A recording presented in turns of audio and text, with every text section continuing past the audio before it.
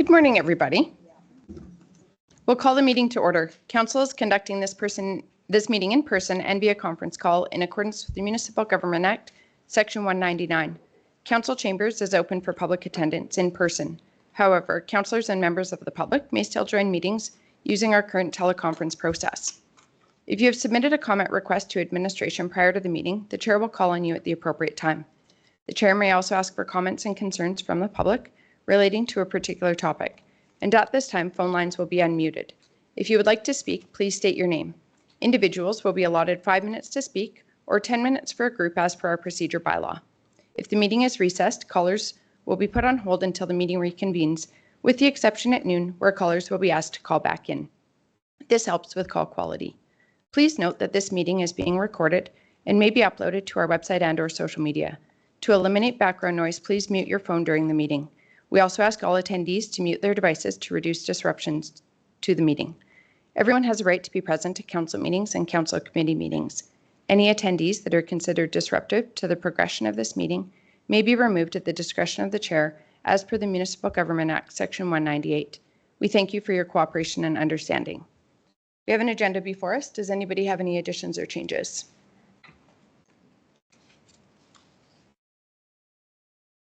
I do have one addition for council to consider, and it's just consideration of a response to the town of Strathmore regarding some comments at one of their council meetings. Perhaps we could put it under 2.41.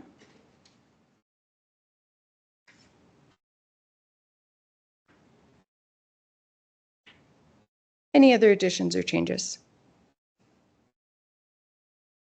If not, a motion to approve the agenda as amended. Also, Deputy Reeve Clausen, sorry. Also move. Thank you. Any questions or discussion? You're going to have to give me a second here. You betcha.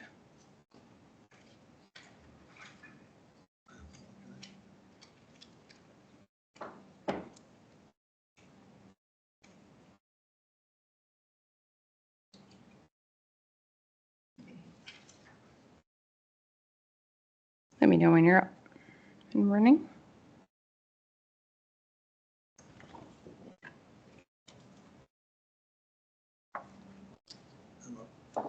Perfect. I will call the question.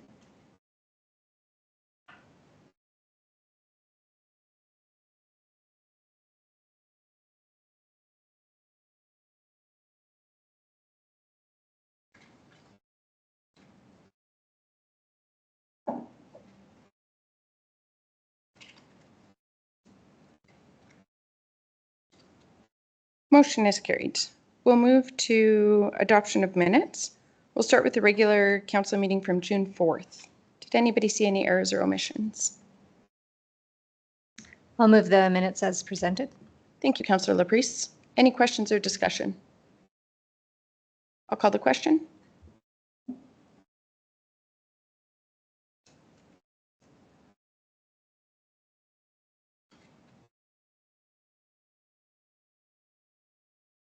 Motion is carried. We'll move to bylaw 2024-01, public hearing minutes. Did anybody note any errors or omissions? Councillor Kester. The minutes as presented. Thank you. Any questions or discussion? I'll call the question.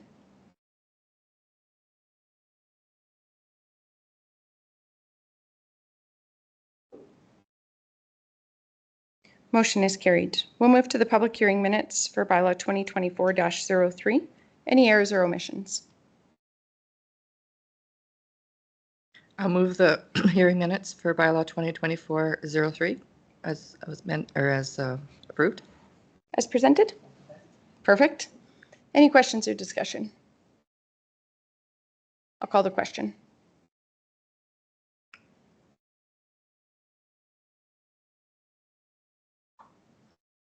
Motion is carried. We'll move to the public hearing minutes for bylaw 2024-04. Any errors or omissions? I'll move them as presented. Thank you, Councillor Eichert. Any questions or discussion? I'll call the question. This is a good day to have a consent agenda consideration on the agenda. Motion is carried. We'll move to the minutes from the public hearing for bylaw 2024-11. Any errors or omissions noted?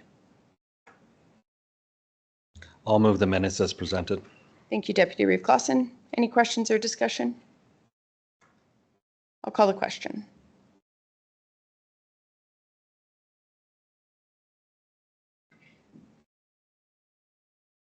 Motion is carried. And finally, the public hearing minutes for bylaw 2024-13. Any errors or omissions? I'll move the minutes for public hearing 2024-13 as presented. Thank you, Councillor Laprise. Any questions or discussion? I'll call the question.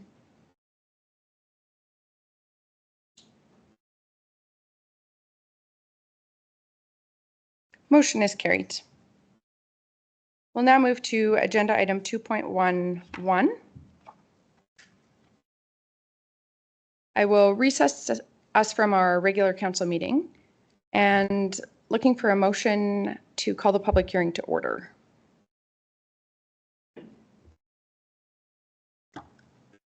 I will make that motion. Thank you, Councillor Eichert.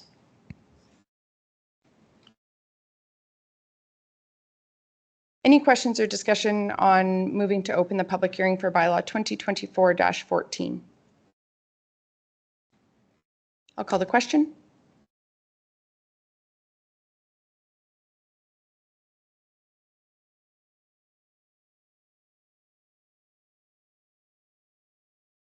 Motion is carried.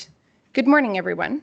As per section 193 of the procedure bylaw 2023-03, the public hearing will be conducted in the following order. Staff will have a staff report by administration. We'll then have a presentation by the applicant if they would like to present, presentations by the public in support of the proposal, presentations by the public in opposition of the proposal, rebuttal presentation by the applicant limited only to comments read or heard in opposition to the proposal, and final questions of administration. Then council will have a motion to close the public hearing. The applicant will have a maximum of 20 minutes to present. Any individuals supporting or opposing the proposal will have up to 5 minutes to speak, and any groups of individuals will have up to 10 minutes to speak. The applicant will then have a maximum of 10 minutes to present their rebuttal. If there are any questions related to this process, please refer to our procedure bylaw. Can administration please verify that notice of the public hearing was circulated in accordance with the MGA? Yes, it was. Thank you. And are there any written submissions that are not in the public package? One. And could you please read that into the public record? And if we could just show it on the projector as well, please.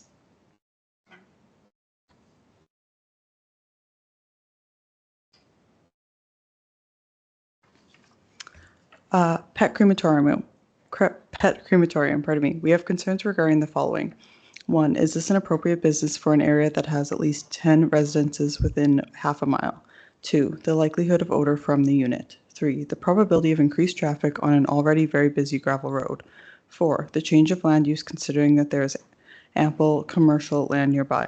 Please consider these concerns when making your decision. H. Dale Schaaf and Velma Schaaf. Thank you.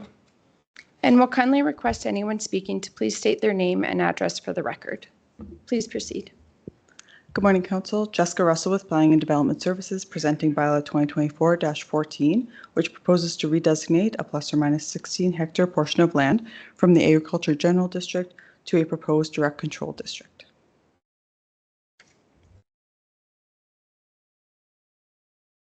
The lands are located approximately 3.2 kilometers east of the hamlet of Cheadle, immediately northeast of the intersection of Township Road 240 and Range Road 260. The application proposes to offer pet crematorium and pet memorial services accessory to the existing kennel business. The pet crematorium is proposed to take place within an incinerator with no use of burning pits or burials. The existing kennel business operates 7 days a week from 7 a.m. to 6 p.m. The business has an existing development permit for a dog kennel, which allows for boarding of a maximum of 30 dogs at a time. The development area is accessed by an existing approach from Range Road 260. This approach may require inspection at the development permit stage. The parcel is accessed by Township Road 240, a paved road located approximately 3.20 kilometers east of Highway 24. The current traffic associated with the existing business is approximately 20 to 30 vehicles per day. Traffic levels are not expected to increase from the current levels involved with the kennel, as animal remains are to be brought to the site by the business owners and delivered to clients once cremation is complete. There is an existing well and wastewater system on the site servicing the dwelling and business located on the parcel. The proposal is consistent with the South Saskatchewan Regional Plan, the Regional Growth Management Strategy, the Municipal Development Plan, and the Land Use Bylaw. Pursuant to Section 3.7.2 of the MDP, the expansion and intensification of existing commercial uses are supported.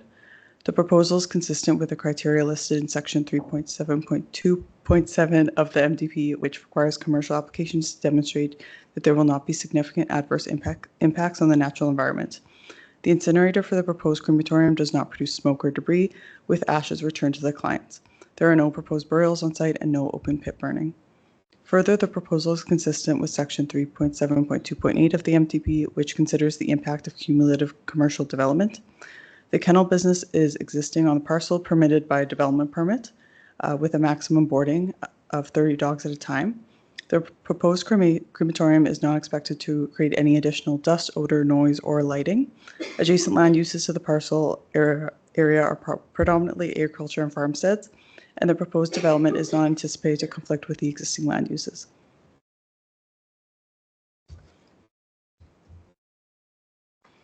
The application proposes a new direct control district to accommodate the pet crematorium. The proposed DC district includes agricultural uses and the existing kennel, and adds crematorium as a discretionary use. The definition for crematorium includes the disposal of human remains. However, the cremation of human remains requires additional requirements and licenses. Further, any change in the crematorium use or intensity of the use requires the application for and approval of a separate development permit. Notice of the public hearing was sent in accordance with the MGA. Administration received one submission read prior to this presentation. Administration recommends approval as per the motions provided. And this concludes the presentation of Bylaw 2024-14. And the applicant has provided copies of the letter of intent if council would like them handed out. Thank you. Would council like the letter of intent circulated? Is it different than the material that's included in the package? No, it's just a copy. It's the same. Okay, then that's fine. Thank you. Any questions regarding administration's presentation?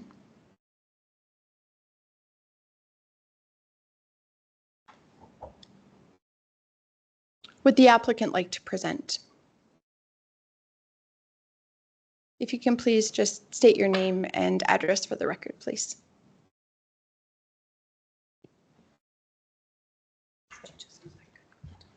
Or, yeah. Okay, Lynn. Is it good? Hey, my name is Mike Janes. Good morning, everybody. This is my wife, Kyla, and my father, Roy Janes. Addresses. Oh, you need the address? The address is 240011A, Range Road 260, Wheatland County, T1P0Y6. We want to add a crematorium to our already existing pet boarding facility, and add with the direct control district, we must change from agriculture to direct control district in order to do that. I'll turn it over to Kyla for our presentation. Morning. So I just created a small little PowerPoint just to be able to kind of go through all of the services that we currently offer, everything that we're going to be adding, and then what that looks like as a total package moving forward. So with the crematorium business, we would be offering full service, which would be private or communal cremations, which means that you can either have your pet cremated by themselves, or if you don't want their ashes back, they would be returned back to you. It's the exclusive use of a cremation chamber for only your pet. The cost of it is higher than the communal. However, it allows you to have your pet returned to you in an urn, jewelry, or type of memorial box to privately scatter on your own terms. Communal cremation is more economical, where they're all placed together in the same chamber. They are not separated or segregated, and the remains are not returned to the owner. However, they are still returned to the veterinarian clinic that we would be working with.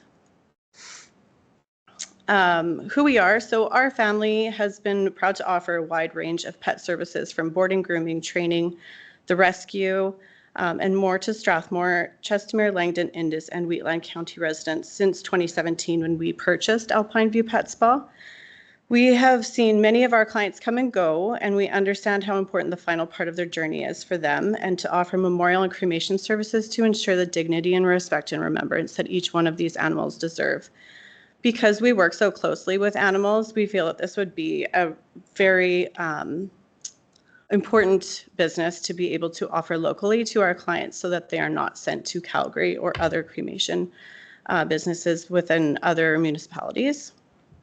Alpine View Pet Spa services include a full range of pet cremation and select memorial urns that we'll be able to offer, and most often we'll be trying to select them from local vendors as well. So the memorial business is set to operate in an existing space already that's designated to the kennel business. So that, if you can see on here, is this little circled area where there is a pad for the building eventually.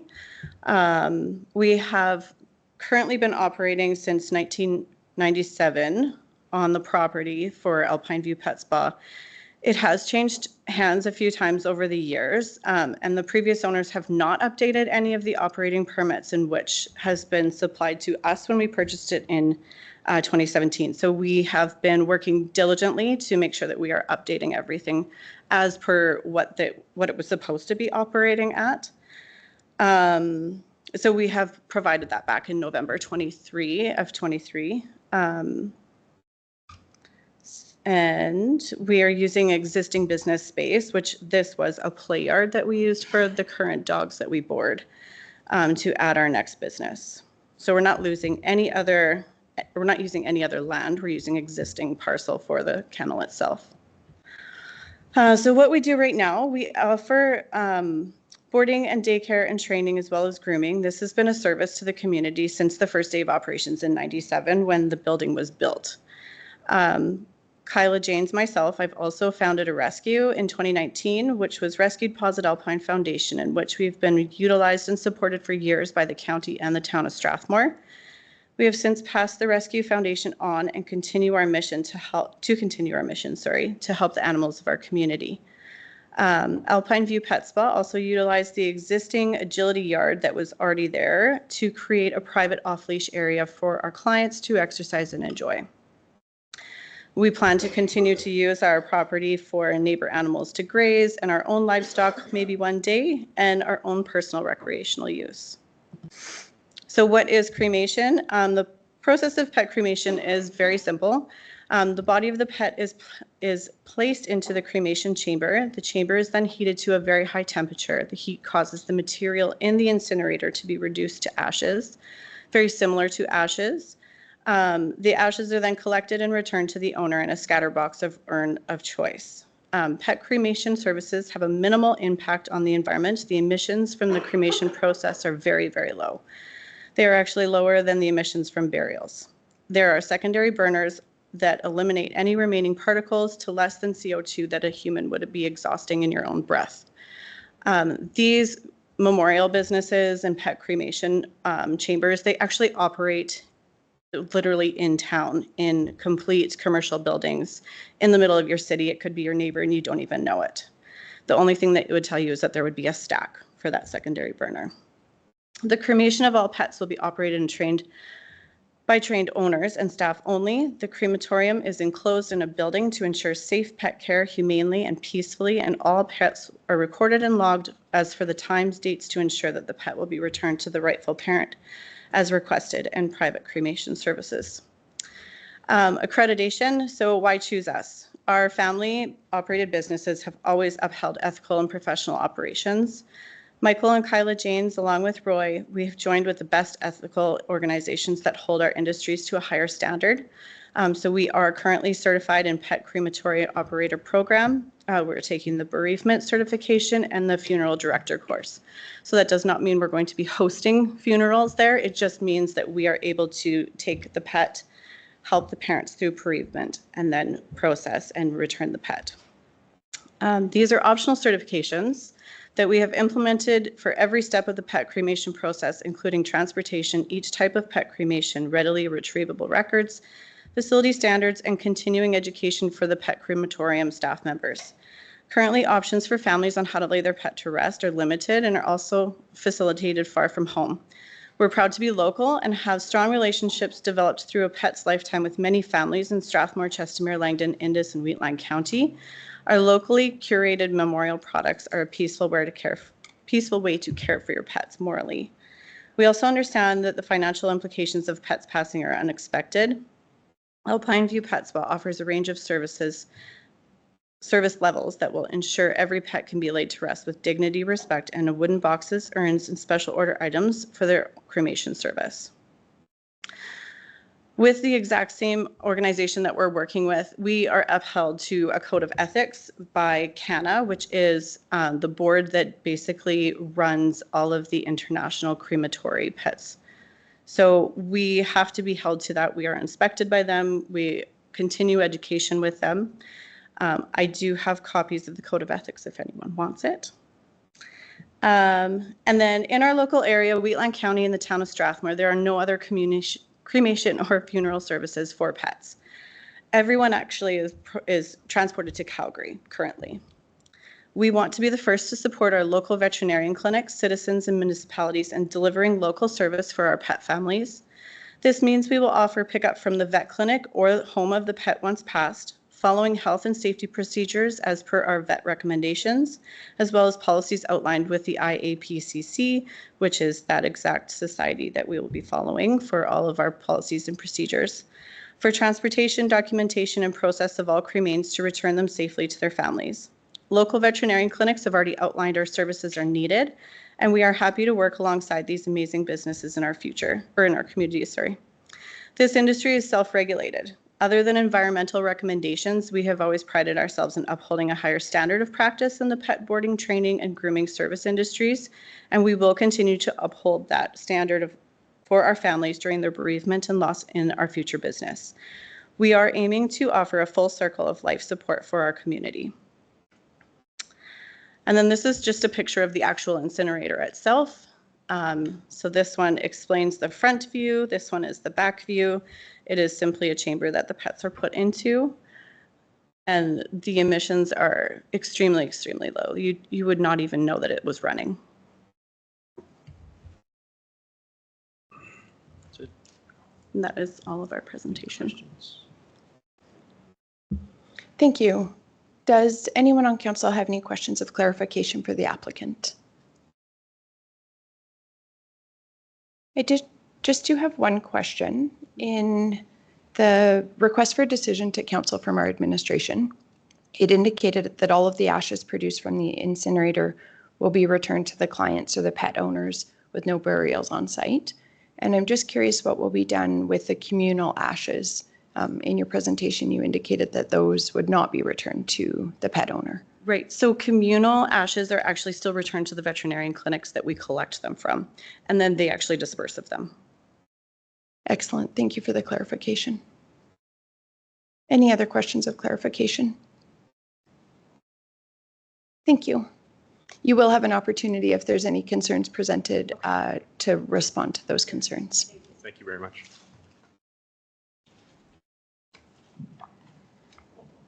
I'll now call on if there are any public who would like to present in support of the proposal.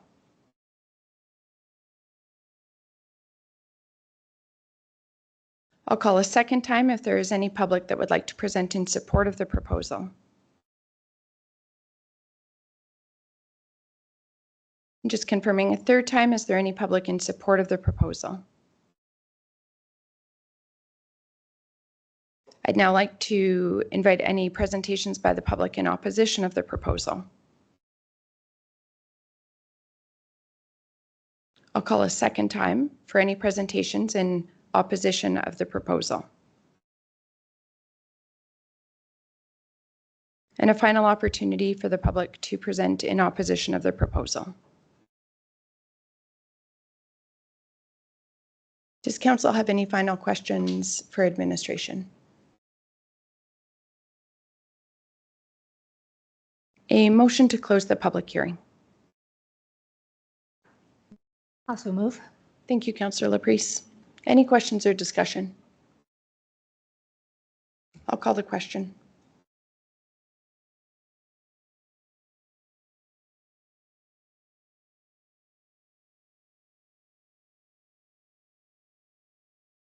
Motion is carried.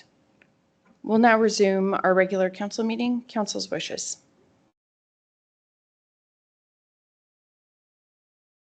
I'll move the council moves first reading of bylaw 2024-14 to redesignate plus or minus 16.16 hectares within a portion of Southwest 62425 west of the 4th from agricultural to direct control district as shown on the attached Schedule B forming part of this bylaw.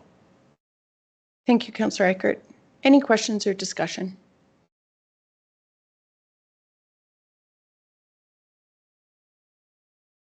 I'll call the question.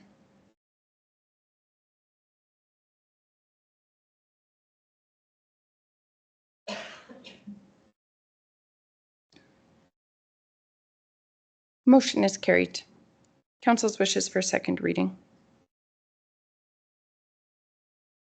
I'll move second reading of bylaw 2024-14. Thank you, Councillor Bigger. Any questions or discussion?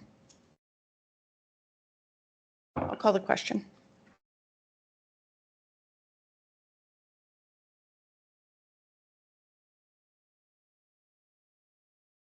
Motion is carried.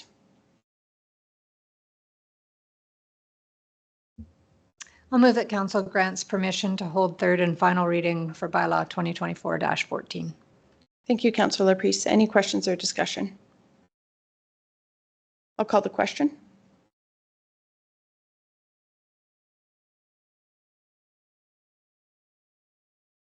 Motion is carried unanimously.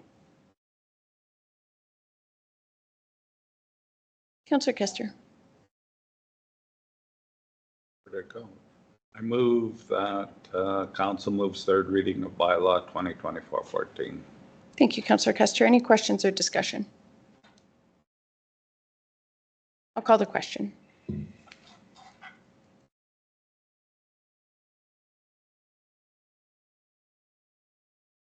Motion is carried. Thank you, everybody. We'll now move to agenda item, we'll move to our 9:15 notice of motion for agenda 2.21. Councillor Kester.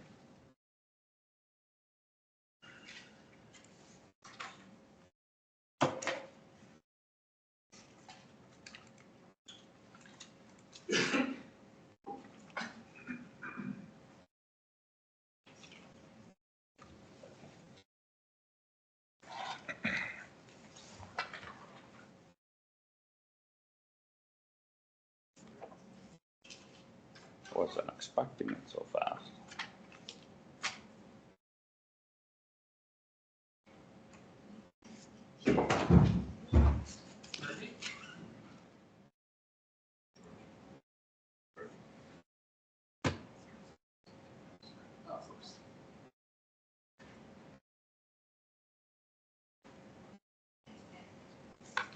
As it is on the server there, I just made a motion that council approve a letter of support as presented to the proposed Wheatland Housing Management Body Project.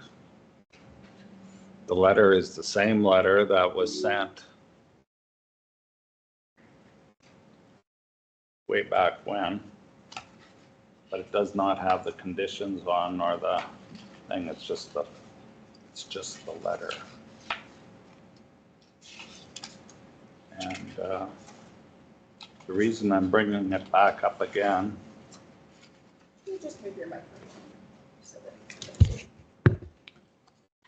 Reason I'm bringing it up again is that when we were in our meetings with the province in the different departments, one of the executives made a remark that letters of support do not contain conditions, where it's a letter of support to the province, and we're asking the province to consider our application as for the future of a new lodge and hospice in Strathmore. So it's the same letter. It's the same letter that all the other municipalities have sent. I believe Strathmore has sent the same letter. There are attachments. That's much the same, kind of the same. We took ours after theirs. They are having a meeting tomorrow night, I believe, and I believe it is on the agenda to do that. And they also have another letter on the agenda too for tomorrow night too. But if council wants to hear it, I'll read it. If not, I don't know if you're aware of it. I'll read it anyway, just so how serious this is. Resolution number 136-.06.24, moved by Mayor Fuel. The council direct administration to complete a feasibility assessment for financing, scale, and siting, and legislative, legal, and regulatory requirements for a modified seniors lodge based on the current proposed Wheatland Lodge design, to be funded through willing partners, and bring the feasibility assessment to the regular council meeting no later than the first council meeting in October 2024. And that the chief administrative officer be directed to inquire with the villages of Azar, Standard, and Rocky Ford, and the Wheatland and Area Hospice Society as to whether they wish to be considered a willing partner for the purpose of completing the feasibility assessment. Voted for, Mayor Fuel, Deputy Mayor Langmaid, Councillor Mitzner, Councillor Montgomery, Councillor Peterson, Councillor Wagner, Councillor Wiley. Against, none. Carried. That was at their last, I think it was their last council meeting. So yeah, if there's any questions, I'll try and answer them. Thank you, Councillor Custer. Any questions?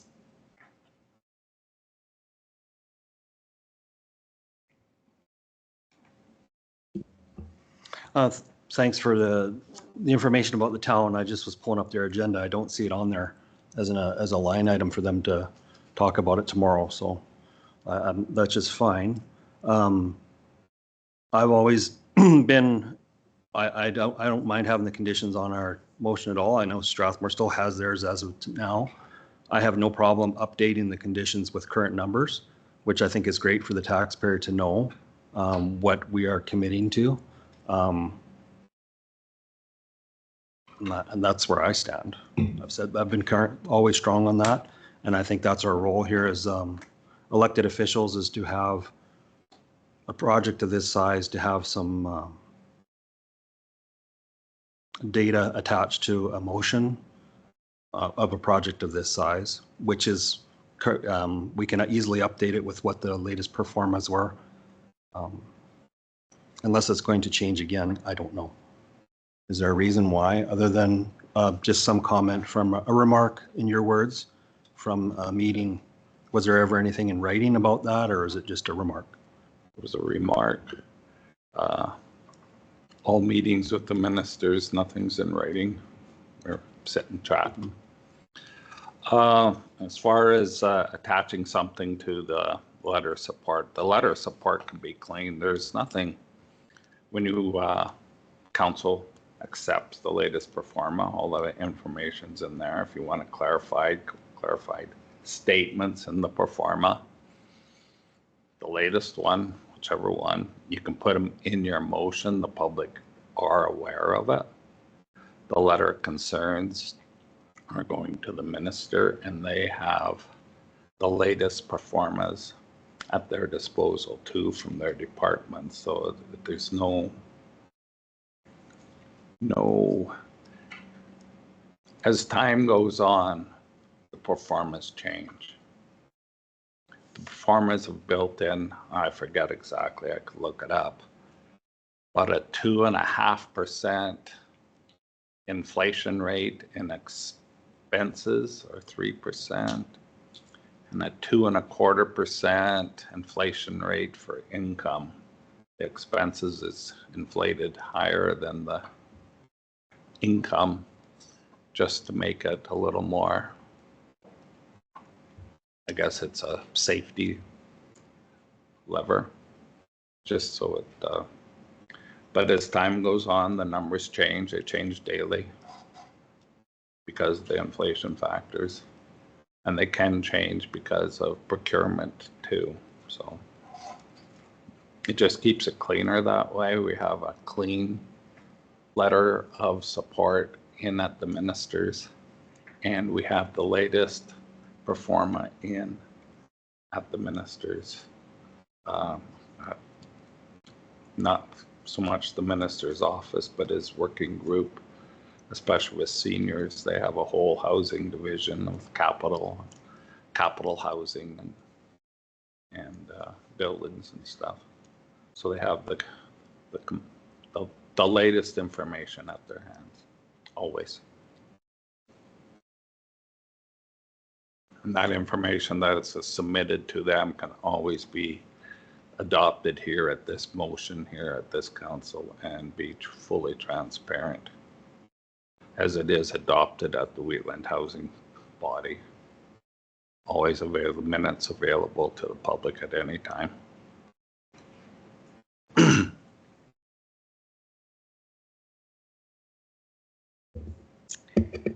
just have a question. My understanding is that this letter of support doesn't really change our previous motion. Our previous motion would still stand. It's just that we're sending this letter to the province without the resolution attached. That's right. So we don't have to revoke our previous resolution. It still will stand. This is just showing just the same letter sent without our resolution attached to it.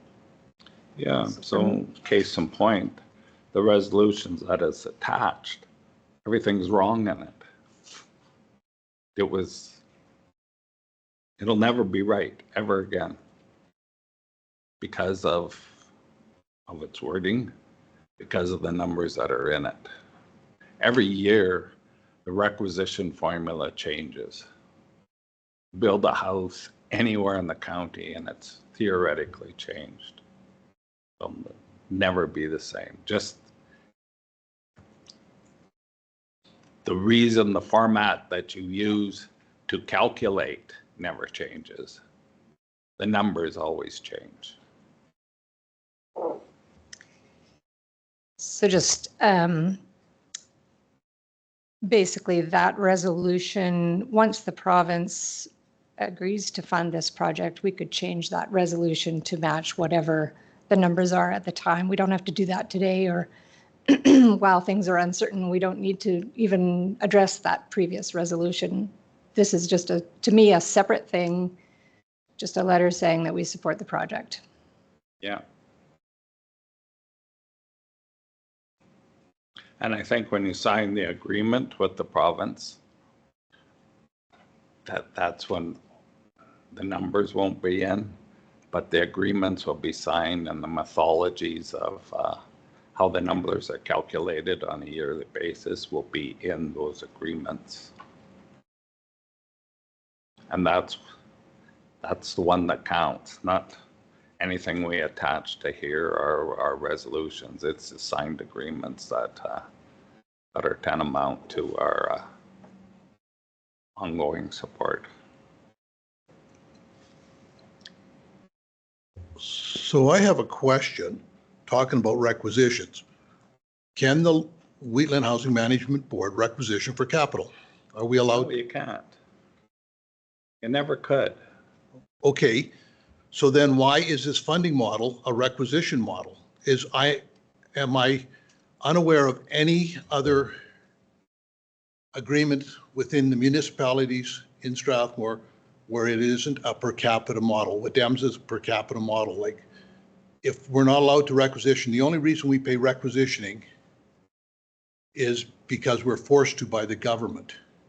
They say that our assets are worth way more. What they don't take into effect is that because we have way more assets, we have way more assets to manage. And as we're seeing in the city of Calgary, that you cannot have enough reserves when catastrophic stuff happens. So I don't even see how this, if there's not a capital requisition, then I believe we have to go back to all the municipalities and figure out how the funding deal is going to be.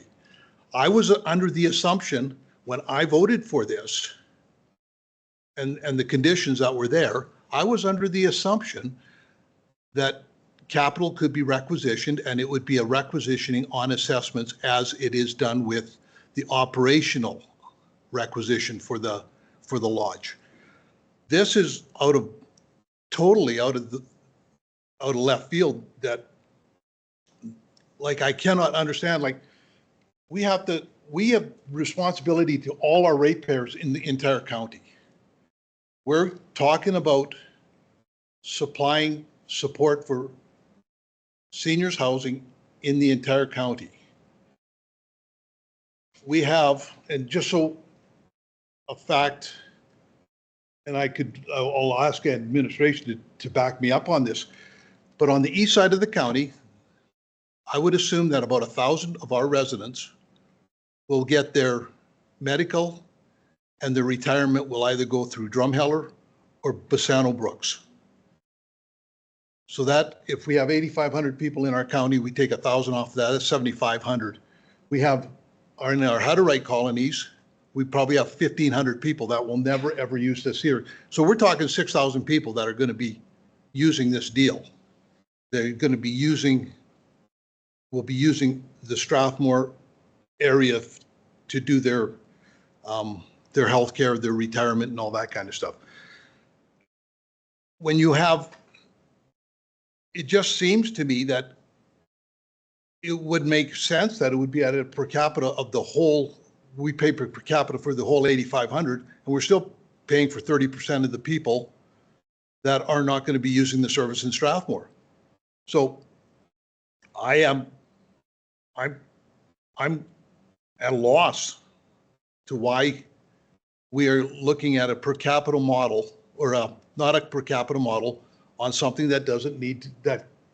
I was under the assumption that this capital requisitions were allowable.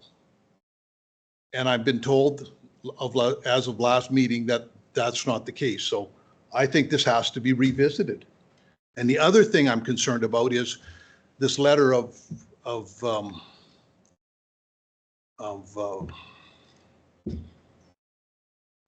support. We have a number in here of $10 million. And everything we've ever worked on is, I've always been told, it's just a schnigger over $6 million. I mean, that's a 67% increase on the number. Where does that money come from? Especially if we're not looking at if it's not a requisition and it's a different funding model. So I'll stay with the old one. I ain't changing. You're going to stay with the old one. When we did the first one, I was objected to it, but oh no, in essence and time, we had to pass it. I said the requisitions will never be accurate, never be right the way this is written, and you can't requisition for capital. The rest of the province, every one that builds a new, they call it a contribution. And you sign a contribution agreement, which is a mirror image of the requisition. The formulas are derived the same on the requisition-based formula, and it's a contribution.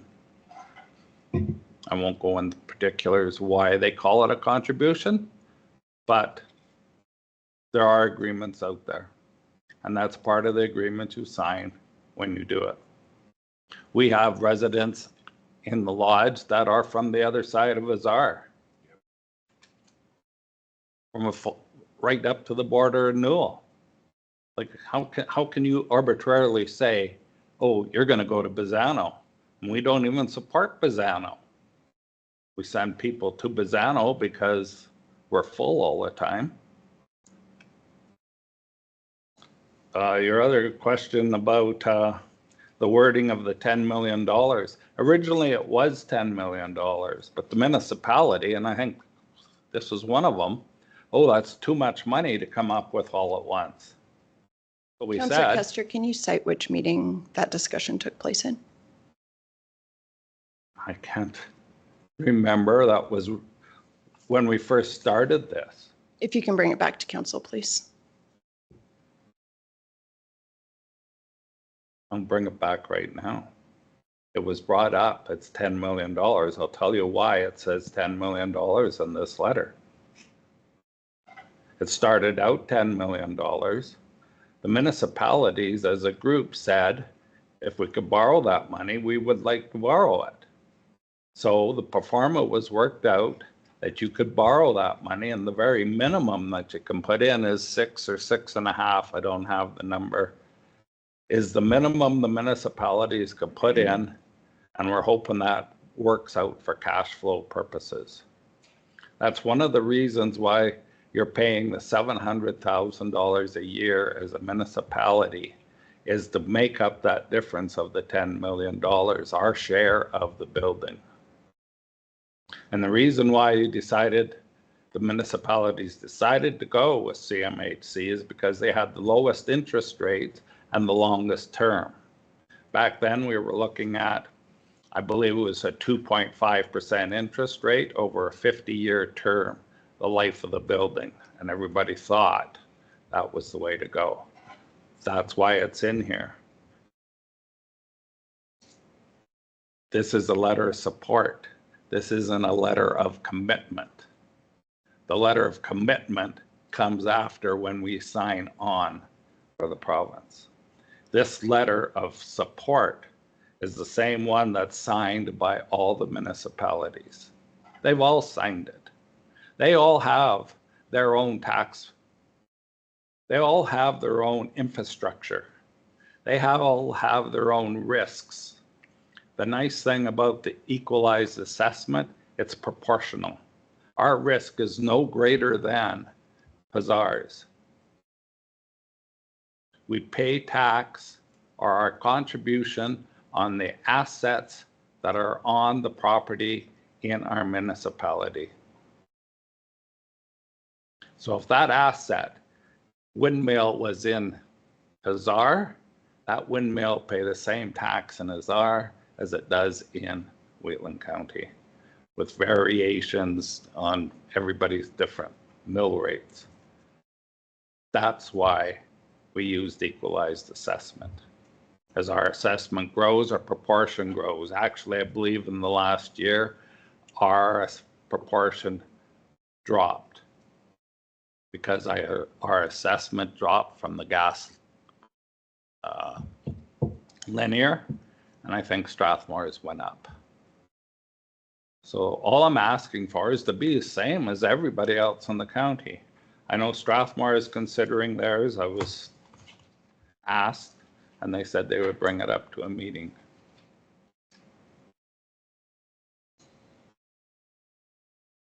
And it's the way the business is done in the province. You want a new lodge, you want to look after your seniors, with short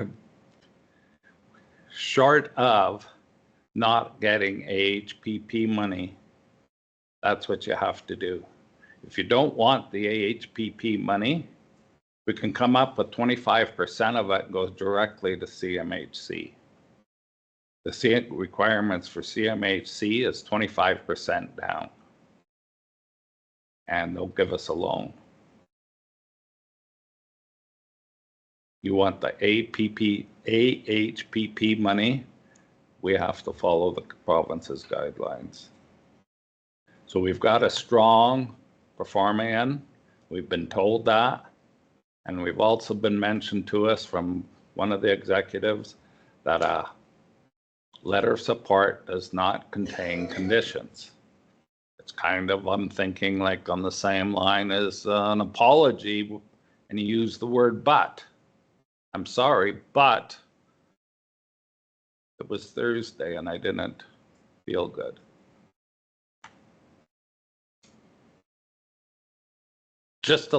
It's not just a letter of support, it's very important, but it's first step in getting recognized that we're serious about a new lodge. If we're not serious about a new lodge, then come to that vote. But if we don't get a good letter of support, we're at the bottom of the list. And there's 70 some applications at the last go round. There's not enough money for everybody to get their wish. It's no different than our curb money.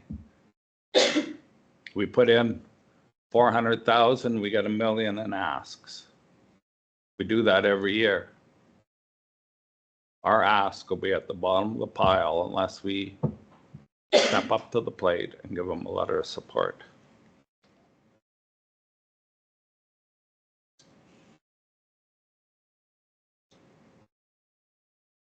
Any other questions or discussion?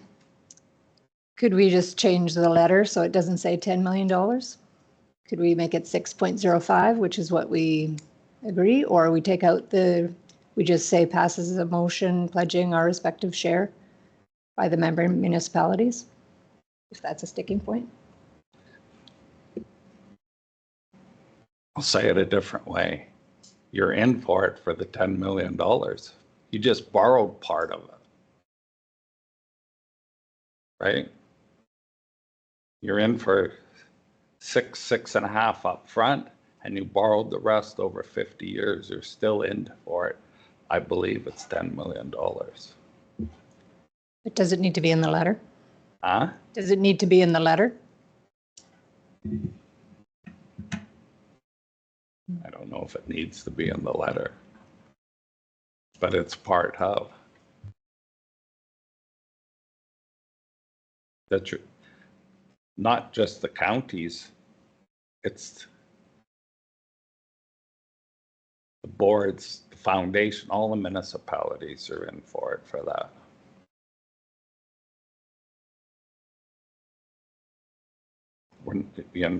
We're not trying to hide anything. That's what it is. We put our thing in at $10 million. I believe it's the same. The province was started at $7 million because of their original application had so much a door, and it wasn't for lodges, it was for supportive housing. There was up in Edmonton, Meridian Housing maybe, put an application in for 3 times the amount that the province put in their guidelines, and they won it at the 3-time amount mark. And since then, the province has recognized that the lodges require more money because of the communal commercial kitchens and dining rooms, office spaces, wider hallways. A lodge is different than supportive housing. And they recognize that, and it is in the new thing. And in fact, in our debrief, when we met with the minister, he said we had a strong application. He offered up his staff that we debrief, and they would debrief our application. I got dates here someplace. We met with Erica Washington and Robert Craig. She's the new person that took over from Linda Cuppins. She's in charge of capital for new builds, and Robert Craig is the assistant, and he's more into the designing of the new builds. And they said our application was good, and they said there was one thing that needed a little bit of help. And that was because we asked for that exact same amount in their application, the provincial share to be increased. They said, don't get your pencil out and sharpen it. Just write a note on why you're asking for more. So the commercial kitchen, the dining rooms, the hallways, the offices, the rec centers, everything that affordable housing doesn't have. That was the only thing in our application that they wanted clarified, was a note.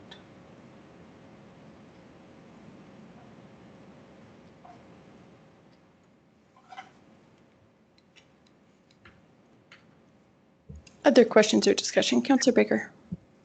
I did note that you had said that the minister said that usually there's no conditions or there's no conditions or money attached to letters of support. So I do believe that this does have, it could read like Councillor LaPree said, the motion pledging our respected share instead of putting dollar amounts in there. And I do like the fact that it is contingent on CMHC and the government of Alberta. Do like that part. Thank you.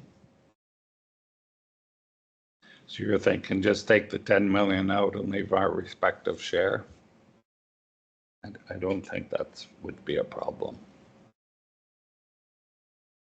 I'm just trying to see where it is. Motion pledging our respective share, period.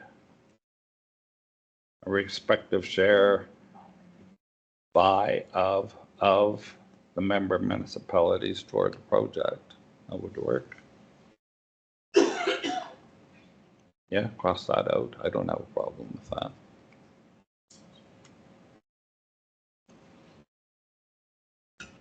Other questions or discussion?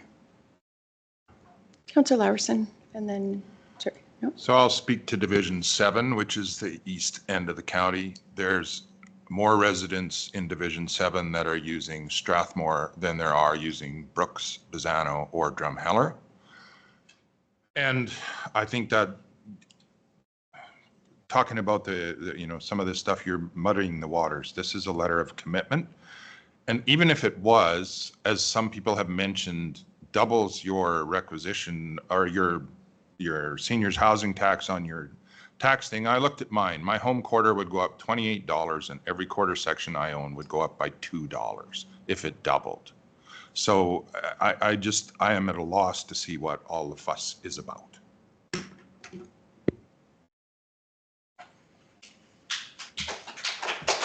Deputy Reeve Clausen.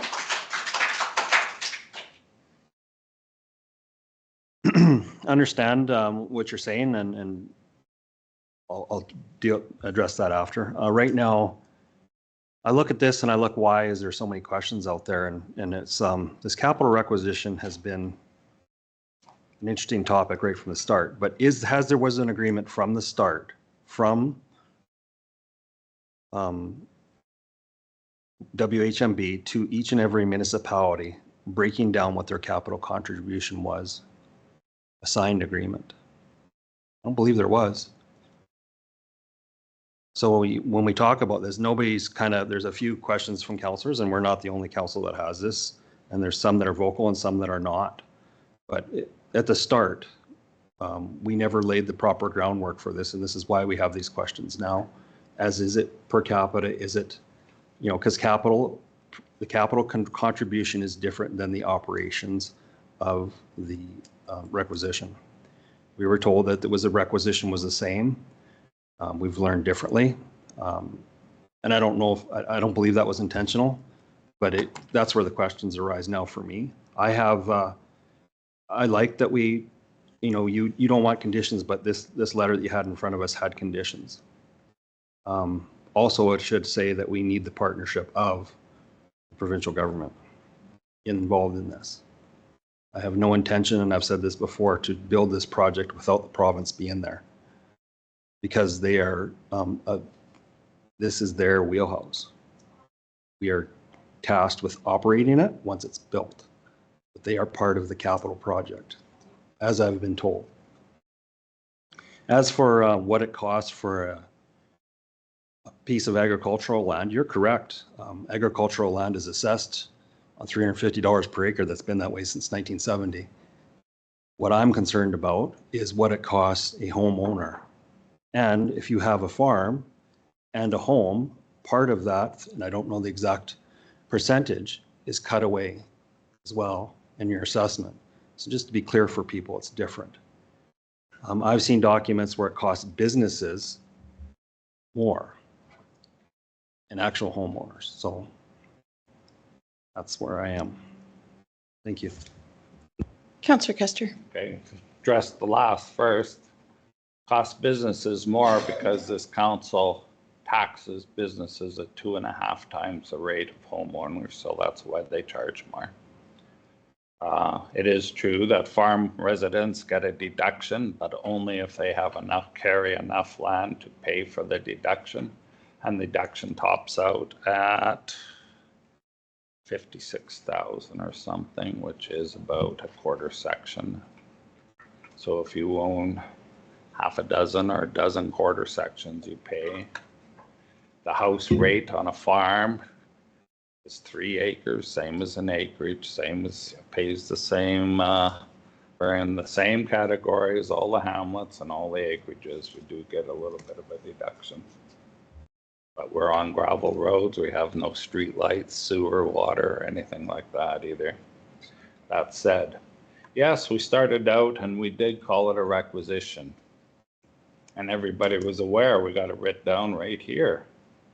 But the proper term, I was told, should have been contribution.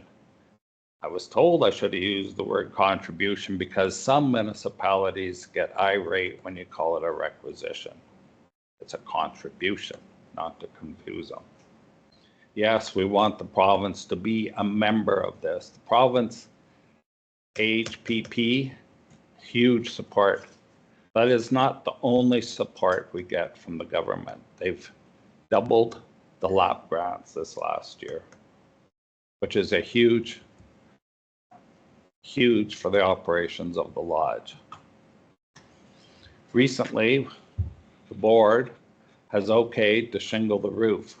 I know there's differences in the municipalities on contributions to a reserve, but that roof has to be paid for.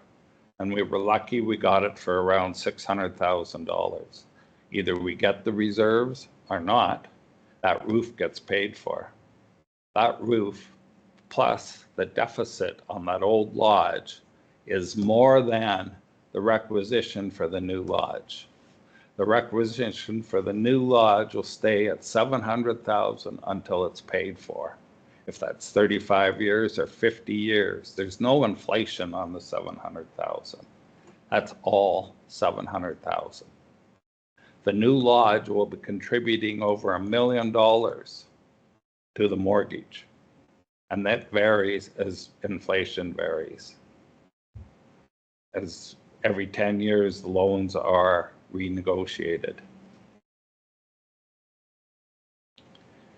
The new lodge will put together, according to the CMHC, I'm not sure of the exact wording, there has to be a replacement fund. And in the first year, there's $190,000 going into this reserve fund. And that reserve fund grows and it's mandatory to be put in there. There are, if you're worried about, when you look at our pro forma, the first year at half full, and the second year at 80%, and the third year we're full and ready for business. We could be in the hole over $2 million. The board hasn't addressed that yet because we haven't got told that we are in line for a new lodge. But other lodges mitigate that in different ways. So far, some of the lodge bodies start asking for contributions 3 years out from the move-in date. And then we have enough money to pay the $2 million and we can carry on. Some lodges borrow the $2 million and use contributions or monies earned. That's a little stickier to get over that hump of $2 million. I've been told it's hard to get a loan from a bank for that $2 million because the bank will not be first mortgagee. CMHC will be first mortgagee. So that is one said. Or I think that's pretty much our options. Borrow the money or get it up front or fill it up in the first year. But even the first year, when you think about moving 120 people in, you don't move them in the first month. It's just too much. But there's still lots of planning to do with it. But the board has decided we'll just work on getting the initial, and if we don't get the rest done, why start asking for the rest? But there are plans that we could use from other examples from housing bodies for short-term financing. Oh yeah, I've been in contact with Calgary Foundation, and they would borrow us money for interim financing until we're up and running. They know how hard it is to get money from the bank, and they are willing through their foundation at comparable rates. I thank them, and I'll say we'll get in touch with you when we know the details. So there are people, others than this community, are watching and are willing to help out. Any other questions? If you can just clarify, did I hear that the HPP requires a funding model consistent with requisitioning? HPP? The Alberta Housing Partnership Yeah. Program. Did I hear you indicate that the reason the Wheatland Housing Management Body Board created the cost sharing for the contribution based on equalized assessment is because the HPP requires it to be consistent with how the requisitioning is modeled? No, I didn't say they required it. I said that's usually what happens. I don't know if it's required. That's what the other partners in the municipalities do.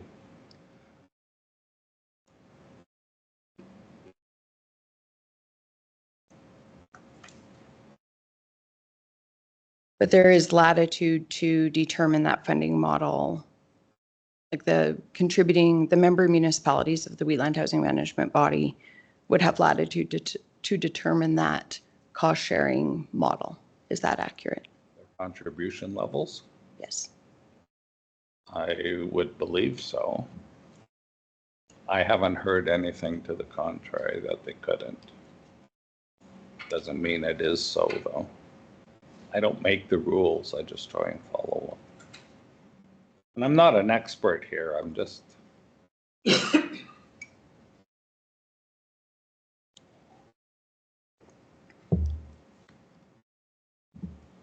So then who directed the current contribution funding modeling that was originally presented? That was using the requisition model, and Derek Wise just used it because of the current formula of the day. Then you go to CMHC and you get in contact with them and see what their lending rates are. We have been approved for seed funding from CMHC. We're working with CMHC. They want to, I believe, shorten the timeline up from AHPPs. In some instances, take up to a year. They think they can get it down to 60 days, which was a thing in the province. So you go to CMHC and they'll give you a loan. But the loan changes just the same as a bank. You don't know what your mortgage is. You go in and you get pre-approved. And then I've never used a mortgage for a house. But then when you buy the house, you sign the paper. So I have a payment plan here for CMHC, loan amount $31,242,283, annual interest rate 4.2%, 35-year amortization period, monthly payments of $142,106. Cumulative interest, $28 million.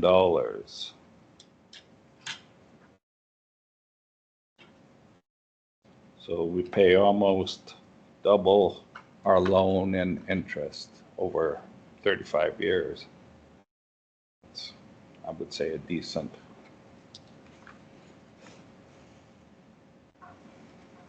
That's what it costs.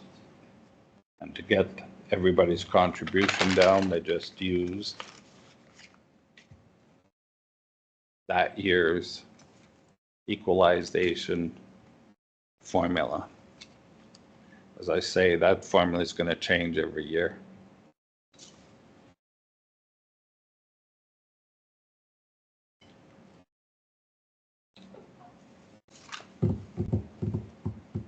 Any other questions or discussion? I guess I'm wondering why we did give a letter of support. It was sent, will it be sent to the same place, right? Same Two ministers. places, yes. And this pretty much says everything that was in our first letter of support. And with actually probably more,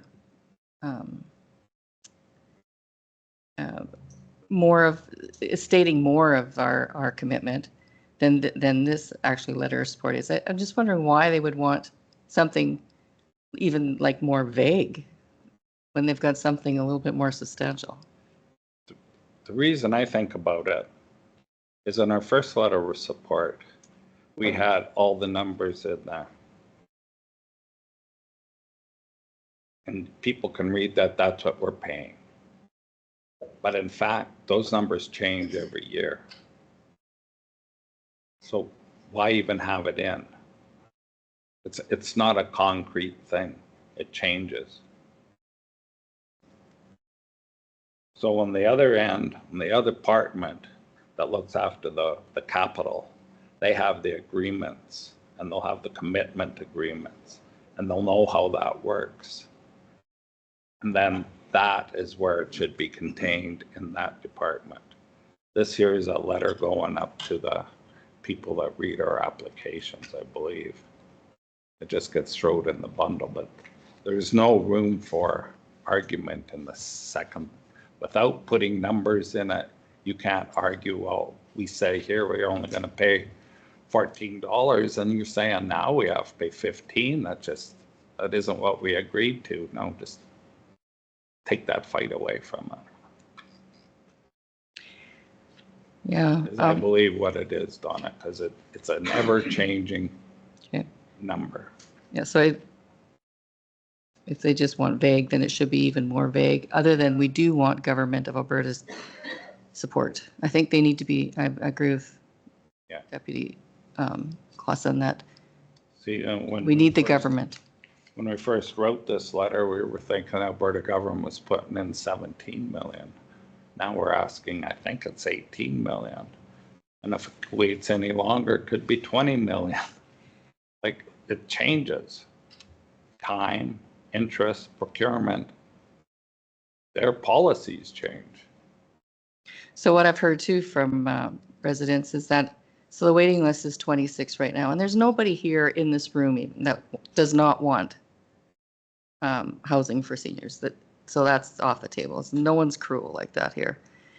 But they feel that they're paying in order for that it to be full is we're going to have to bring in people that aren't on our tax base.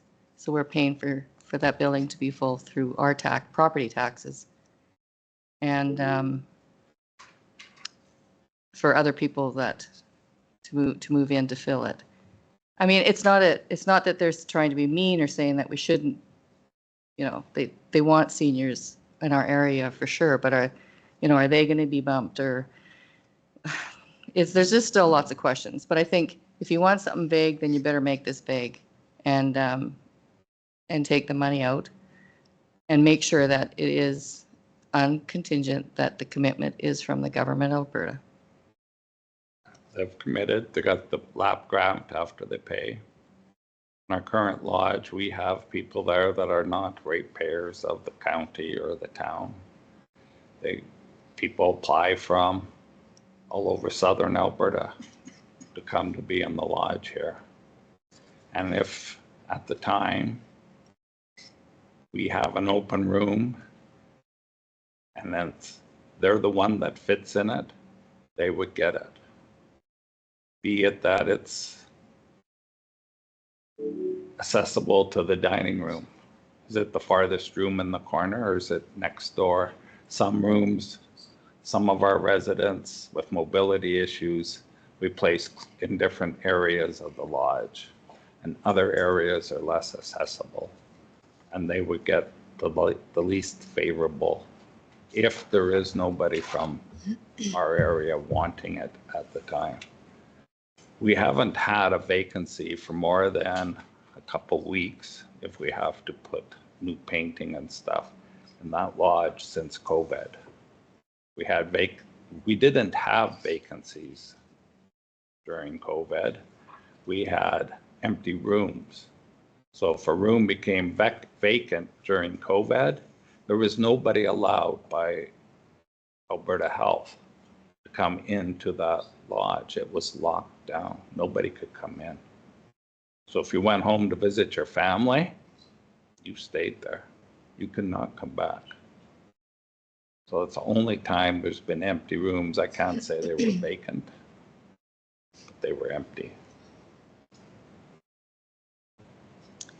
So just to follow up on that, I guess the thing to keep in mind also is that the government of Alberta is funding it as well. So people from the province of Alberta should have some access and ability to get in. We're not paying all of it.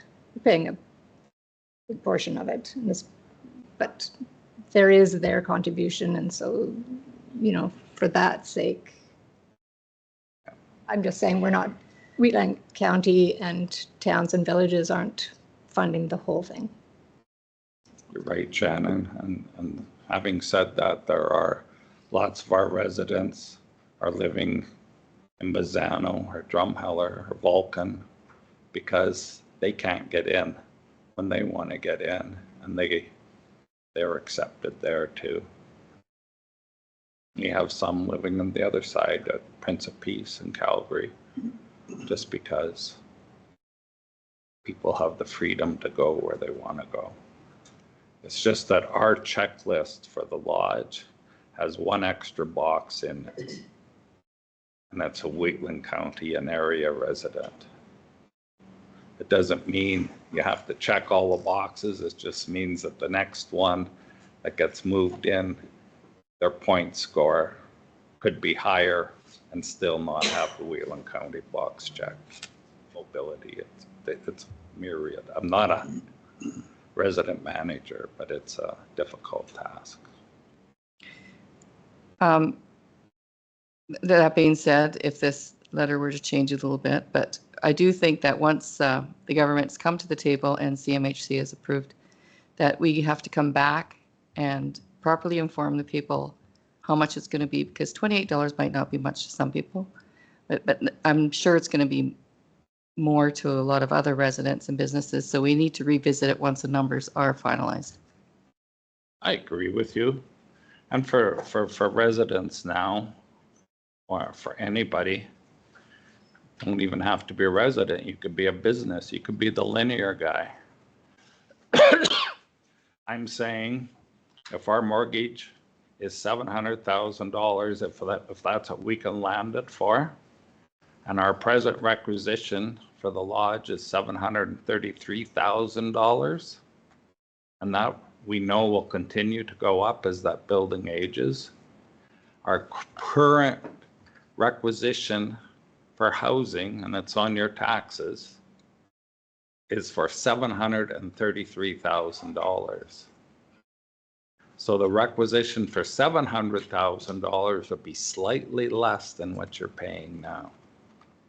It would be an addition to what you're paying now, yes, because you'll have two places. But right now, at the 700,000, that's what it is.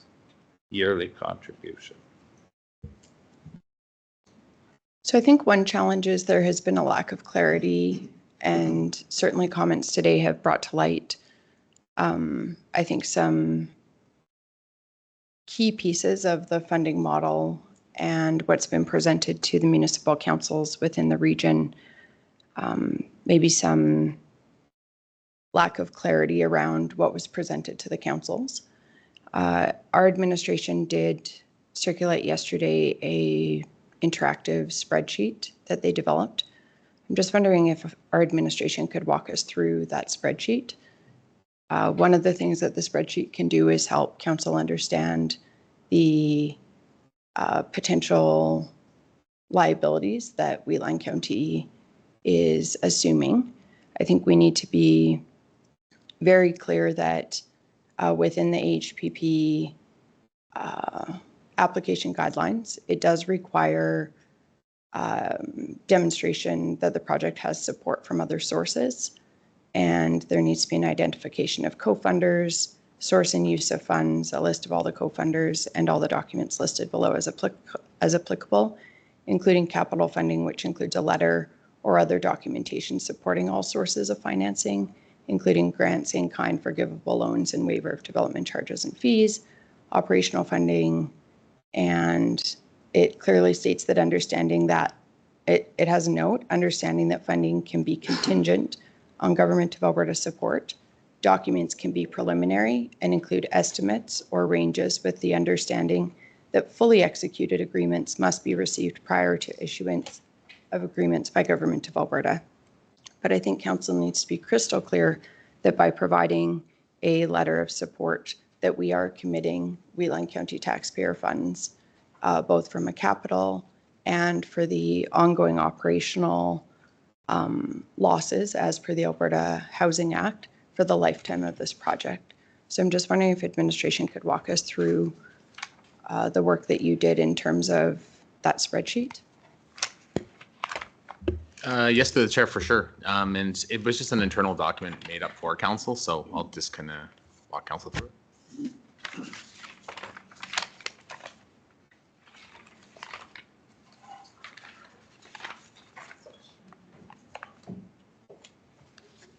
Administration had shared it with supplemental documents.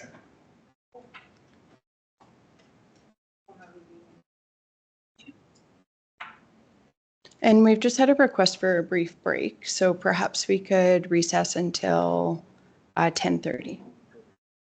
Thank you. Good morning. We'll call the meeting back to order. And just to turn back, our administration has developed an interactive spreadsheet for council's use, and perhaps we could make it available to the public as well. It was acknowledged in a recent Town of Strathmore Council meeting that the pro forma and the three scenarios that were presented by the Housing Board in the last pro forma are all what if scenarios.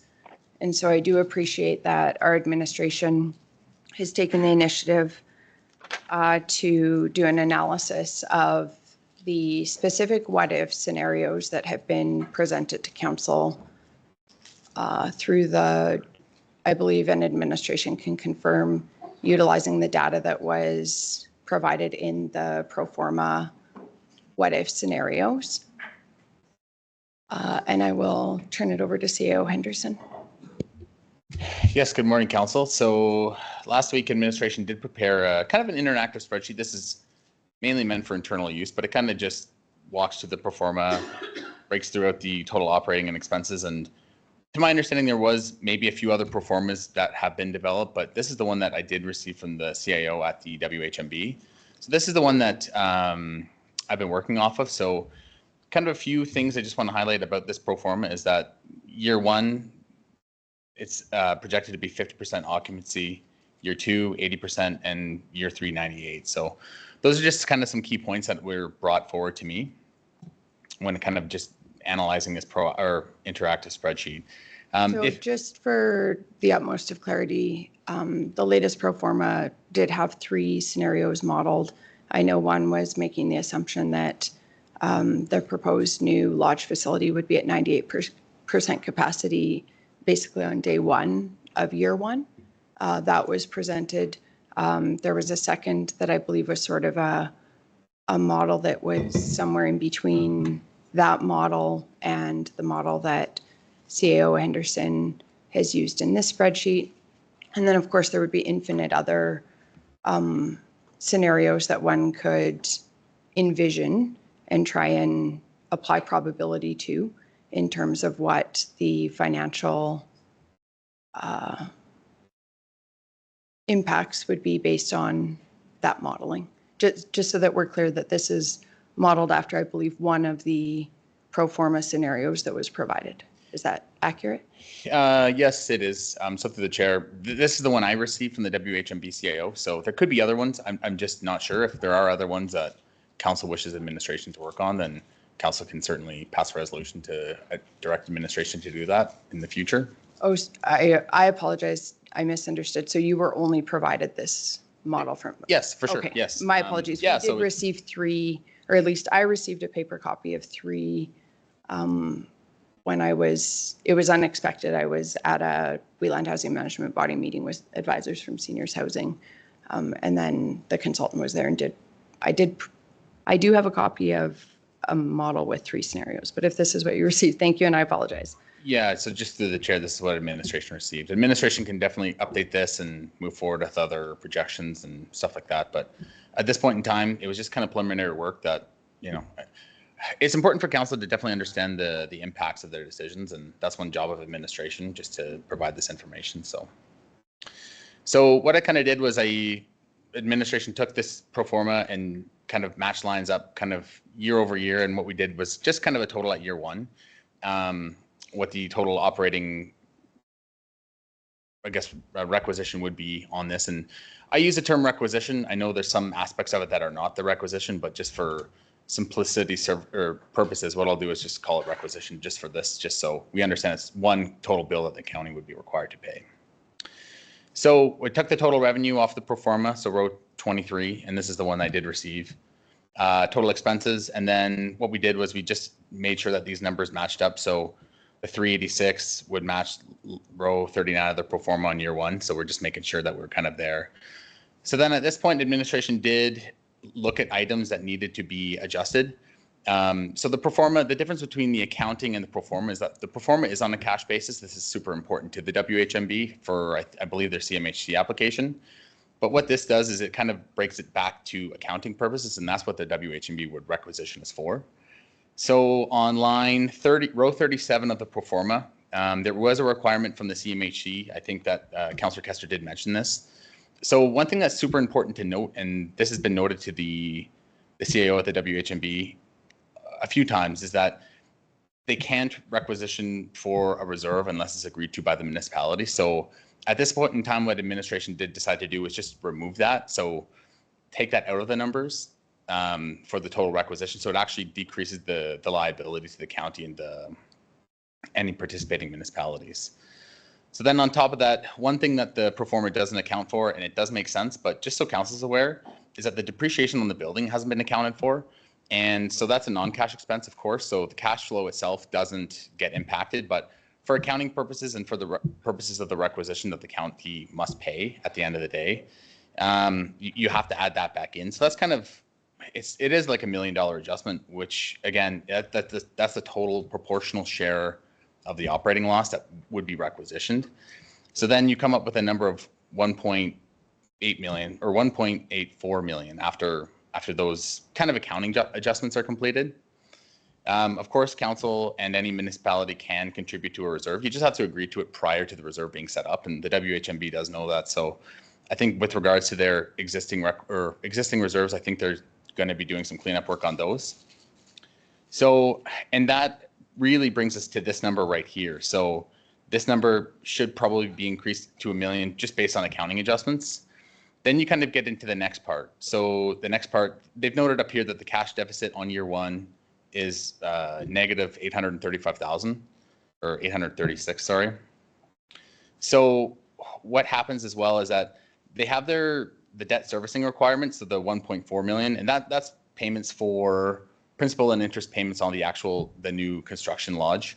Of course, one thing I'll preface it as well is that this is 100% to budget, like 100%, every single dollar is spent. Of course, it could go up or down. It just really depends on how the tender kind of process shakes out. So then what you should do is you should take this 835,000 plus the debt servicing requirement. And then what they've done is they have taken out the 700,000 that the municipalities may agree to at this point. So what you have to do is take that to account that they're counting this as revenue on their sheet as well. So realistically, what I've done is I've taken this number on row 52 of the spreadsheet in year one, which after accounting adjustments is here. And then you have to add back in the 700,000 of the requisition that for the mortgage purposes would be there. And then they have an estimated debt servicing after the requisition. So you have to add this number back in as well.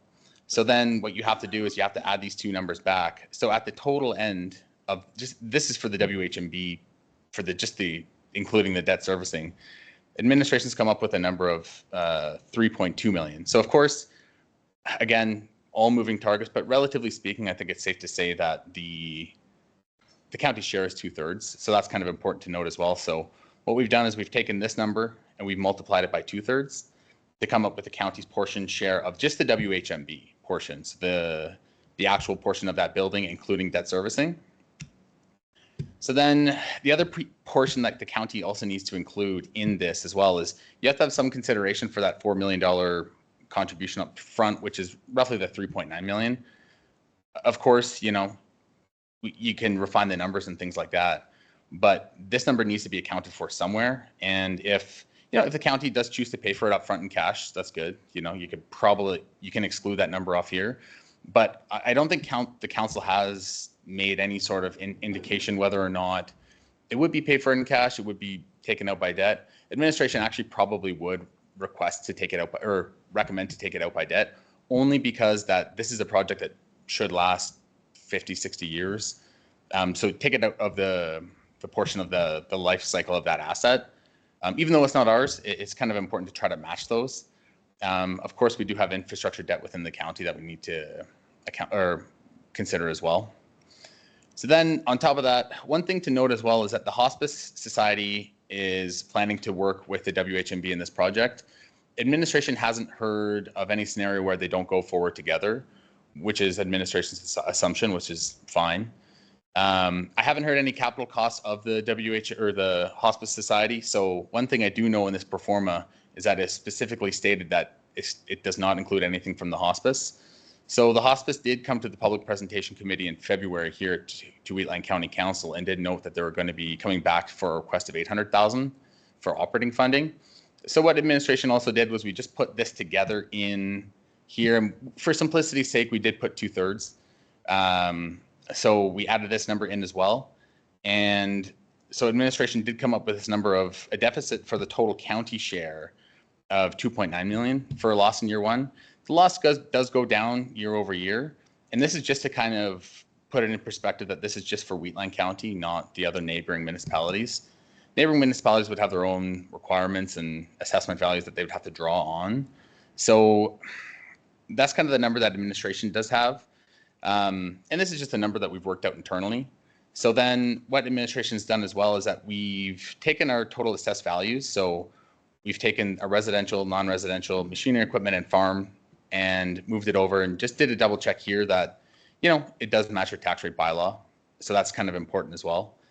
And then what we did was we came up with a percentage of the tax revenue that comes from each one. And we came up with these two numbers. So one comment that was made earlier is that, you know, the county does double tax our non-residential at 2.5 times our residential.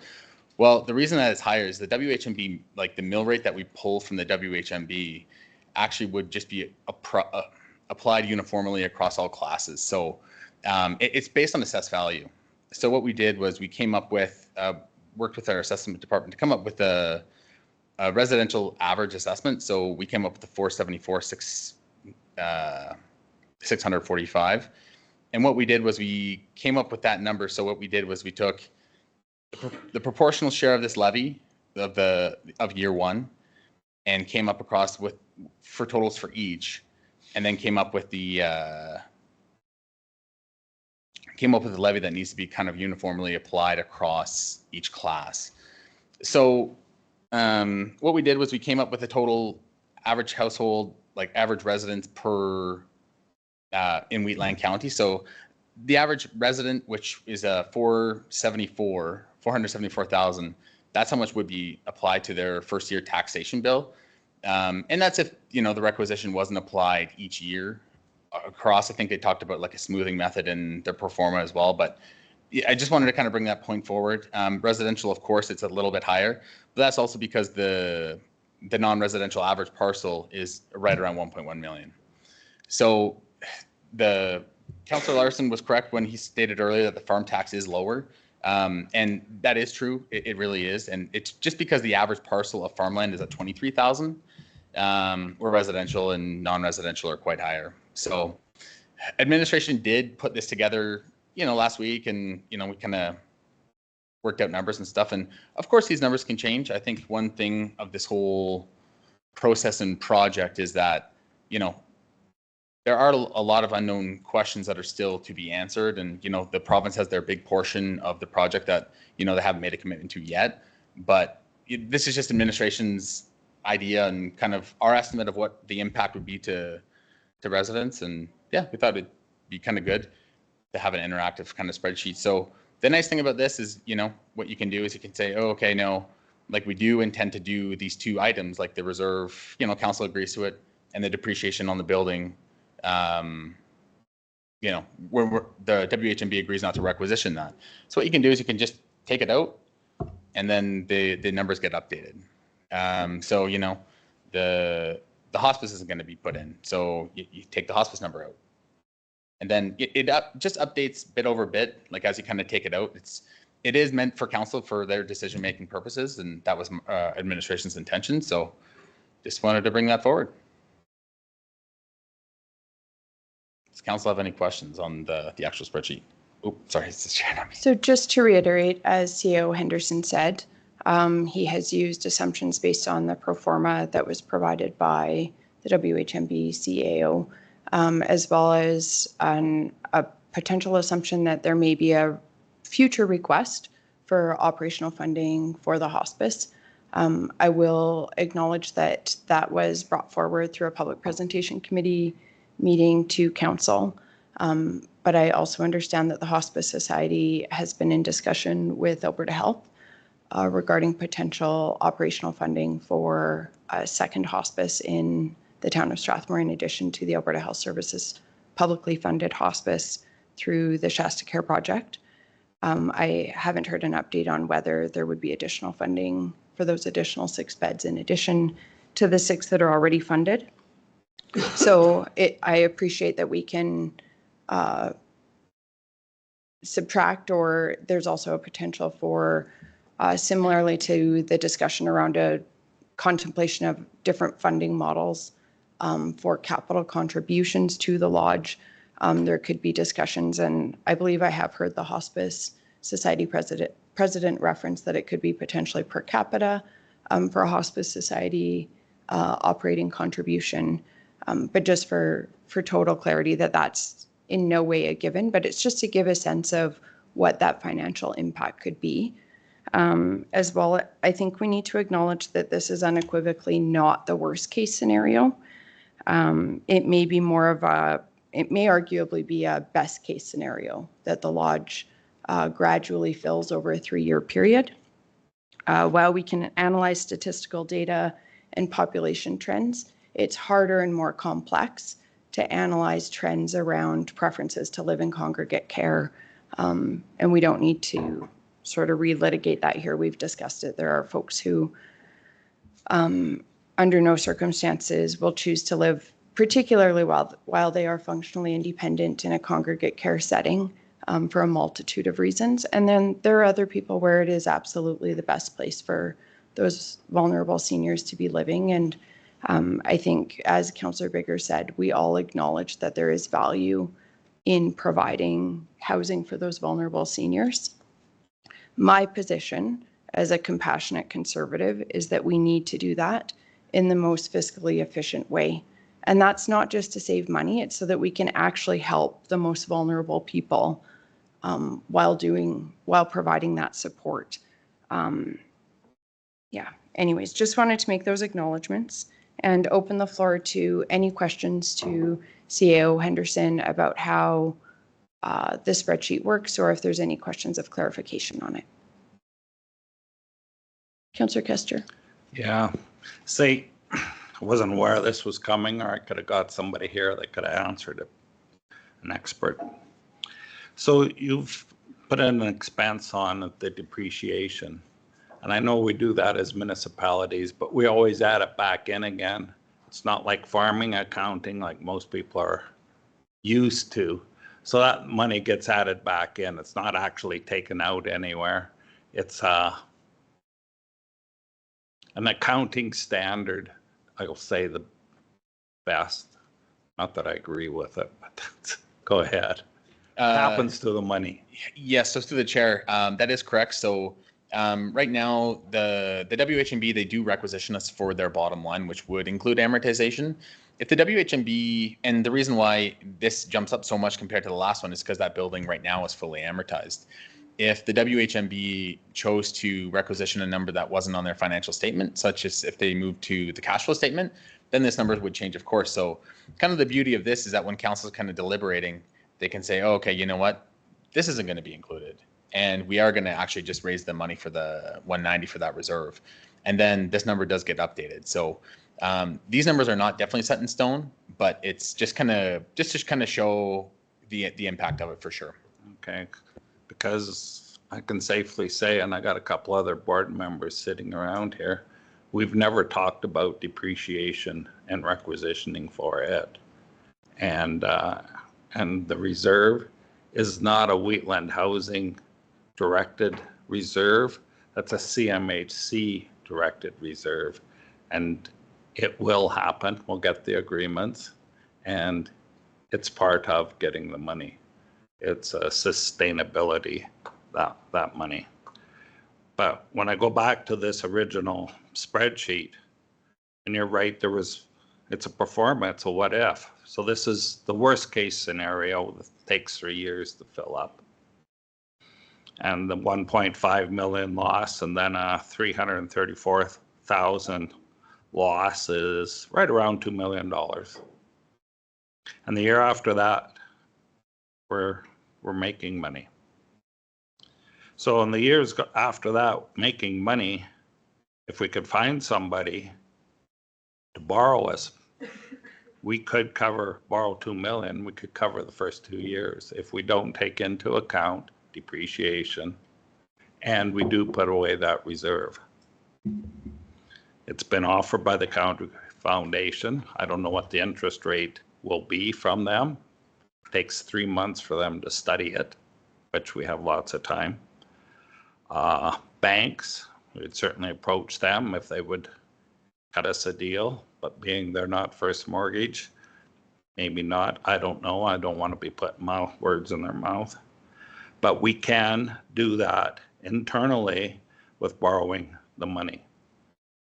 Or, as some foundations have done, they've started the 700,000 or whatever their contribution is 3 years ahead of time, will give us the $2 million, and we could cover our first 2 years operating loss.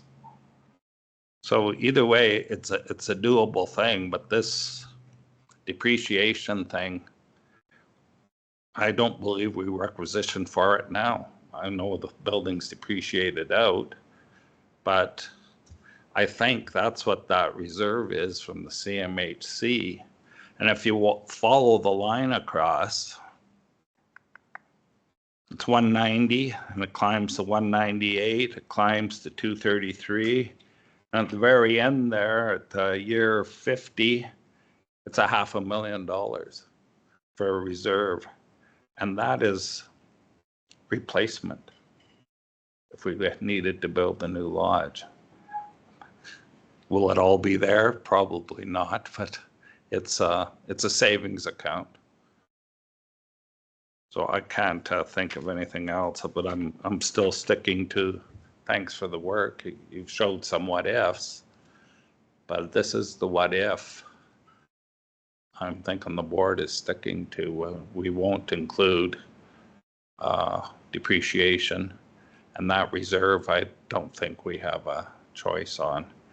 And being a board member on the hospice, we do not have an ask in for any money from the municipalities now. Or all our eggs are in one basket. We're asking the province.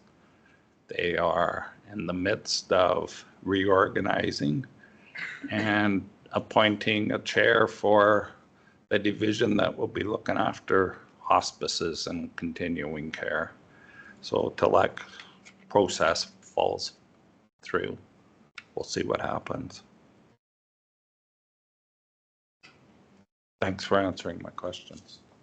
Yes, and if I may address just through the chair. So administration's just intention on this is just to, again, provide input on, what happens if the lodge does go forward, what the operating costs are. It's just something that, just the information, that it's nothing that, doesn't come right off the pro forma. It's just kind of put onto it like an individual Wheatland County tax bill. Yeah, so Brian, you're an accountant. When we look at the estimated cash surplus line there, knowing that it changes over time with interest, and that's accounted in there. I can't say what the interest rates are, but knowing that it's a commitment of $700,000 for the municipalities, is that a positive looking? Does it look like it's a good deal to be something that we should be venturing into? And I look into it for our seniors, being that we've got a lodge now that requisitions keep going up, and this one here is more predictable, I would say. Yeah, so through the chair, that one I don't know right off the top of my head. I just don't have the expertise in this certain housing field or the seniors housing field. I really don't know. I feel like I can interpret numbers pretty well, and this is just the interpretation of the numbers, whether something's efficient or not, or super efficient or not efficient. I honestly just couldn't answer that question at all. Obviously, one thing I would know with a new building, you'd see energy savings on things like that, but yeah, just stuff like that, I'm not an engineer either, so maybe I shouldn't even say that. I rely on the engineers and the experts to draw this up. They're the ones who gave us the numbers. And these numbers on costs and what seniors can afford was actually extracted from our list of seniors now on the information we have on what they're paying, what they're capable of paying, what our energy bill is now, and what the experts say our energy bill should be on the new build. So these numbers are completely expert driven. Any other questions for CAO Henderson? I guess I just want to, this is great. I'm looking at some numbers that are making some sense and no one's arguing and fighting. That we can look and see that definitely I feel that when this is approved, that we come back and look at real numbers, the numbers that are, and then it gets approved at that point. That the people can see these in numbers that they can understand and then go forward on that. Because I do agree, I don't know about communal living. I don't feel that it's something that is being welcomed in the generations to come. So I am hesitant on that. And there's so many what ifs with the hospice, with, having these things on writing, on our, the depreciation, things like that. I think we do have to come back to public consultation once the final numbers and the approvals are that once the government is on board. Thank you. So just a note on that, any commitment the council makes will be a commitment to a certain degree of uncertainty, because we won't be able to predict with any high degree of certainty the rate at which the lodge would fill. Even based on the comments that you're making and some of the comments that I get from ratepayers around even shifting and changing preferences in terms of aging in congregate care. So that will be one uncertainty. Another uncertainty that we will be assuming is the potential for cost overruns, which the county hasn't had any, like a major building project that we have had project management or oversight of. We have had some large and substantial infrastructure projects that our administration oversees. I think the last large building capital project in the region, or from the members that are involved, would be the Town of Strathmore Municipal Building, where, from what I understand, there were significant cost overruns that the council realized, and that's always a risk. I shouldn't say it's always a risk. You can mitigate it with certain project management sort of oversight and management practices, but it is a risk. We're in a time where inflation and building materials, we've had challenges obviously through the last few years. We all acknowledge that. I think supply chain has improved a lot, but there will be that risk. So we are really committing to some degree of uncertainty, which we would with any project. If it was an internal Wheatland County project, we'd be committing to some degree of uncertainty in terms of final pricing and things like that. This potential project has that increased level of uncertainty around uptake. And so we just have to be aware of that and acknowledge that. And it's implicit to a project like this. Councillor Kester. Just like to acknowledge that this performer I've got in front of me was put together by experts, and I believe, just for your information, M3 is a project manager, and I was unable to make it on Sunday, but I believe the new Catholic Church in Strathmore was opened on Sunday. Maybe anybody here? I know somebody was here. M3 was a project manager there.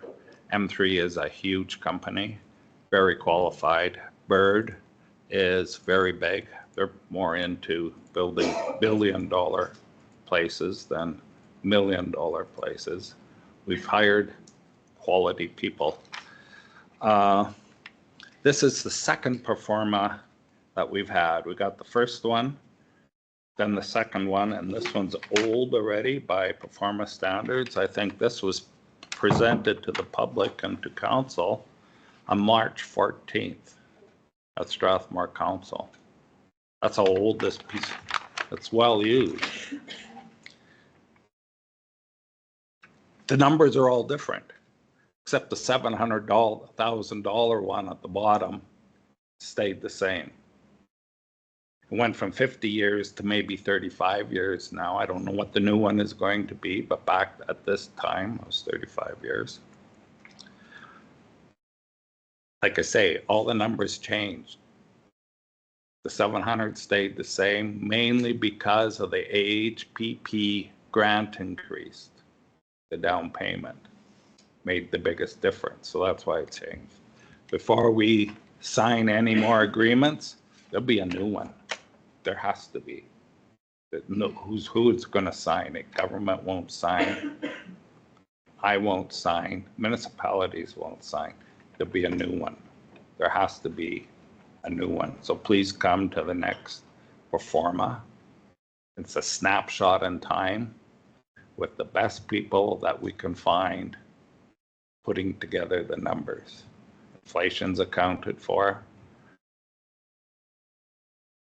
I can't say anymore. We're doing the best we can.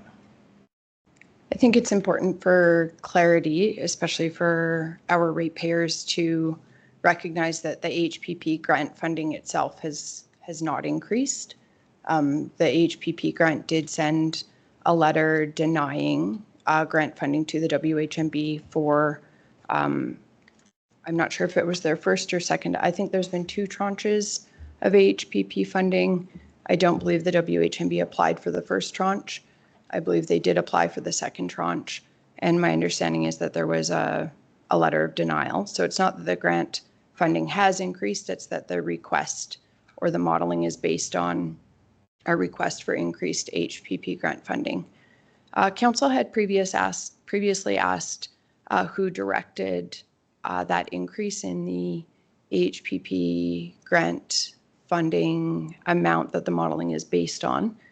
And I'm not sure, we did get some rationale around a previous application to the HPP being approved with some increased sort of per door modeling, but we didn't get clarity on who directed that change to the modeling, if that was a board direction, if we could get clarity on that. And also just if we can get clarity if that March 14th meeting was open to the public, because I just heard that you say, Councillor Kester, that the pro forma was presented to the public on March 14th. I would have to go into my notes, but I don't recall that meeting being open to the public, but I could be wrong.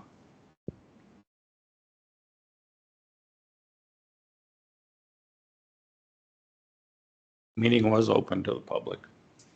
Public weren't notified because of the small room, but it was not closed to the public.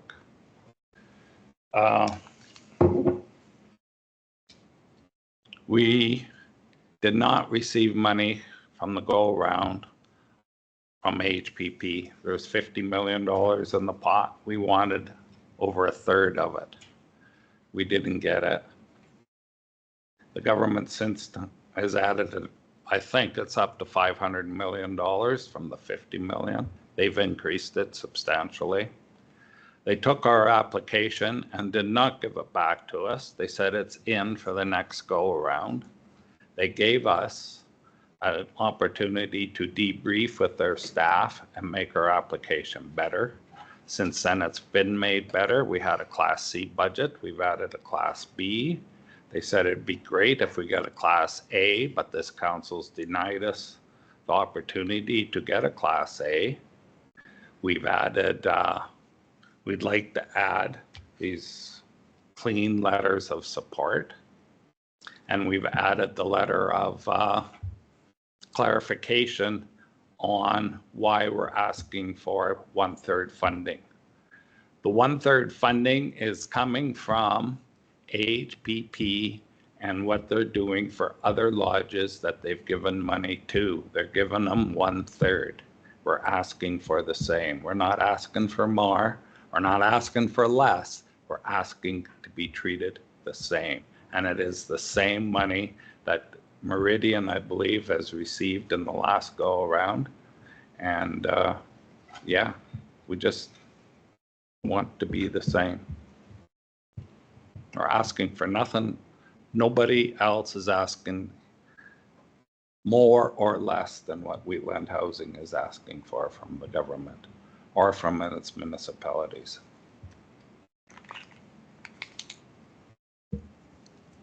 Any other questions or discussion? I have a question. If anyone's heard that the Alberta government has done their housing review, seniors review. I said I was asking if anyone has heard whether the housing or seniors review was done from the government of Alberta, if it's been out yet. No, it's not out yet.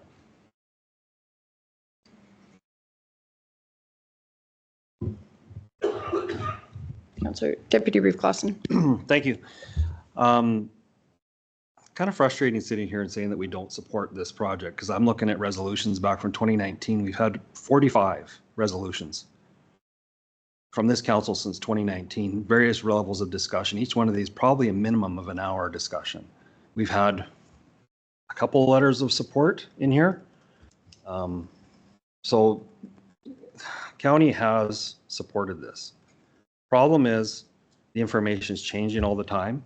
We don't have original agreements that everybody signed up to, formulas and things like that. So we're kind of trying to fill in blanks as we go along. We have a current letter of support in there that is similar to the town. Whether or not they change it, that is a democratic process. Maybe they will, maybe they won't. I don't know how it's going to work. But we passed that. I understand you weren't in favor at the time, which is fine. I mean, majority does what it needs to do. So we have supported this several times. I don't see much difference with what you're asking, but I do like having limits. Maybe it needs to be percentages. Maybe it needs to be 2/3, 1/3. Maybe it doesn't have to be numbers. There's a lot that has gone on. One question I'd like to ask would, because of there's two separate, in my mind, it's two separate projects. We mentioned it briefly about hospice. So are these both, like I've heard the accounting separate and everything, and I understand that. So if one project does not receive funding, what does it put the other one? And I've heard what's been said in public at some open houses. Just wondering what the board's, housing board's position is on that.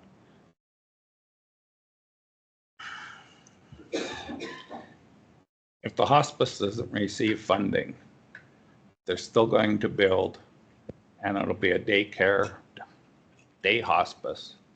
And it's, right now the hospice is run by volunteers.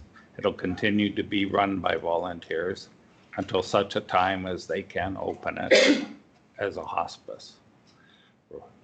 I believe they've volunteered. I believe they've had over 100 clients in the last few years. It'll still be run as a volunteer organization. They fundraise. They can certainly pay for their portion of the building, and the citizens of the area want or need a full-time hospice. It'll be there.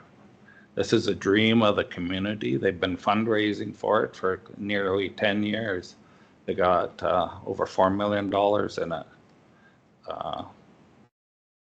The lodge, it's not using any municipal money to run, and the lodge is fully supported of it. When it becomes operational, the synergies being in the same building will make each other's operating costs better.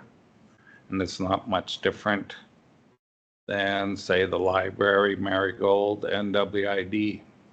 They get along in the same building and their costs are the same. This letter of support isn't a contract. This isn't the mortgage. When we sign the mortgage, when you sign the letter of commitment, that's when the numbers will be there. That's when you'll know what the interest rate is. That's what you know what the principal is. Your principal, knowing that we've agreed to keep it the same, it's the interest rate that's going to make the final payment what it is. And you'll know that it'll be proportionally shared with the formula that you've agreed to in the letter of commitments. They are separately negotiated documents with the municipalities. They're the ones that are responsible to pay. This is a letter of support to get the AHPP funding.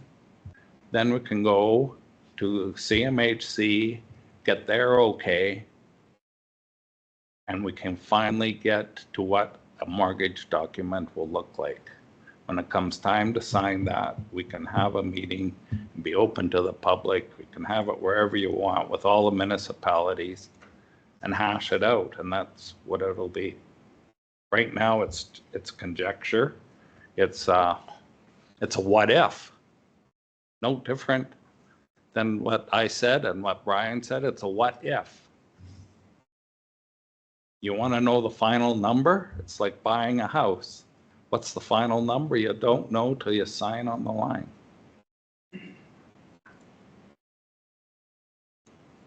So to get to that place, we have to go through the steps. Are we in? Are we out? A letter of support. We don't have to put in the numbers. We don't have to say it's 1/3, 2/3. How do you know it's 1/3, 2/3? You don't know. It's close to it.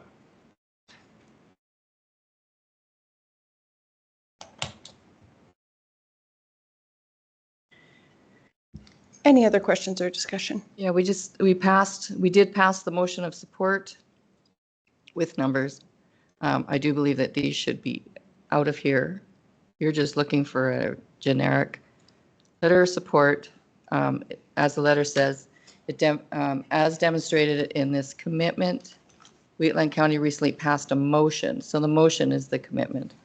This is just a something that the minister wanted. That is a blanket commitment of support, but we've already made that motion, and that motion is the one that stands. So I think leaving numbers out of this is imperative. And if you would like, I would change and amend it that our respective share by the member municipalities and leave the 10 million out. Because, right, it's a number. I think the important thing of a letter of commitment is that we're in it together with all the municipalities and we're sharing this. That's what the government's looking for. So I'll amend my motion just to cross out the $10 million. Pass the motion pledging our respective share by the member municipalities. I guess you have to cross out of too. Does that make sense, Shannon? I'm sorry, it says this is as demonstrated of this commitment. Is this a commitment letter or is this a letter of support? It's a So letter it of should support. read a demonstration of this support. Wheatland County recently passed a motion. I think for clarity, and I don't want to speak on behalf of the Wheatland Housing Management Body Board, but if they are looking to meet the requirements of the Alberta Housing Partnership Program, they are looking for a capital finance contribution letter is what is required for the application. So they need to demonstrate that they have other sources of income. And so the letter would need to specify that they have sources for the capital that is referenced, that their entire model stands on. That's what they would need to be demonstrating to the ministry, is my understanding of the program. I do just have a few comments as well. This whole project is a Wheatland Housing Management Body project, and the onus is on their board to address the conditions that we had included in our original motion. They have had time since we passed that motion, I believe it was in April of 2023, to address some of those some of the conditions. Some of the conditions are completely within the jurisdiction and the authority of the Wheatland Housing Management Body Board. The WHMB board did consider one of the conditions, at least indirectly, at their July 20th, 2023 board meeting. And I was just reviewing those minutes just to refresh my memory of the discussion that I observed take place during that meeting. The minutes reference agenda item called Future Collaboration, and I'll just read you the minutes. Discussions on communication with board members and their councils. Should WHMB Board of Directors have a meeting to discuss communication with municipalities to ensure everyone is on the same page to define the word collaboration. Would it be beneficial to do so with a facilitator? Many differences of opinion and strong conflict of personalities. After governance review is done and recommendations are made, WHMB board can look at setting up a meeting for open and frank discussions with a mediator for what everyone would like to see for communication. Discussions on being an autonomous board. And then there's points, so that was a subtopic. Subpoints include do not need to involve the municipalities in board work decisions. Why municipalities place councillors on WHMB board. No micromanaging. Board members responsible for bringing information to their own council and clearly communicate. Decisions are not subject to council approvals, rather are decisions of the board. Board members vote for what is best for this organization. WHMB have a mandate to run this board. All communications are reviewed by WHMB board. If there is concerns, they need to be brought to attention at that time, not after it is reviewed / approved and released. So my understanding from observing the conversation was this was a discussion at the board level with respect to the condition, the last condition that was included in our motion around the establishment of a communication strategy between the WHMB board and Wheatland County Council that conveys a mutual joint position on the project. And there had been some discussion that resulted in that condition around some of the perhaps misrepresentation of Wheatland County Council's position and some of the negative perception that was created in the community around our council that we were hoping to correct. My recollection of the Wheatland Housing Management Body meeting, and this was my perception, was that there was some animosity or antagonistic comments made about Wheatland County at the board, and clearly a lack of recognition with the comment in the minutes around decisions are not subject to council approvals. So it appears that there was a lack of understanding that each of the member municipalities would need to approve a significant capital project like this, and a lack of willingness to work collaboratively with our council. That decision was in the hands of the Wheatland Housing Management Body Board. Our council, through our administration, did send a letter to the Wheatland Housing Management Body requesting to work together to develop that communication strategy. And I'll just turn it over to CAO Henderson to speak to the response to that communication when you had communicated with the WHMB CAO about developing a joint communication strategy. Yes, so through the chair, at the point of the communication strategy, hasn't really gone too far. So there was a joint there was supposed to be a joint communication that did go out, I think in June of 2023 regarding the project. And they had just noted a few times it was in draft, and they're going to let me see it after the draft was completed. Unfortunately, I didn't end up getting to see that draft copy, and it just got published after. Thank you. And there's been no other work in terms of the condition around an actual strategy to improve transparency around the history of the project and Wheatland County Council's position and some of the comments that were made by the then WHMB board chair, by board members of both the WHMB and the Wheatland and Area Hospice Society in public meetings.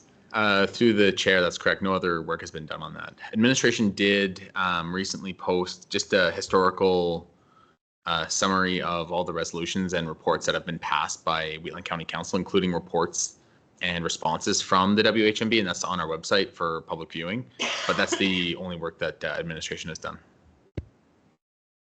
Thank you.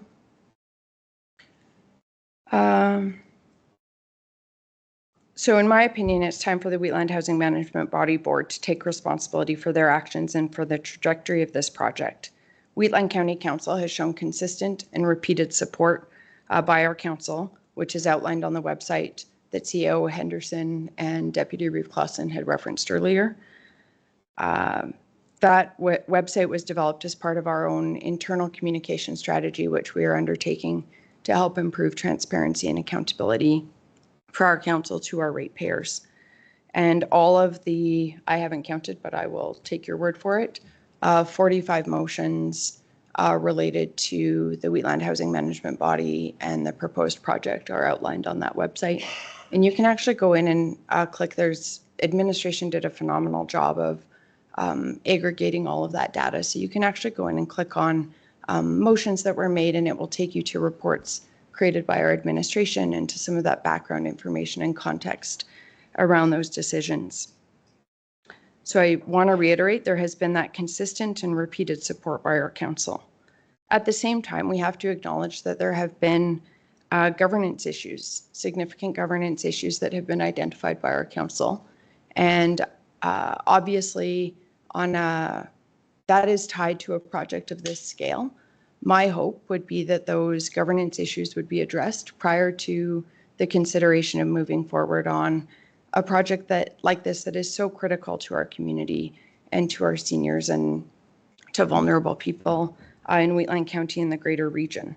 So there's essentially multiple issues that we're addressing, and obviously we're trying to address the future needs of seniors in the county. That can be challenging when we're also at the same time trying to address those governance concerns from the board that oversees that housing. I have appreciated all of the conversation around a letter of support. I do think that we have to be cognizant of the commitment that we're making through a letter of support. I did just very briefly and not super carefully, I wouldn't mind maybe taking a recess and sending it to administration for review and to council for consideration, but I did draft an updated letter of support modeled very closely after the one that was presented. And I'll just read it to whom it may concern. On behalf of the community we serve, Wheatland County pledges a financial commitment of $3,985,914. So just as an aside, not acknowledging any difference or potential difference in how we could approach a costing model, but just based on our existing commitment that council has a standing motion for. Back to the letter. For the development of a 120-unit Wheatland Lodge. Established by ministerial order under the Alberta Housing Act, Wheatland Housing Management Body serves the named member municipalities of Wheatland County, the town of Strathmore, and the villages of Hazard, Rocky Ford, and Standard. As a demonstration of this commitment, Wheatland County recently passed a motion pledging our respective share of $4.65 million. That's the actual financial contribution of the municipalities as outlined in the pro forma by the member municipalities towards this project. This contribution is contingent on commitments of $28,662,544 by CMHC through the National Housing Co-Investment Fund, with an additional $3 million of forgivable loan funding, and by the Government of Alberta through the Alberta Housing Partnership Program for $18,812,544. I'll just pause there for a moment. Those numbers were pulled from the pro forma, and I acknowledge that they are iterative numbers and may change based on amendments to the modeling that is being used for the project. But the HPP grant checklist specifically indicates that a letter can include estimates and that those can be adjusted when numbers are more finalized in terms of capital costs or anticipated capital costs. Back to the letter, that together will allow the project to proceed. This funding is also contingent on several conditions as per our council resolution. Wheatland County Council has also communicated serious concerns with the governance of the Wheatland Housing Management Body, which we hope will be addressed before consideration of any major capital projects. This affordable housing project will be operated by the WHMB, which has been serving our community for over 60 years. As a named member municipality under the Foundation's ministerial order, we understand the project should generate a surplus following its completion, and it will not require any additional operating funding from any provincial or municipal government. And I'll pause there for a moment because I did draft this prior to maybe fully understanding the pro forma, and it was more based on verbal explanations that have been provided to the municipal councils by the Wheatland Housing Management Body Board. So we may want to contemplate an amendment to that, particularly being cognizant that under the Alberta Housing Act, we are responsible for any operational costs moving forward with the project. We truly appreciate the enormous opportunity the Alberta Housing Partnership Program and the National Housing Co-Investment Fund provide, and look forward to the successful delivery of this project. Should there be any questions regarding the nature of this commitment or the project objectives, please be in contact. And again, I want to emphasize that I recognize that the request is coming forward to remove the conditions, but the onus on addressing those conditions is with the Housing Management Body Board. I can understand why the senior executive from Alberta Seniors Community and Social Services indicates that it would create a stronger application if the conditions were not included in the letter. I completely understand that. But I think rather than coming to council and suggesting that we remove the conditions, it would be strategic for the Housing Management Body Board to look at how do we address the conditions that we have control over and move this project forward. I also just, and we've asked this before, but the current pro forma, if we could just get the interest rate as well. I've been asked that multiple times by members of the public, and it may be on the pro forma that we were provided, but I couldn't identify where that assumption was included. So that's just a total aside that I forgot to ask earlier. I will just save this letter and send it to administration, and perhaps we could recess maybe for 5 minutes or 10 minutes so that council can just review the letter, contemplate it. I would appreciate if administration would review it if there are any errors, and council as well. And I recognize that we also have a motion on the floor that I'm simply presenting this. Depending on council feedback, I may propose an amendment for consideration for council, but at least we can get it onto the floor for consideration. Just prior to recessing through the chair, the interest rate on the pro forma is 4.2% over 35 years. On the sheet, can you kind of tell me about where that This sheet. is? Perfect. Is that the very last? Yep. Okay, perfect. Thank you so much. I have some comments. Certainly. You're going back a year. Since then, we've had a governance review, and we've almost worked completely through it. One of the last steps was the last council meeting. You were asked if you wanted to participate in a mediated effort to get together. And your answer was back to the CAO that you want to have more costs. What's our responsibility, la-di-da. And Vicky's has to look after it all. Our intention was to work together on it, but she just threw it back at that Vicky to get it through.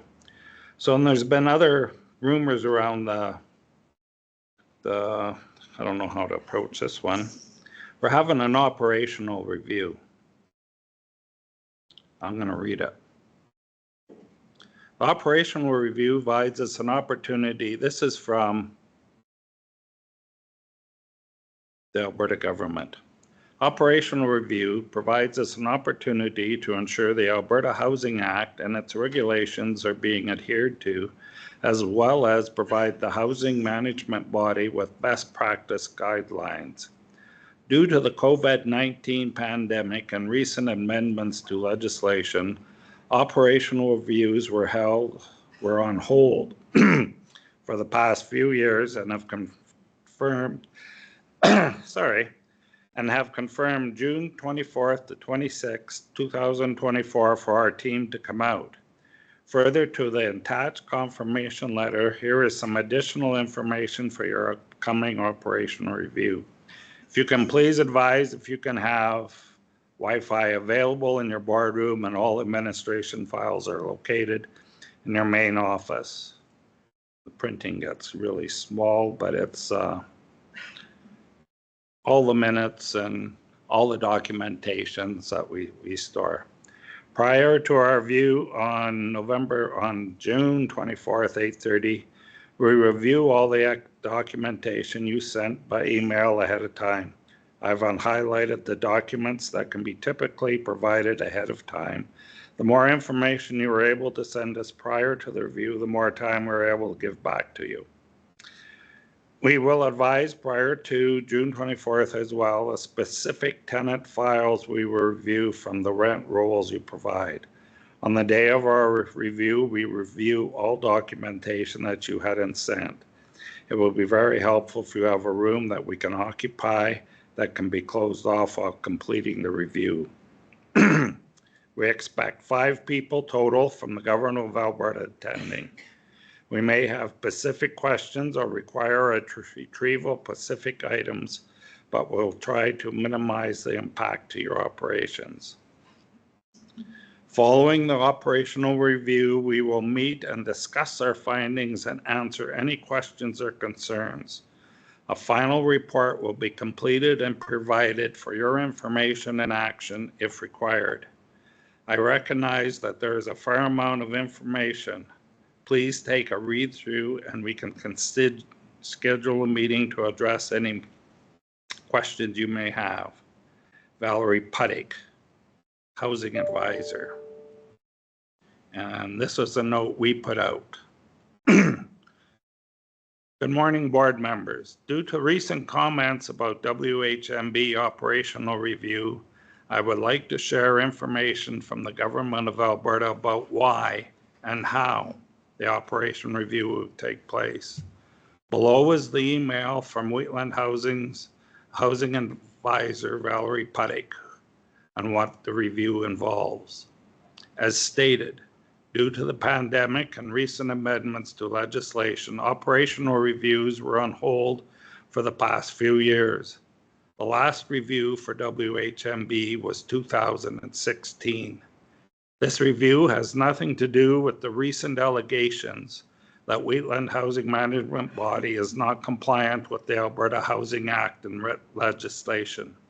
This is a standard review that WHMB welcomes. Because the review will take place on the 24th to 26th, the results will not be part of the June agenda package. A full report will be provided following the board meeting. Furthermore, I am confident that any action for improvement or correction will be minimal. These reviews have taken place over the years as standard procedure. And there are other reviews, accreditation that have also happened at the lodge. The pandemic has put not a stop, but a delay in action on them. They are coming back. So this operational review should answer any questions that this council has.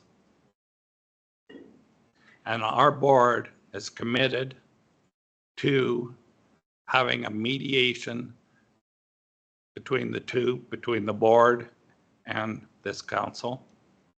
And if you look at the website and you can see that the county has given $13,000 to WHMB for a review, I don't believe we've received anything from the county. I don't know if you could look that up, Brian, please, or if not, we'll be asking for it coming up. So I just want any clarification set aside. All I was asking for was a change in a letter we had with no conditions, no numbers. That comes later. That comes on a separate document.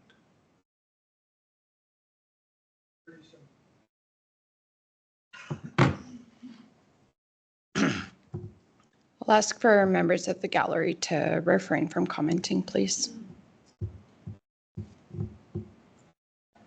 Just with respect to your comments, Councillor Kester, I appreciate the request for mediation that Council received. I will also point to the impact of having 15 months of time elapse between misleading information being presented by the boards to the public and the negative impacts that that has had on the perception of Wheatland County Council. I take responsibility for my role in letting that misinformation stand for as long as it did and for not setting the record straight sooner. But I think that's a dual responsibility, and we had reached out to the board to try and do that collaboratively. We have since undertaken through council direction council efforts to set the record straight. But obviously with the amount of time and how public perception attends to inflammatory and negative positioning and things like petitions and that type of thing that can certainly incite anger in ratepayers, that tends to gather more information than, boring council reports and things like that, where we've consistently shown our support. But recognizing that we did receive that, we are looking at more information around ensuring that we are investing taxpayer dollars wisely in terms of considering the request for mediation, but also acknowledging that that is 15 months after some of the misinformation was presented to the public.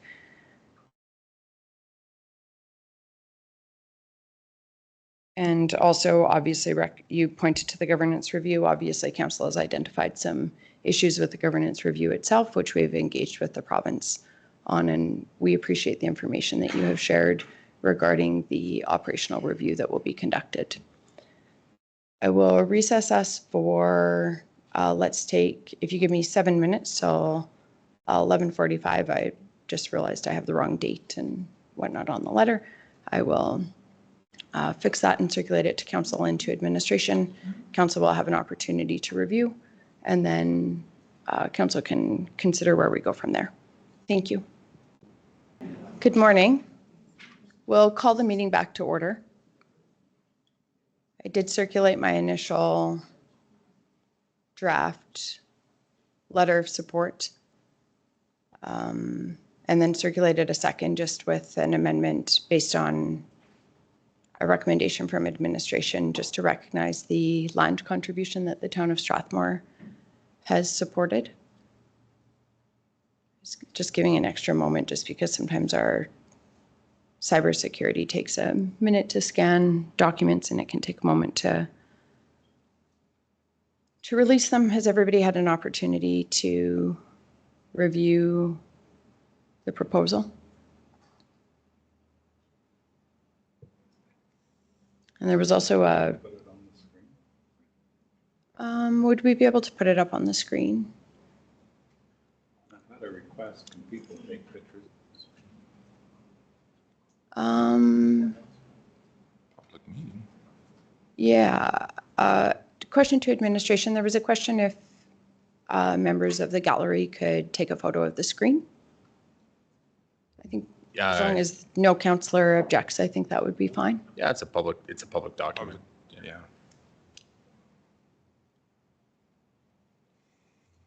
Just give administration a moment just to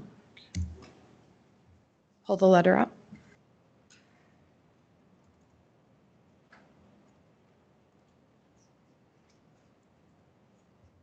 Administration is ready. Read link. Fantastic, thank you. So the letter is up on the screen for review, and I'll turn it back to council for council's discussion.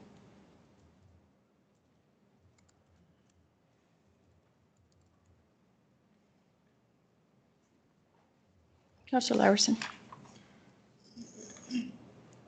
Looking at this, I don't see how this is an amendment to a motion. I think this is introducing a new motion and should go through the same procedures that Councillor Kester was having to go through with his previous motion, where it needs to come in as properly as a notice of motion and be deferred to another meeting. This is definitely not an amendment. This looks like a new motion to me. So it is directly tied to, so just to start, Deputy Reeve Clausen raised a good point. I don't believe, and based on advice from administration, that we have a motion on the floor. So Councillor, the understanding would be that we would be anticipating the motion that was presented in the notice of motion. So we would wait for Councillor Kester to make that motion. And then what I would be, I'm not suggesting this is a friendly amendment. I would suggest it be a proposed amendment that would be voted on by council, but clearly directly tied to the subject matter at hand. So certainly not, and recognizing that there really is not the notion of a friendly amendment. So it would certainly be, but I would wait for Councillor Kester to put his motion on the floor first.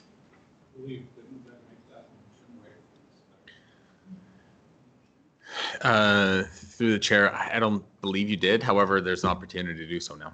Okay. I move that council approve the letter of support as presented for the proposed Wheatland Housing Management Body project.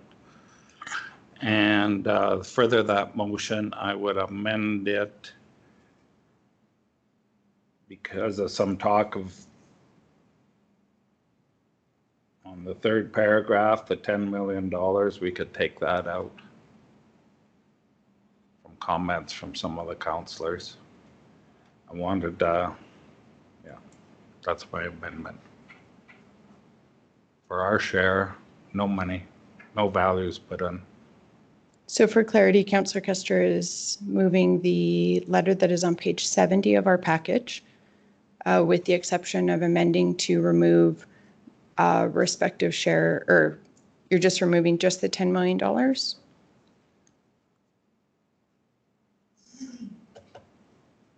Yeah. Our pledge of pledging our respective share. Take out the $10 million of the member municipalities.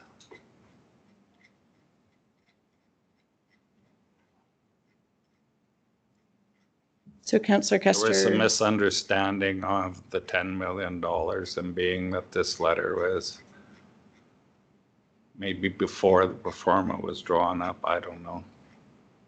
I'm okay with taking the 10 million out.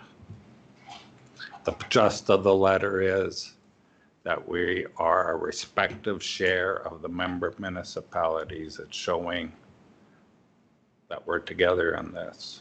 And that's the most important piece of the letter, I think.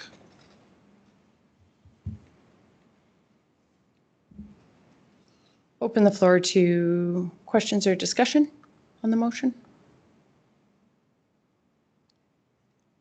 Would you do a friendly amendment? And I like the actual fact that we have had serious communication problems with Wheatland Housing Management Body, and I would like to see those addressed. I was too one of those victims of that board and have never heard.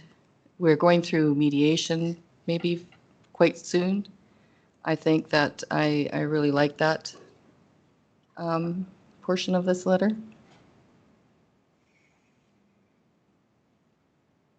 We do have a motion from both council and Wheatland Housing Management Body to hire a mediator, and that is being done. It's in the works. Plus, we have an operational review happening next week, I believe it is. That is being done. I'm not saying I'm against it. I'm just saying that's a condition, and I don't want any conditions in this letter of support. It's relative to the board, but it's not a condition of the housing new lodge. We're in support of building a new lodge. That's all I want the letter to be. That's what I want. If you're going to put conditions on it, we might as well keep the one we have. I really like that condition, actually. I feel that going forward with, with the money coming through, that would be the best way to get. I have concerns with the governance. It hasn't gone well. I have voiced that the whole time. Anyway, thank you. Councillor Priest. So I would vote in support of the letter that Glenn is proposing here. The application itself has all of those details of what percentages or what money, what the actual dollars are from all of the partners. So I don't really see that it's necessary to put it in this letter of support. And I agree that there is lots of work to be done. But I think overall, from my perspective and from people that I've heard, we'd like to see a new lodge, whether things need to be changed on the board to make that project a success. In the meantime, we need to get some funding. So I would support this letter.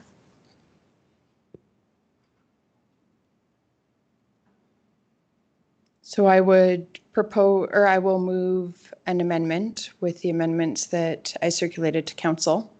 I want to see council's maintained commitment to supporting this project and moving it forward, but I cannot, in good conscience, remove consideration of concerns that our council has regarding the board and conditions that were on our motion that established the financial support for the project. It is not, and I will reiterate, not in our council's jurisdiction to address those conditions. Those conditions have been with the Wheatland Housing Management Body Board since our original motion, which I'd have to look up the date, but I believe without any question was over a year ago. And so those conditions have been in the hands of the Wheatland Housing Management Body Board to address. There have been conscious decisions by that board to not address some of the concerns that are within their purview. And so that is my rationale for proposing the amendments. It does not preclude the board from addressing those conditions and advancing the project. By once those conditions are addressed, then I will fully support the letter without conditions that the board is seeking for the ministry. But I think it's critical that we address the outstanding concerns and to look at this from the perspective that the solution is just to wipe away the existing concerns, to me is not rational or responsible as a representative of this council, and specifically as I do feel a lot of responsibility for the negative impact that this has brought on my colleagues, and I feel horrible about that. And to disregard that and present a position that we are in support of this project without any conditions, I think I can't in good conscience agree to that. So I've moved the amendments, which are up on the screen. So we are now debating the letter with the amendments that I've moved. I'll open the floor to questions or discussion. Councillor Laprise. So I would just disagree that we're sweeping anything under the floor or not dealing with them. I think we have resolutions to address the issues between us, and we, the idea of the amortization is an interesting one that I think we need to go back to our board and hadn't been considered till now. We can talk to M3 about how that normally gets considered, if it should have been considered. There are still things that our board most certainly needs to work on, but we have that set up separate to this, I think. And I hear what you're saying, that you can't disengage the two, but I think maybe you can. So I guess just question is, and I realize the complexity of wearing the dual hats of a Wheatland Housing Management Body Board member and a Wheatland County councillor, and I really do recognize the gravity of the challenge of that. I guess a question, and I'll pose it to all of council, is what would be the motivation for Wheatland Housing Management Body to address the conditions in the previous motion if a letter is approved by council not pointing to those conditions when they have had those conditions since, and I just looked at, I believe it was April 18th of 2023, so 14 months ago.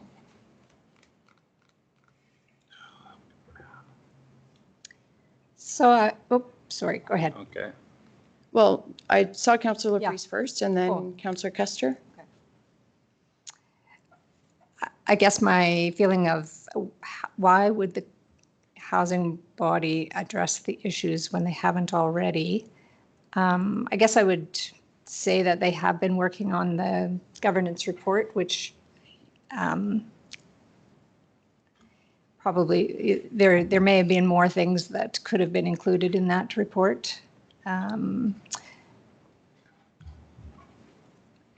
think they have been working through that. I think they have sent that opportunity for the, what do you call it?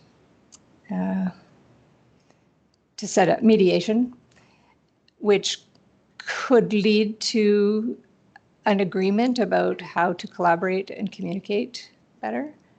I think things are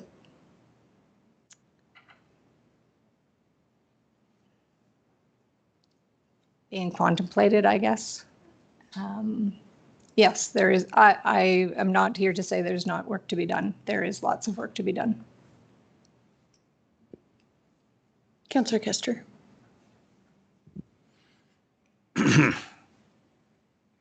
We've already spent 2 hours on it, so I'll continue on. 2 years ago, the council decided to write a letter to the minister about governance things, happenings on Wheatland Housing Management Body. Wheatland Housing Management Body write a letter when council's motion was when we get a new minister of housing after the election. That's how long ago that letter was.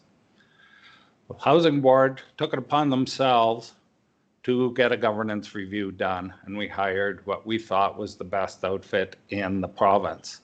It's the outfit that the government uses when they want to do a governance review. It's the outfit that one of their people in the outfit go around and look after the municipalities when the government thinks there's problems with the administration and or councillor of the municipality. Example, Chestermere. That person did a governance review.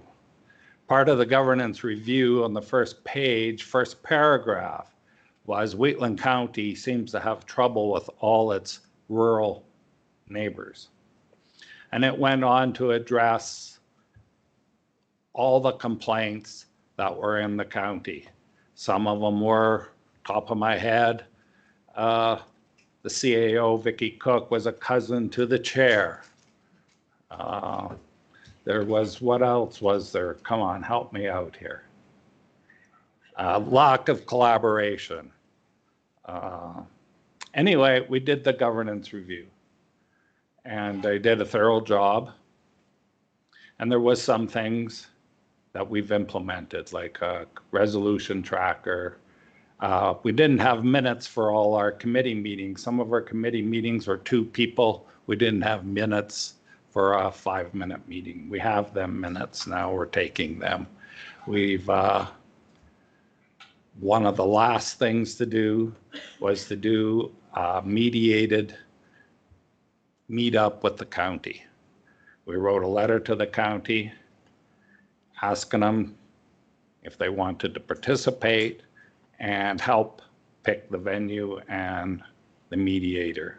We got a letter back that they want more information on the costs and who the mediator is and whatnot. So like I said, we're in that process right now. We're addressing that. Since we've had these 2 letters from the county set up to the minister, I've met with the minister a couple times. Not one word has been said about these letters going up to me personally. The only letter we got is that they are going to wait and see how the governance review turns out. We've not received a reply from since then, and they are doing a review, like I said, next week, and I think that'll be their final answer. They want to stay out of inter-municipal conflicts. So we're doing that. It's in the process. Like it or not, that's what we're doing. So as to your amendment, all I wanted was a letter without numbers in it and make it cleaner to make it look better. Our application is in competition with 70 others. If we're just going to change it with different numbers, that doesn't make our application look any better. It's still got conditions in it. And if you're going to replace conditions with other conditions, why bother? I want a clean to make it better. If we're just going to replace it, I'm not in favor of just replacing it with another one with conditions on it. I'll keep the one we have. Otherwise, it just, I don't know what it looks like. We didn't like them conditions, we'll change it to these conditions. And then when we sign, we'll have other conditions. No, I don't know what the big problem is that you can't say we support a new lodge in Strathmore. We have all the other Councillor performers. Custer. We have the performers, we have the Point of motion. order, Councillor Custer. Wheatland I County have a chance Council. to talk. When you are I got 10 minutes. misrepresenting, Councillor Got 10 Custer, minutes. when you are misrepresenting council's position, I am we not need to correct that. misrepresenting council's you just said, what is our issue with supporting a lodge? We have just spent 2 hours discussing council's support for the lodge. So please present your colleague's position accurately based on council resolutions. We haven't voted on the resolution yet. There are multiple previous commission, I've read multiple the things. previous resolutions of this council that support a seniors lodge. At the same time, we're addressing substantial concerns with your board. Those two things are happening concurrently, unfortunately, for the seniors in this community. Please proceed, but don't Point of misrepresent order. your colleagues. Point of order. Please, what's your point You're of bringing order? another board in here and you're having issues on it and you haven't named any issues. I know you've written letters and they've been answered. We have we are named in doing a further 3-page research, letter, and we're which we can doing make further. available to you if you don't have a copy. It was provided to you previously with, I'm sorry, I don't carry Concerns. papers from a year ago. Just a point from administration. We've kind of passed the lunchtime mark and lunch is here. Would council consider breaking for lunch and then resuming the conversation after lunch? I think in consideration of our spectators, I'd like to vote now. I'm not sure that the debate is complete. We I'm will ready for the reconvene at 1 p.m. Good afternoon. We'll call the meeting back to order and resume our discussion. The current motion on the floor is an amended letter of support that has been circulated to council. Point of order. Yes, Councillor Laverson. If you look on page 13 and 14 of our procedural bylaw amending motions, a member may propose an amendment to a motion by moving an amending motion. The amending motion must be made after the main motion is made and before the vote on it. Amending motion should be used to improve the wording of the main motion. Amending motions are used for purposes of adding words, removing words, or replacing words in the original motion. Amending motions must relate to the subject matter of the original motion and must not be contrary to the original motion. Only one amending motion is permitted. When there is an amendment to the main motion, the amendment is considered prior to the main motion, resulting in the main motion being considered last. So Reeve Link's amendment is out of order because Councillor Kester has already made an amendment to his motion. So we could vote on the amendment to, thank you, Councillor Laverson, good point. We can vote on the amendment to remove, so as I'm reading it, I'm reading that Councillor Kester moved with that change to the letter as a motion. So there's not a second motion displaying to amend the motion. Does that make sense? So if there had been a motion to amend, we would have the original motion by Kester that council approve the letter of support as presented. And we can go back and break this down in that manner. And splice off the and amended to remove of $10 million for the proposed Wheatland Housing Management Body Project. We can make that 2 motions and vote on the amendment first.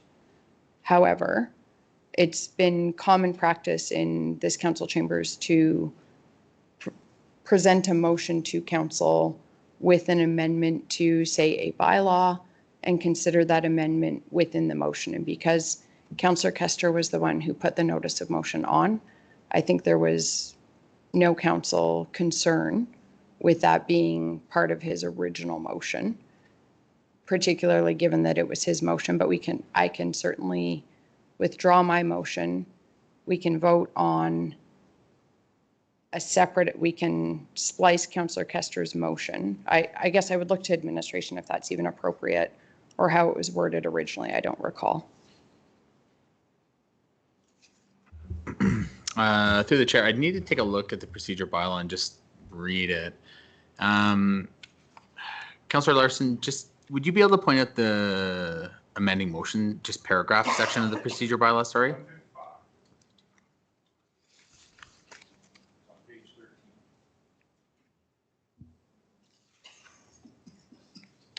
155, 156, and 157.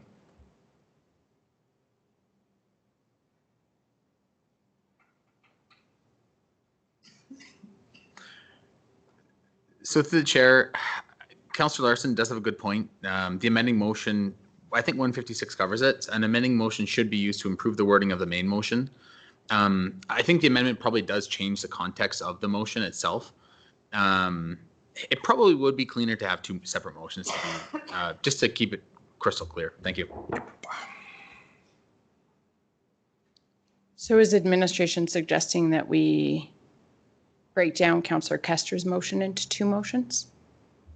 So Councillor Kester's motion, I believe at this point wasn't up for, I don't think that was Councillor Larson's intent, was to modify Councillor Kester's motion. I think Councillor Larson's point was to have a point of order on the actual amending motion, which was your motion, I believe. So I don't think Councillor Larson's intention is to change Councillor Kester's motion, but it's to prevent your motion because it didn't improve the wording of the main motion. And there's been, and it says we can only have 1 amendment, and Councillor Kester amended his motion. It says right in here, move that council approve the letter of support as presented and amended to remove of $10 million for the proposed Wheatland Housing Management Body Project. So that's the amendment. So it's had 1 amendment. So it's technical, but I would argue that the original motion does not have an amendment because it is 1 motion moving to approve a letter with an amendment. So it's not an amendment to the motion. It's an amendment to the letter that, as it is presented on our screen, and we would need to review the record of the meeting to see if it was actually presented in 2 different motions. Had it been presented in 2 different motions, we would be debating the removal of the $10 million. But my recollection is that Councillor Kester moved to approve the letter of support with that amendment. So there's sort of 2 issues that we're looking at in the point of order. The first issue being that, of course, you do not want to debate 2 amending motions at one time. That's where my interpretation was that Councillor Kester has the motion that was displayed on the screen. I would have anticipated, had that been disagreed with, that would have been raised at that time of that motion. The second consideration is that an amending motion should be used to improve the wording of the main motion. Amending motions are used by the purpose of adding words, removing words, or replacing words in the original motion. I'm not amending the words of the motion, but amending the words of the letter that the motion is referencing. And I'll perhaps turn the chair over to to Deputy Reeve Clausen to rule on the point of order because it's my motion. But I would argue that from my perspective, I introduced the words because from my perspective, they do improve the wording of the main motion by making our letter of support stronger in terms of council's position based on a previous resolution. That's my rationale. And then I guess just a question to administration. Would administration's interpretation be that our procedure bylaw only allows one amending motion in total for a motion? Or just that you would only debate one and then you would contemplate future amendments after that? Because I believe we have had more than one amendment historically. So administration's interpretation of the actual amendment on the motion itself is that the amendment on the motion must be voted on. So unless you vote on that actual motion, then it's not an amendment. So here, Councillor Kessler just modified his original motion prior to voting. So I don't think that would be an amending motion. And that's how I would interpret it. Thank you. Okay, it also says, can I turn that around for me, please?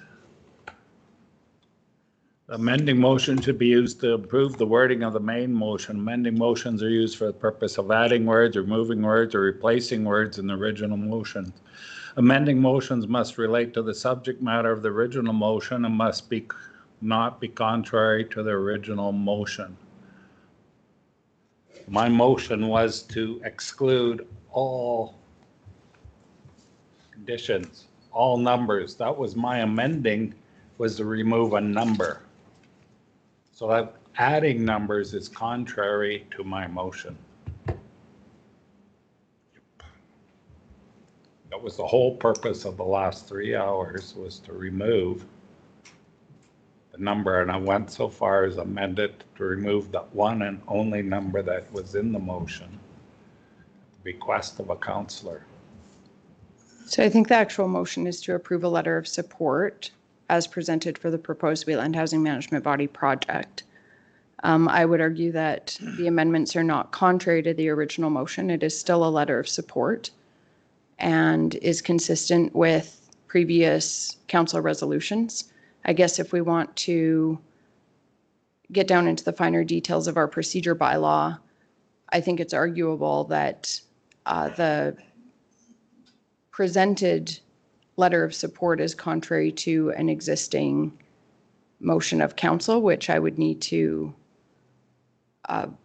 review and perhaps have administrative advice on the validity of a motion that is counter to an existing council motion that does have conditions on significant financial support to a proposed project.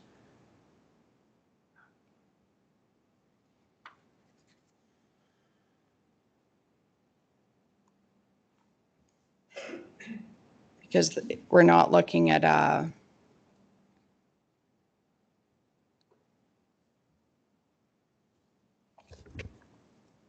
like a reconsideration of the previous motion. It's to approve a letter that is not consistent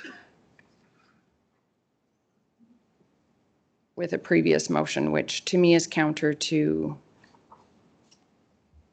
respecting the decision-making of council and respecting existing decisions.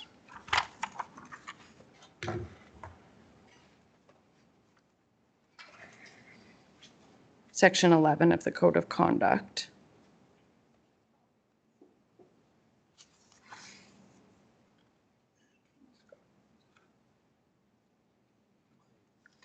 I'll turn the chair over to you just because it's my motion with the point of order.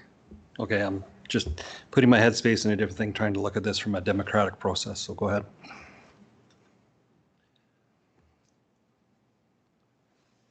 My understanding was council preferred I make a tabling motion to change a previous motion that was made in this council chamber. And to be able to table that motion, you had to be on the affirmative side, which I did vote in favor of. So bringing back the motion is entirely what my motion was. We brought it back for reconsideration. The reconsideration is to make it non-conditional. That is the whole consideration of my motion. I did it with a tabling motion. It once taken me 2 meetings to get this far, actually 3. Took the first meeting so I could table it at the next meeting to get it on this meeting. I've done everything right, or what council wanted. So I'd say just, that's it. If you don't like it, and you vote on it, then vote that way. If you want to change it, then table a motion. What's fair for one should be fair for all. But that changes the intent of my motion, which was to make it non-conditional. That's all I've said for the last, how long? I don't want any conditions. Thank you. Reeve. The letter specifically that was tabled by Councillor Kester specifically has conditions within it. I'll point to, sorry, I'm looking at the wrong one, but I know it's in there. I believe it specifies contingent on provincial funding. And so the third paragraph, second sentence, this contribution is contingent on commitments of CMHC through the National Housing Co-Investment Fund and by the Government of Alberta that together will allow the project to proceed. So I don't think it's accurate to state that the motion is requesting a letter of support without conditions. That's clearly a condition within the letter. I would argue that by including the financial information that has been provided by the board through their consultant to our council strengthens the motion for a letter of support. And I would argue it does not change the intention of the letter of support, which is or the intention of the motion, which is a letter of support. In nowhere in the notice of motion does it say without conditions. That may have been verbally referenced, but it's not even accurate with reference to the letter that was being contemplated in the first motion. Any further discussion? Okay, so how I see it, and I'm trying to be unbiased here. The original motion that came forward came with the letter in the council package, which was put out. It was a verbal change that was not voted on at this moment. So we had a notice of motion in council package that we were all aware of. And I'm just doing this in segments so we do it the right way, in my opinion, which I have that power. So I think we should go back to the original motion, and if Councillor Kester wants to amend it. First, actually, I should ask, are you withdrawing your motion? You mentioned you did. You were going to? I did not. And so just for a point of clarification, I would look to admin. We were not ever contemplating an amending motion with the original. It was a motion with an amended letter that was proposed by the mover of the original motion. Yes, so through the chair, that's correct. So I do think that if you do change that letter, though, I guess fallout of that motion would change. I think that's what that's really trying to capture in the procedure bylaw. That's my interpretation of it anyways. Sorry, could you say that one more time? I just missed what you said. Yes, so even though the motion itself did not change, in the motion that's presented to council, the outcome or I guess the intent of the motion somewhat changes because the letter was amended, although the letter is not in the actual motion itself, like the word for word letter that was presented to council did change. That motion doesn't change. So realistically, I kind of tie them together in this situation. So I think that the motion did somewhat change. There wasn't a vote on it. Maybe there should have been a vote on it. I'm not quite sure. But I think the intent of the letter did change. But so with me being that we're trying to stick to how the procedure is with notice of motion, that is a clear motion in the package. If that had changed verbally here, we have to vote on that change to move forward, and then steps after that will come. But I think we should go back to the original letter that was presented in the package by Councillor Kester. If there's verbal changes, we need to get it up on the board so everybody sees what it is and vote on that amendment from the presenter. So that's a fair process, because a notice of motion for council is to give us an intent of where it's going to go and what is there. So what is here, still, it's changed at the last minute, which we're trying, it happens. So if we do that, then from that point forward, there could be other amendments. From my understanding, It's not just one amendment. There could be others if that fails or if it goes forward. So I'm asking you, do you want to withdraw your motion or do I take it off? For now. So my understanding was we were relying on section 152, which is a minor correction to a motion requires the unanimous consent of the members present. If a minor correction does not receive unanimous consent, it may be made in the form of an amending motion. It seemed clear from the procedure that occurred when the original motion, which nobody contested as presented on our screen, was made, that that was the original motion. So I would argue that the procedure bylaw would allow an amending motion to that. It does change the motion, but I would not say that it is contrary to the original motion. And now that we're pointed to our procedure bylaw, once this point of order is considered, I will raise a second point of order under section 150, section 1. Sorry, not 1. I'll find it.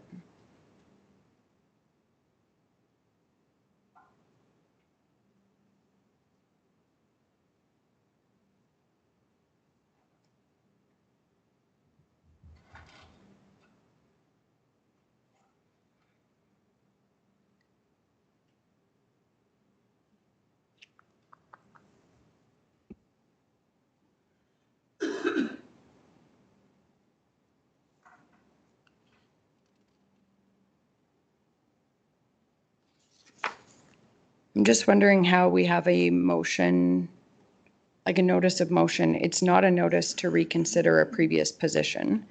It's a notice to send a letter of support, which I would argue is contrary to an existing motion of council. And I'm just finding where that is.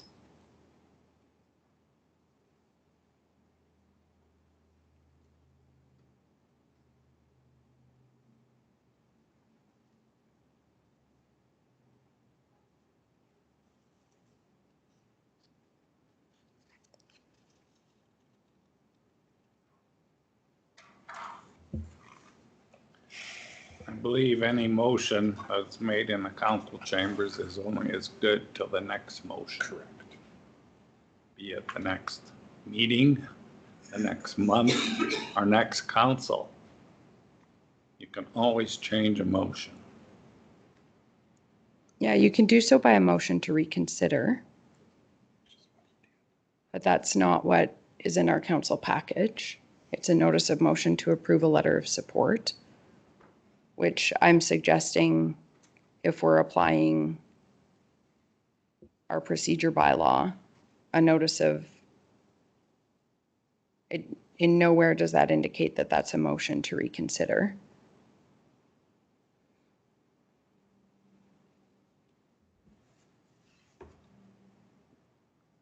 The one part I'm struggling with is we have a letter of support that council gave a motion for some time ago with conditions on it that hasn't been asked to be rescinded. So we have contravening. We're going to have differing motions.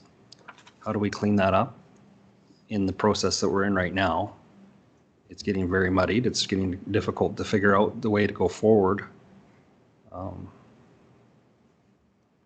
And we seem to push the boundaries of these rules here, and I understand where everybody's coming from.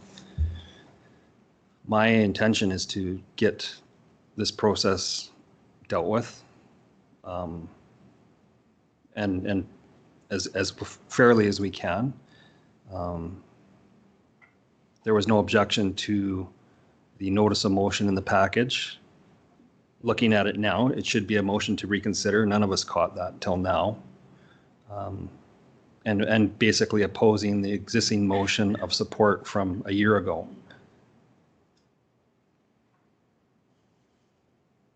So I'm trying to figure out the best way to go forward here. This is not my strong point, but I'm trying as hard as I can. Go ahead.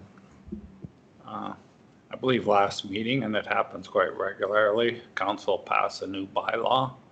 And the first motion after the bylaw is rescind the previous bylaw that we just replaced it with.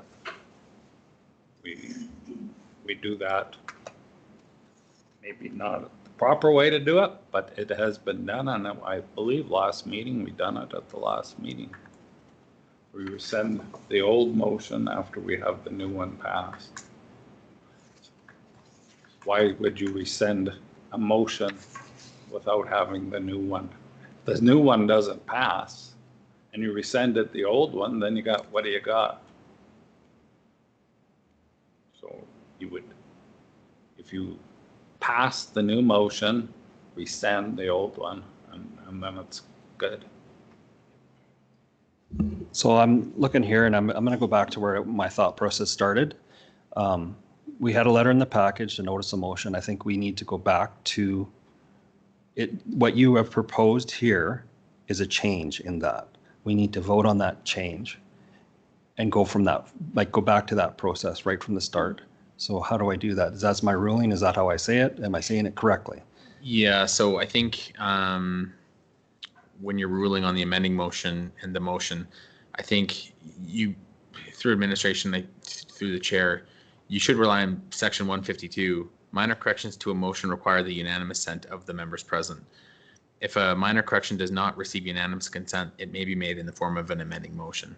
So I think if Councillor Kester is moving to remove that from the motion and there's not unanimous consent, perhaps Councillor should consider voting on that and making that amending motion, and then having that motion voted on. And then if that motion does pass, then it goes back to the letter. And unanimous consent has to be in the form of a vote, correct? No. It doesn't say here specifically, but that you have to vote on it, but you could, just to make it clearer. Okay. So minor corrections, 152, as staff has pointed out, do we have unanimous consent from the members present? That is a minor correction, or is it a major? And I think I know where some people stand already, but I will, should I just go around the room and ask? Or go ahead. So I did already speak to this, but I'll just reiterate my position. When council agreed to the motion that's displayed on the screen, when I was chairing at that time, my interpretation of council procedure as the chair at the time was that that was consent by, there was no objection expressed by council that they would like to see a vote on that minor, what was raised as a minor amendment and raised by the mover. And so from a procedural point of view, at the chair, from the chair at the time, I interpreted that as consent. I would have anticipated that if there was a concern and on a contentious issue, there could be, I see that as a significant change to the motion. Let's vote on that as an amendment. That was not raised at the time. My feeling is that that has been raised now to try and preclude the other amendment that I have proposed that I would argue strengthens our letter of support. So my thought process on that, and I don't disagree with that, but there is, the amendment could be passed. We have to, so obviously we don't have unanimous consent, I don't believe. So we'd have to vote on the amendment. If that fails, and if the motion fails, there could also be another motion arising. Or can we still proceed with another amending motion? Or is that's something I'd have to rule on again to find out if it's too far away from the original motion? If we go back, now this is getting into 3D thinking here, but okay. So I think we have to go back to, there was a motion in the package. I don't believe we have unanimous consent. Is anybody saying, is everybody in favor that we? Well, I think the question around unanimous consent, and I'll just check, I think point of orders are supposed to be raised at the time. And there was no point of order raised until after my amending motion was raised. Okay. And so I'm suggesting the chair at the time, and it's based on council's application of our procedure bylaw, which obviously we have been implementing more strictly due to a number of circumstances. But at the time, there was certainly no disagreement, no expression of a lack of unanimous consent, which, obviously is addressed as I just want to get the language, a minor correction, or friendly amendment, which when nobody objected to that and it was presented as one motion, I interpreted that as that was the motion we were contemplating. Fair enough. And so I'm not sure that we can rewind to that point. From a procedural perspective,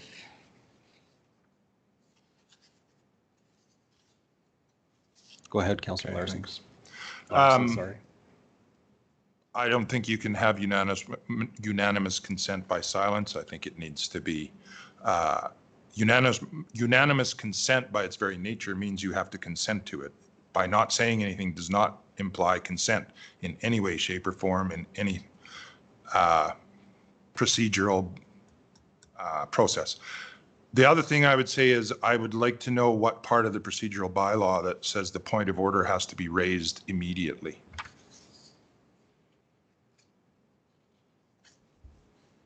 so I'll also point to section 35, where meeting procedure is a matter of interpretation by the chair, subject to the rights and privileges of the member.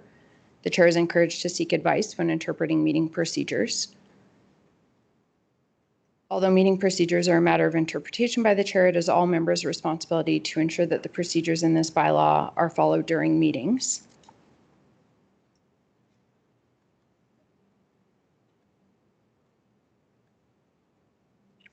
And then it also goes on to say, obviously, we do have the authority to temporarily suspend the rules or a specific rule only in effect for the meeting at which the resolution is passed. And it's a good point that you raise around, and I remember having this discussion when we reviewed our procedure bylaw. Some councils don't allow any informal amendments or friendly amendments. Council did all agree to this procedure bylaw, and we have never voted on an amendment under section 152. I think it nullifies the spirit of section 152, which from recollection was just put in place to streamline meetings and allow for that informal process. And it obviously is included in our current procedure bylaw. We do have an opportunity to revisit that for absolute clarity if it's not helping with the orderly procedure. At the same time, if we're going to do that, I would just like also clarity on whether we would be permitted to do a second amending motion, obviously after contemplating the first amending motion, but from a procedure perspective, I can't think of another board that I sit on or committee where you can't have an actual second amending motion considered in its own right. And then to the question around point of order.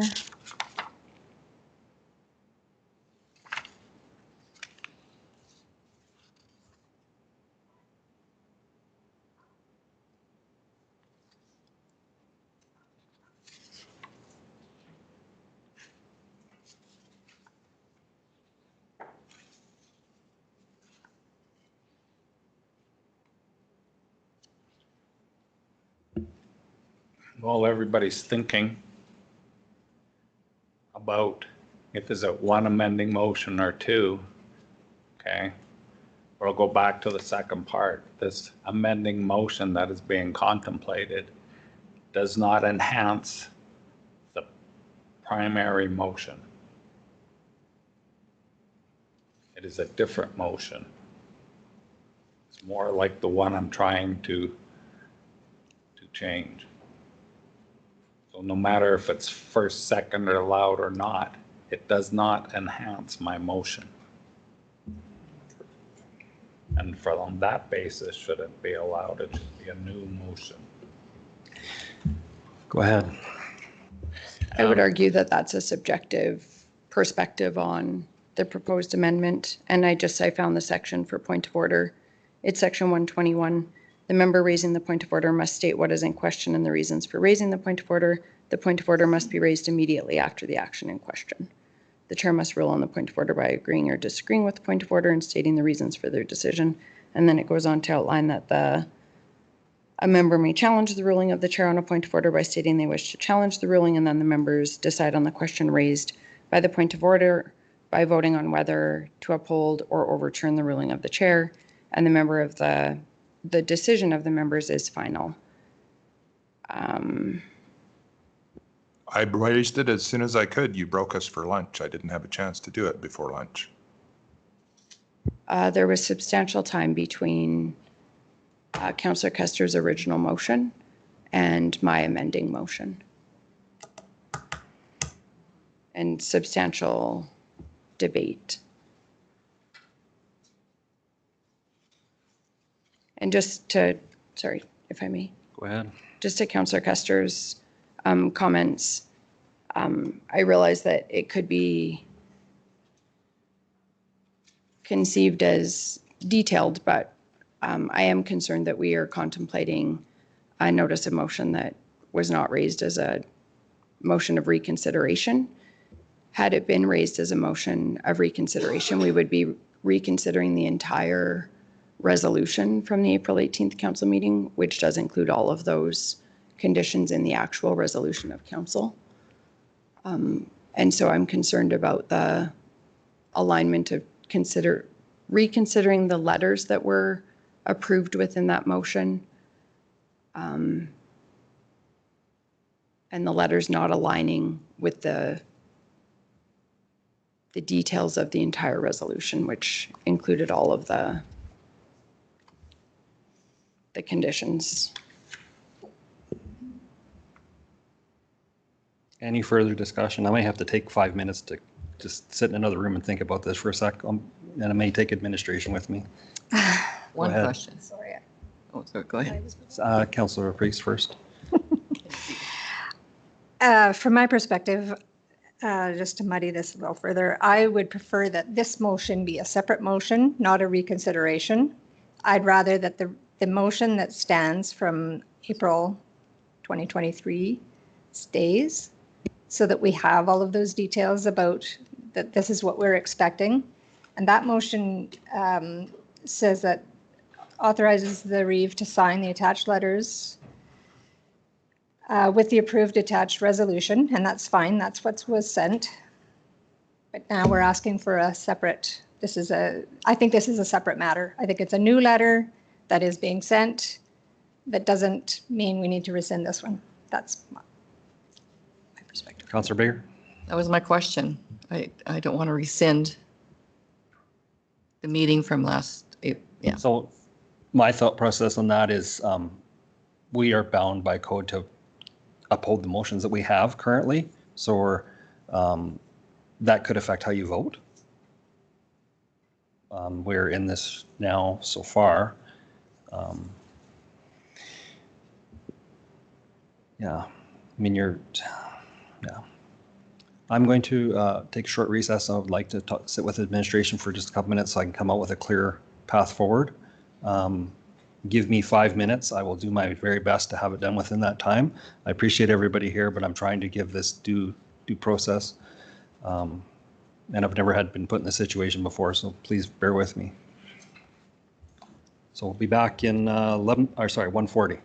And keep in mind, we have a whole full agenda before us, so.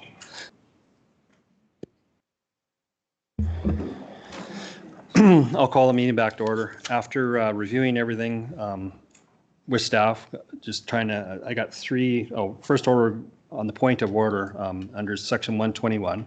Unfortunately, it wasn't raised immediately after. So I will rule that's how do I word that? Not held up, upheld. And the point of order is not upheld. The point of order would be out of order. Out of order. I'll go to, there's 3 different things I'm going to deal with. So I'll go back to the original notice of motion package, and the wording has changed. And through whatever process, there was never really deciding if it was in a friendly amendment or not. So I believe we should sorry, I stepped ahead. The amending motion on the floor currently, in my opinion, does not improve the wording of the main motion. And I focused on the word improve, and I looked at that from an unbiased perspective, because there's obviously two conflicting sides here, which is great debate. So that motion will be withdrawn, or strike it, or no. I want to be clear after this. And then on the amendment from the original process prior to lunch, there was a motion on the floor from Councillor Kester, included in the package. If the wording had changed, we have to go back and look at decide if it's in a friendly amendment. If it is, no problem. If it needs a vote, we'll call a vote and to see where it goes. That motion would then be put forward. If there's an amendment from that point, we can go down that road again, or that motion could be called and see how it goes there, and then we'll move from there. Is everybody clear on that? Go ahead. One thing, so the motion that was done in our original motion last April. No, I'm not talking about anything That will previously. not be That is outside of this right now. There has nothing been put forward to amend any previous motions, to change any of that. So that still stands. And I point from further previous discussion, there's 45 motions in that we've put forward. So we've got so much information out there, and we have some letters of support. We're overriding some. So that's just for a councillor to consider what is actually we've done already. And there's been no motion to change any of that. This is another letter separate from that may contradict something that we've done prior. It may not. That's for you to decide. So my ruling will be the point of order will not hold. The other one for the motion on the floor to amend doesn't improve the wording of the motion. And I'll go back to prior to lunch in 152, we require a vote because we never really even went around the room to say, is that friendly or not, or whatever. So I think that's the fairest way to go back to start. And because it was a notice of motion in the package, and we could debate whether it was should have been something else, but that's the way it is right at the moment. And we had it in the package as public information, so we have to go back to that portion. That is my ruling. So do I turn the chair back over? Thank you for your patience and understanding. I'm trying to be as fair as possible. Thank you, Deputy Reeve Clausen. So we are debating, so you have struck my motion.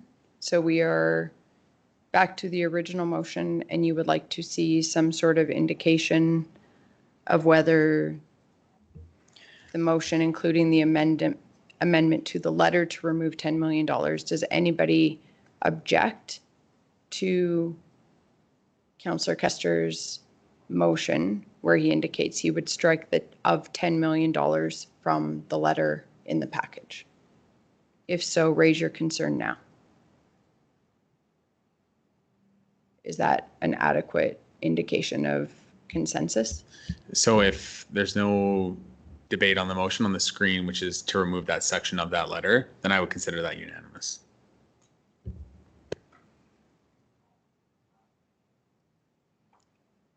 So then we are debating the motion that is on the screen.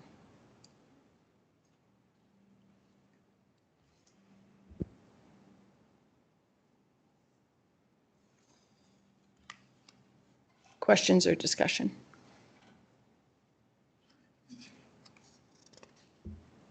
I can put my counselor hat back on, and not the chair. So I've said before, we have a letter here we've already approved, and this contradicts that. That's where I stand.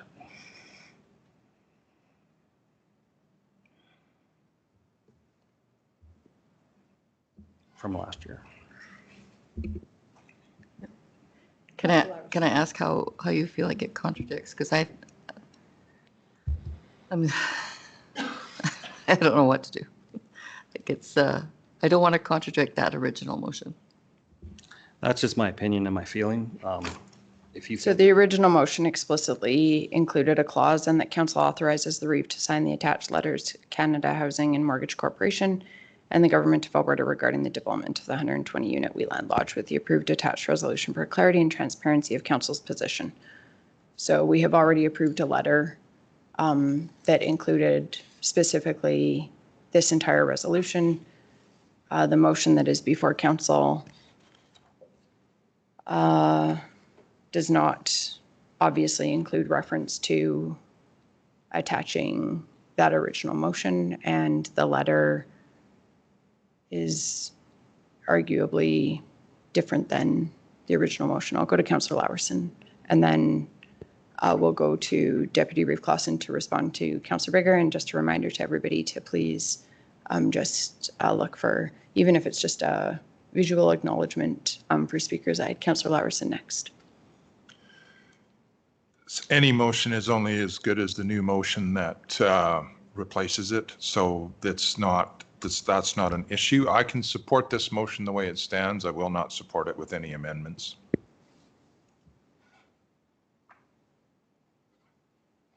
So I'll go to Deputy Reeve Clausen to respond to the inquiry for clarity from Councillor Bigger and then Councillor LaPrice. I believe Reeve Link said it better than I would. The previous motions are out there, and this is, I've said consistently, I want numbers and in there for people. So, you know, an election comes, this may be a new election cycle that's coming forward, at least if I'm not here. At least I can support a motion that has some checks and balances in it for a project of this size. It may be done sooner, but I'm just, that's where I stand. And I don't think it's unreasonable. And we already have one, so.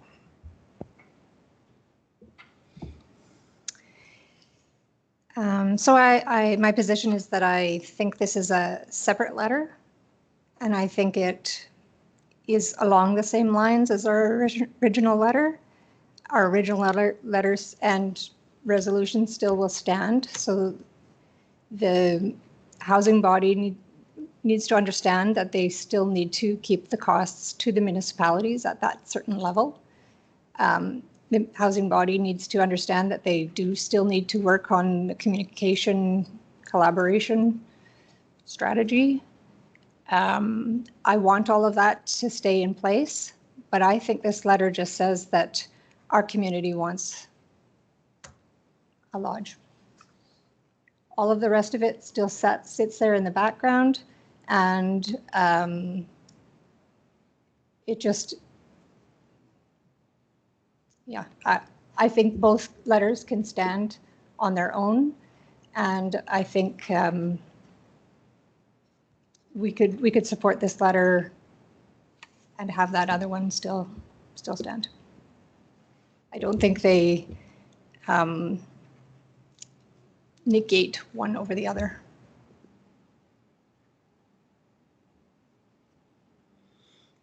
So for clarity, my understanding is I believe that the Housing Board, if we were to approve this letter, would be sending it in replacement of the existing letters. That's my understanding, based on the comment made by the senior executive from Alberta Seniors Community and Social Services.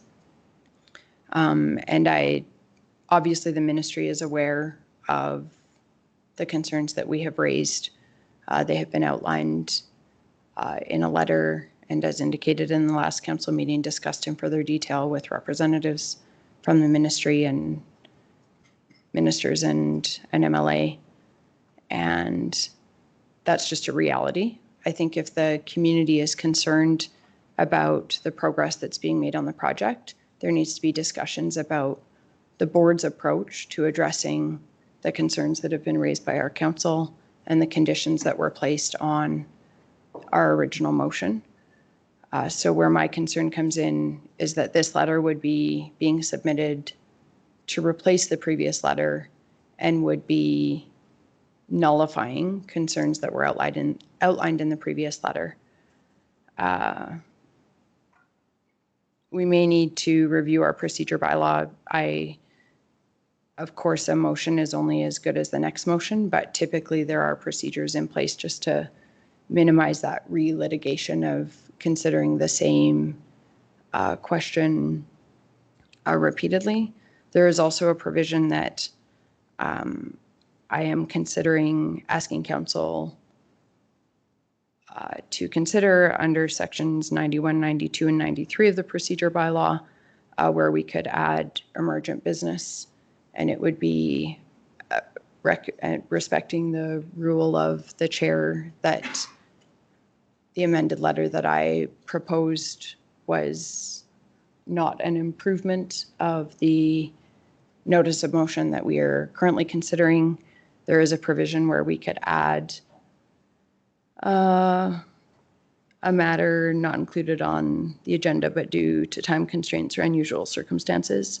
The unusual circumstances I would raise is the fact that, to my knowledge, the $10 million that was outlined in the letter is new information that I don't think was ever spelled out transparently to our council. It was always presented as that portion of I'd have to go to the number, $6.51 million of municipal contribution.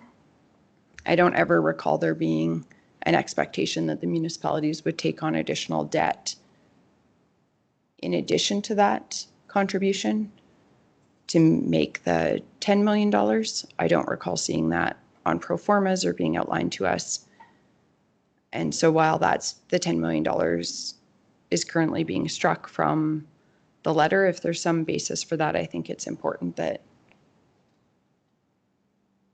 we make clear the level of support that we are considering. And I would like to see a stronger letter of support from Wheatland County Council in order to mitigate risks to our taxpayers.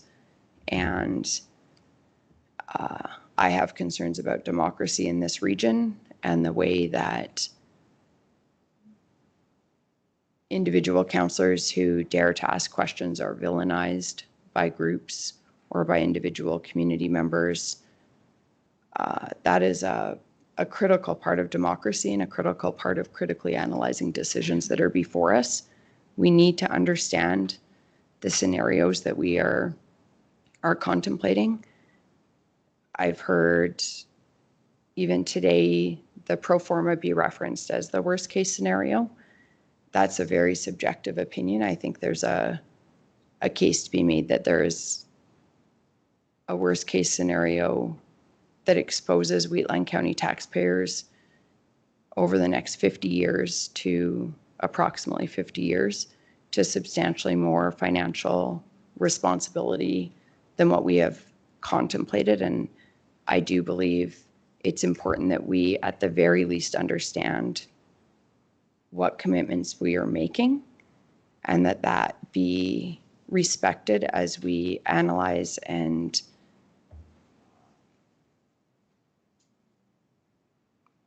have the due diligence that is required with a consideration of this importance.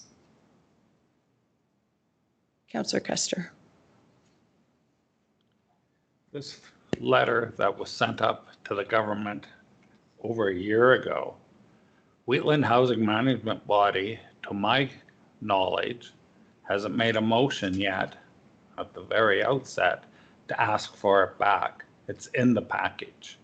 It's in there right now. The letter that I'm asking for today is in addition to it. It doesn't negate it. It's there. It's been read. You cannot unread something. It's simple. We're not taking it out and burning it, asking for anything else. I just wanted one without conditions. We've spent a long time on this. I had other appointments in Strathmore today for a meeting I thought would be over at lunchtime. I'm going to have to leave here soon to make these other appointments. I'm sorry, but I did not know it would take so long.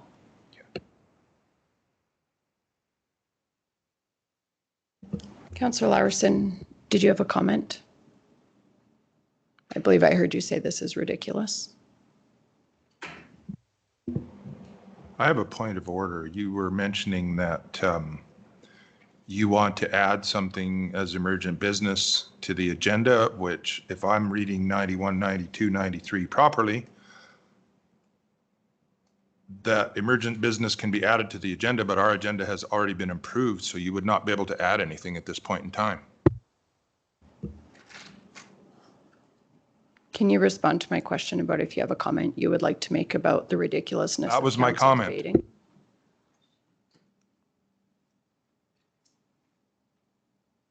Do we need a recess so you can collect yourself?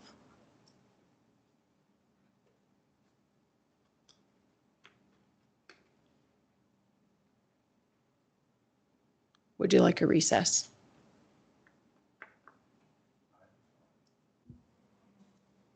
So under section 91, it indicates council or committee may only add or remove items from an agenda by resolution. Changes to an agenda should be considered before its adoption at the meeting, but should does not require it to be adopted at the beginning of the meeting. Council should be made aware of the full ramifications and impacts of a letter of support that we are signing our names to. I take full responsibility for not asking about the $10 million previously.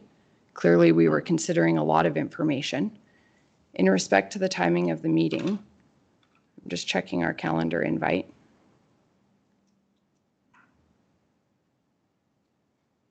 Council meetings are in our calendar from 9 until 4:30, and I typically have the expectation that we will be here all day. It's what I plan for in terms of care for my disabled family members and for my other responsibilities.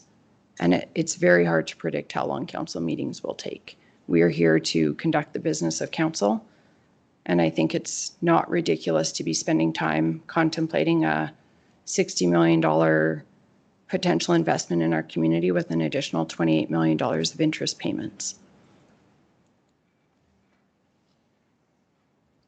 Back to debating the motion that council approve the letter of support as presented and amended to remove the of $10 million for the proposed Wheatland Housing Management Body Project. Councillor Eckert. I'm just going to go back to what my reasoning for this is. Councillor Kester said that he just wants a letter without conditions, and I cannot, in good faith, provide a letter without conditions. I do not understand why a good letter like this council has, since I have been on this board, I've been a councillor, has been supportive of this. So I don't know what the problem is, but to ask me to provide a letter without support, without conditions of support, will not happen.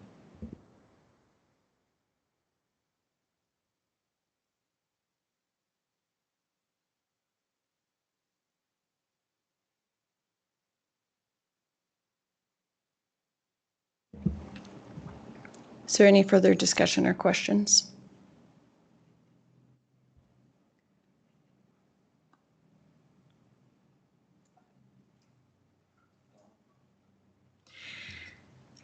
Yeah, I have,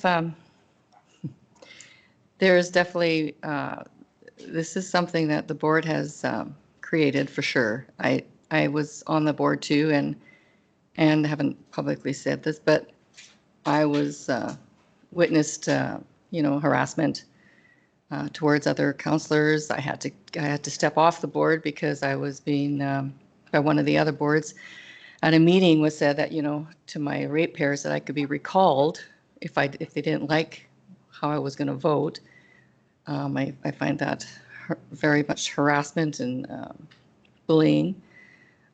It's mistrust that is causing this 5 hours of debate. I do know that we do have to go back to people have to stop going through the fact that the county is not behind this. I was on that board to help get this built, and it was gone nowhere. And then had to step down. but I will be voting in favor of the letter of support. I feel that this is separate. The conditions stand. We have to go back to the board, but I will be watching what the board does with what the information that we've been given today. We've got to stop public mistrust. You've got to come forward information. Questions have to be answered. And I do want that motion that was done in April and those numbers to stand. And I will make sure that I stay here till it's done. Thank you.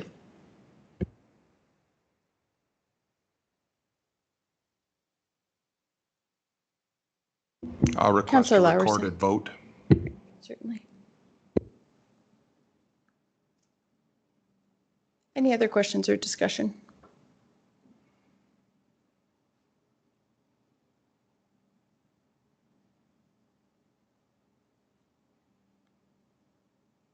So I certainly see both sides of this and would echo much of what Councillor Bigger has stated.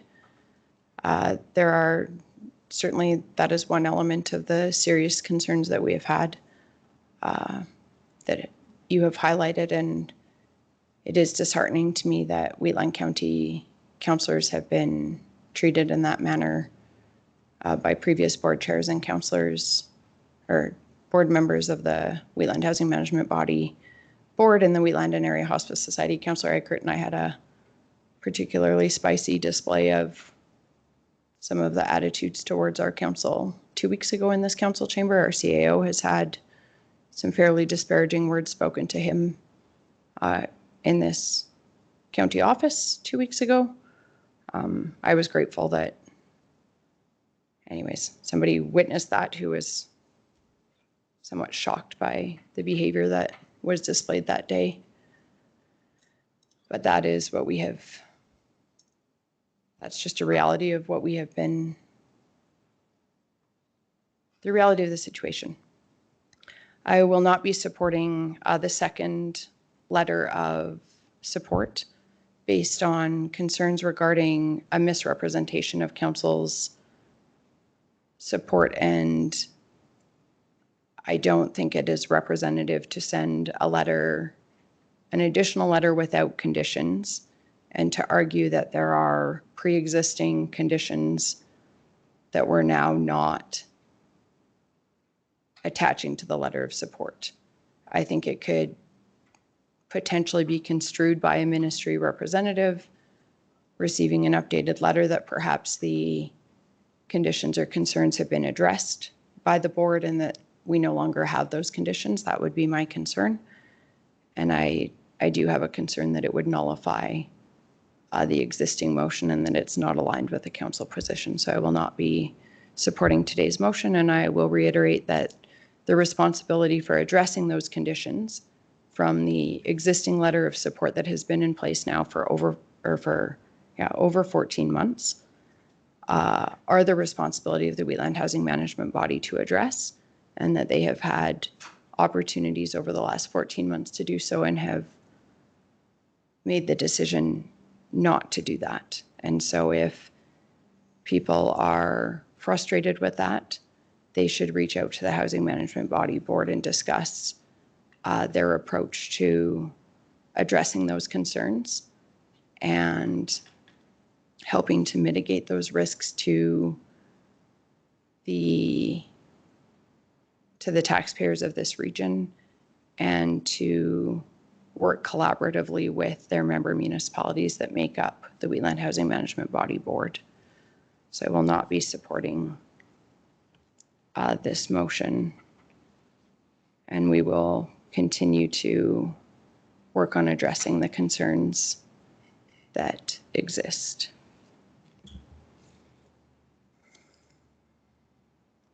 We also do have council direction to also improve communication to the public, because I am also concurrently concerned about the level of information that the public has and what positions are being formed on based on maybe perhaps outdated information about level of service, size, siting, things like that.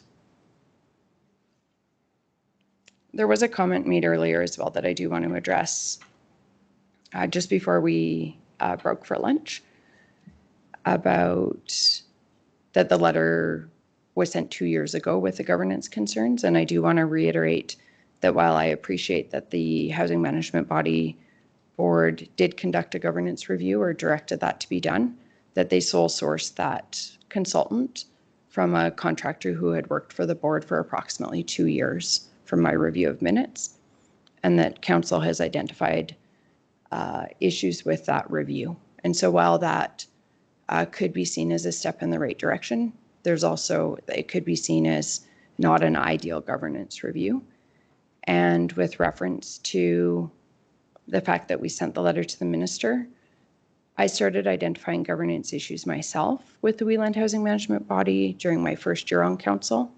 And Wheatland County Council spent 5 years working to address those issues. There were several closed session discussions about incidents that had happened or questions that we had or concerns that we had seeking information. And there was very, very limited access to information or answers to our council.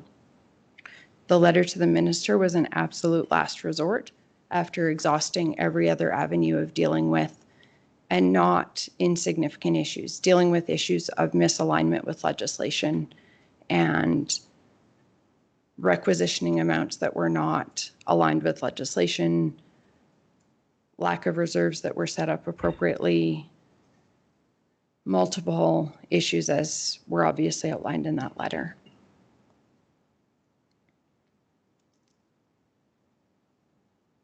And I don't think we can underestimate the impact that not having the record be set straight over the last 14 months has had on individuals and perception of our council, who I know are committed to doing their best as their duties as representatives of Wheatland County. So we will continue with our communication strategy and endeavor to execute that effectively. Is there any further discussion or debate?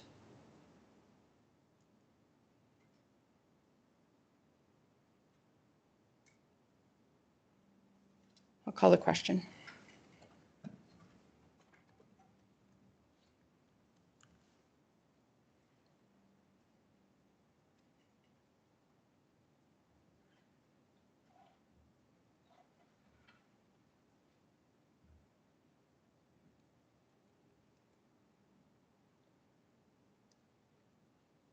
Motion is carried with councillors Bigger, Laprise, Kester, and Lowerson in favor, and Deputy Reeve Clausen, Reeve Link, and Councillor Eichert opposed.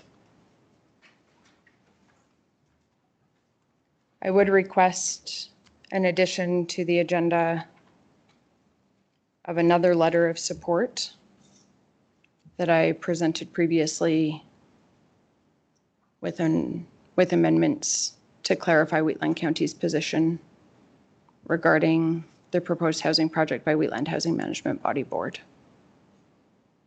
So I'll make that motion. Any questions or discussion? Agenda, yes. So not considering the motion at this point, but just considering the addition. Councillor Kester.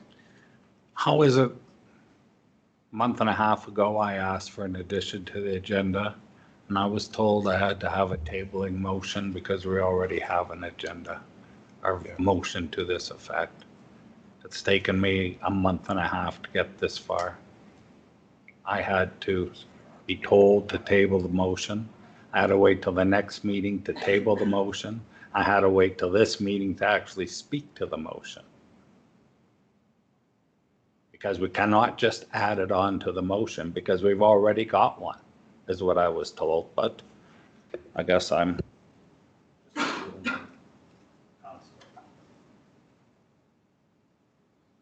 Any other questions or discussion? So there is a mechanism for a notice of motion. That mechanism also includes I know what the mechanism is. I've been through it.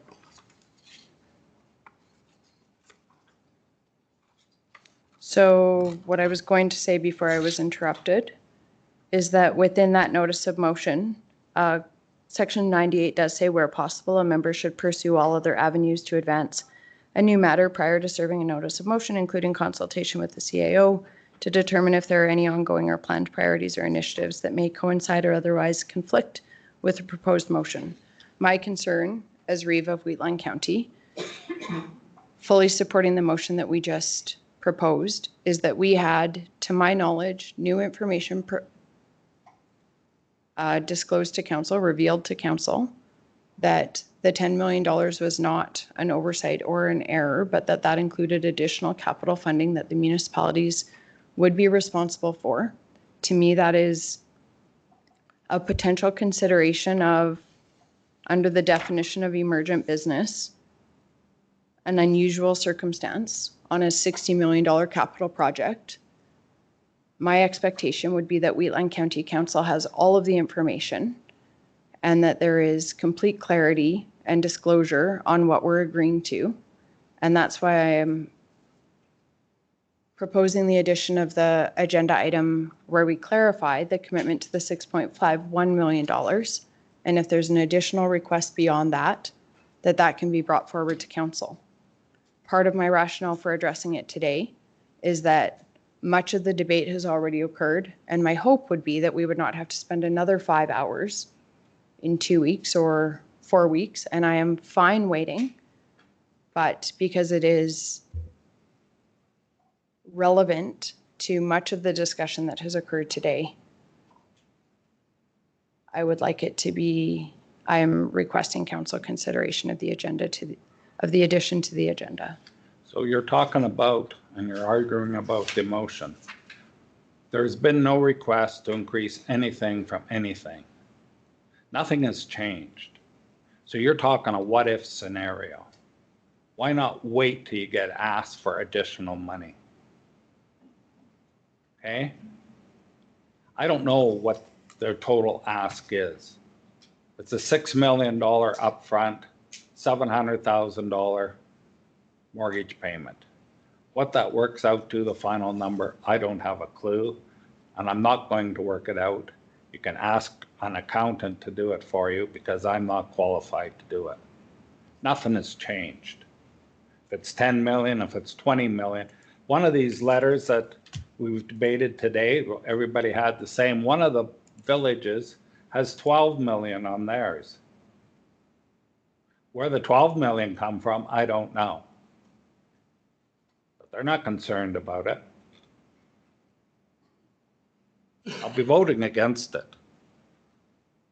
My head just is having a hard time being in this meeting now. I don't know if it's fair to the rest of the participants in the meeting. The participants in the meeting is Wheatland County Council, and I'm concerned. I have to keep a clear head to make a sound judgment. Yeah, and we are expected to be able to be in a council meeting for an entire day, not 5 hours with a 49-minute lunch break or whatever it was. Councillor Lawerson. Another point of order. Your original one was proposed as an amendment. So if you want us to consider a notice of motion, then the notice of motion must include the complete, precise text of the motion to be considered, the date of the council meeting at which the motion will be made, purpose and background of information. The motion, precisely as stated in the notice of motion, will then appear on the applicable council agenda. So I know you feel like you find these gotcha moments in our procedure bylaw, but I will not agree with the point of order based on the fact that I am not proposing a notice of motion. I am proposing the addition of an agenda item as emergent business. You used the words notice of motion. I do not recall using the words notice of motion. I am requesting, as presented on our screen, to add the proposed letter of support to the agenda, and I'm proposing it under emergent business I am concerned that Wheatland County Council is supporting a blank check to an organization that we have serious concerns with their governance, where I have heard the chair stand up in an open public council meeting in another municipality saying that if the province doesn't come through, that municipalities can just pony up more money. And I'm concerned about the ramifications of that for Wheatland County taxpayers. The only way I can contemplate mitigating that risk is through a more refined letter of support. And that is what I am requesting consideration of for an addition to the agenda. Because what we just passed, you could have a $1 million contribution from the government of Alberta and a $5 million loan from the CMHC, and that letter supports it with no constraint on the municipal contribution. Since we're debating. Microphone, Councillor Kester, we're debating the And request. you just did a proposal that we get $1 million and we have to pony up the rest. How is that going to affect the rest of the municipalities? They automatically got to accept it because we put in a letter of support that is exactly the same as their letter of support? Oh, come on, give me a break. So I'm I not thought we were all responsible. adults here. I'm not responsible. Councillor Kester, can you please turn on your microphone and wait to There's be? different rules for different people in here. It's quite obvious to see. Well, council will determine that. My motion may not pass. It will be at the will of this council. This council is not responsible for mitigating risk to the other municipalities, to the taxpayers of the other municipalities. We have no jurisdiction. It is up to those municipalities, taxpayers, councillors, to be critically analyzing this project on behalf of their ratepayers. We can only do so on behalf of Wheatland County. Could administration request a break? Certainly. We'll recess for 5 minutes and reconvene at 2:25. Good afternoon. We'll call the meeting back to order. We can resume deliberations on the motion to add the proposed letter of support to the agenda. As much as I agree with everything you have said, in my mind, the perception that the rules are different for different members on how to do that. Having said that, the fact that you know the rules gives you an advantage. But I would love to see this letter, love to redo this, but I'd love that to be visited at the next council meeting. So to add this to this meeting, I will not be voting to do that. Any other questions or discussion?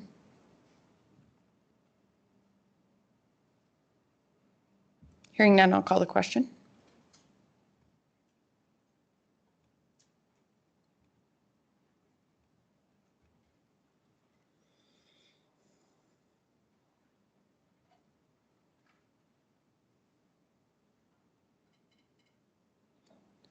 Motion is lost. We will resume council business. Moving to agenda item 2.2.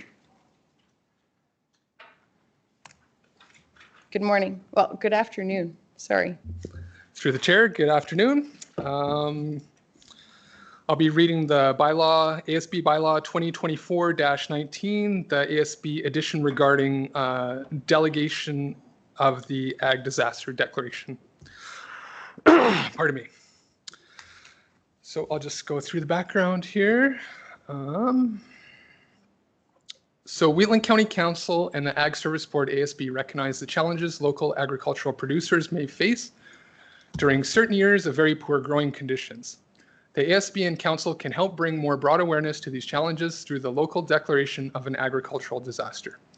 At the ASB meeting held on April 3rd, 2024, the ASB resolution passed 2024-0404, which states that the board directs the agricultural fieldman to present a report to Wheatland County Council regarding the proposed addition to bylaw 2019-29 and include in the report a recommendation from the board that council approve the proposed bylaw addition delegating authority to the ASB to declare ag disasters within Wheatland County.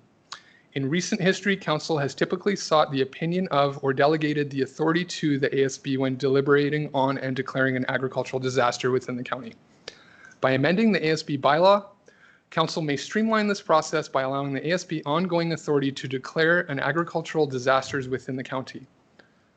Under Section 8 of Wheatland County's Ag Service Board Bylaw 2019-29, the following statement could be added to delegate authority to declare an agricultural disaster to the ASB. Unless previously declared by Wheatland County Council within a present growing season, have the authority to declare an agricultural disaster within Wheatland County if conditions warrant such a declaration based on data obtained from reliable sources using a generally recognized agricultural condition assessment tool. The Rural Municipalities of Alberta publication, A Guide for Declaring Municipal Agricultural Disasters in Alberta, publicly available on the RMA website, is the tool the Wheatland County administration has relied on in recent years for evaluating the agricultural conditions within the county and for advising the ASB and council on this matter. It is intended that this will also be the primary evaluation tool used in future years unless an alternate tool becomes more widely used or accepted within the province or region. The guide is provided as an attachment to this report for information. An ASB meeting is typically held in early July of each year, and by that time in the growing season, an assessment of crop conditions can be observed to determine if conditions are favorable or not. Using information provided by board members, administration, crop reports, moisture situation updates, the ASB would typically by that time have the information needed to make the determination whether to declare an agricultural disaster for the growing season. If during the growing season, council and ASB wish to deliberate making an agricultural disaster declaration, a regular council or ASB meeting was not scheduled, a special meeting may need to be called for the ASB and or council. The recommendation to delegate this authority to the ASB is being made under the premise of streamlining the associated administrative processes.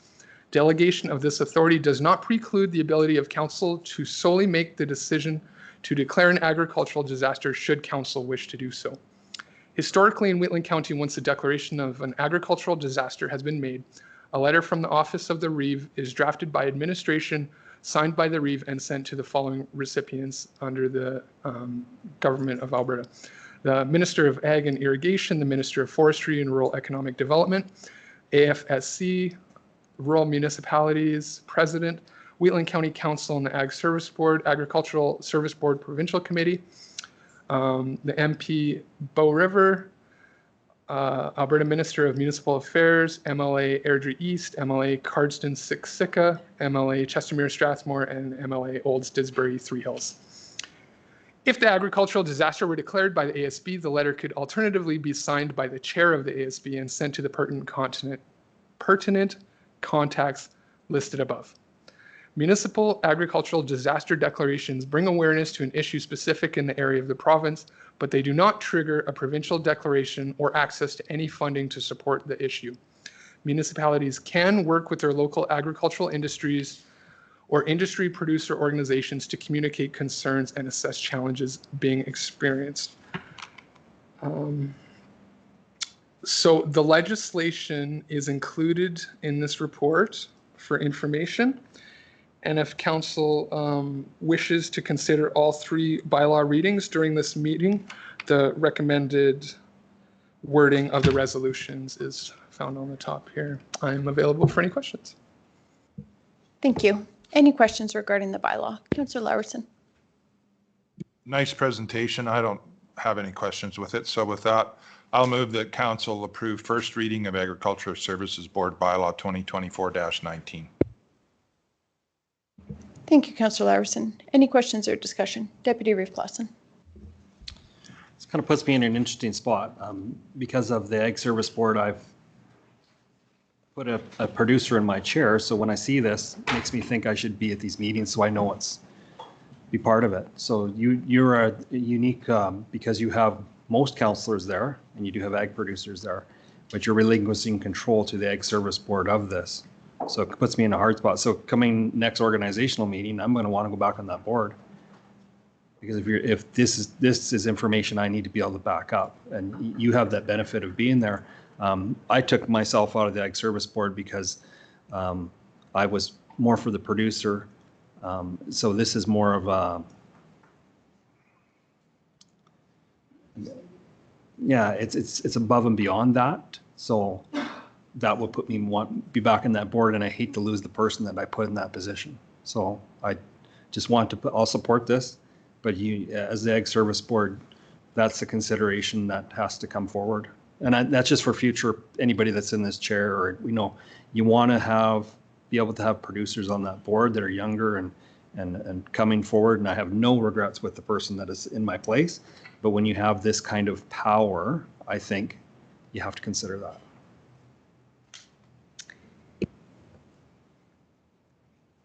Any other questions or discussion? Councillor Priest? That's a really good point, and I actually did not think about the fact that you don't sit on that board. However, I think that this does just try to streamline some processes. Really, the Ag Service Board has one chance to do it in the July meeting. It would be any kind of early season disaster. Of course, lots of times these occur later in the season when crops are up and then something happens to them, whether it's drought or too much rain or pests or whatever, lots of things, rain, whatever.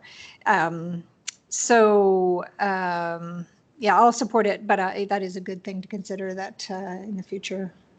But it doesn't preclude council from making the declaration if something was to happen later in the season. So. George here again. I'd just like to point out that the declaration of an agricultural disaster is an awareness tool that does not trigger funding.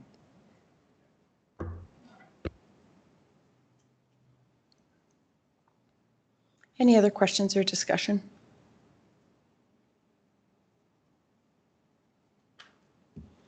I'll call the question.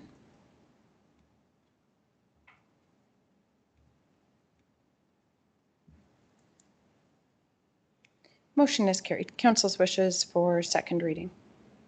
I'll move second reading. Thank you, Bylaw Councillor. 2024-19. Thank you, Councillor Kester. Any questions or discussion? I'll call the question.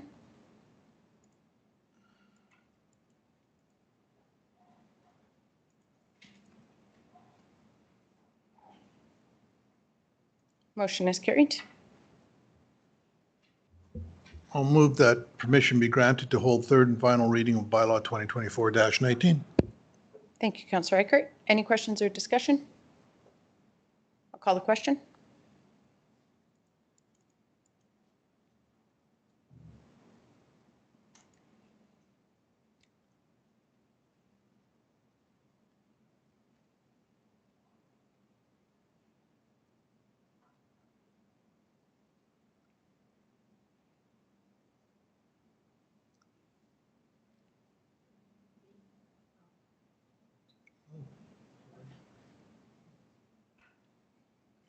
Motion is carried unanimously. Council's wishes for third reading.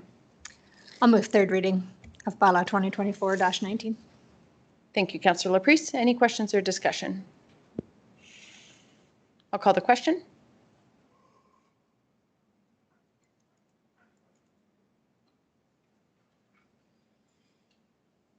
Motion is carried. We'll move to agenda item 2.3.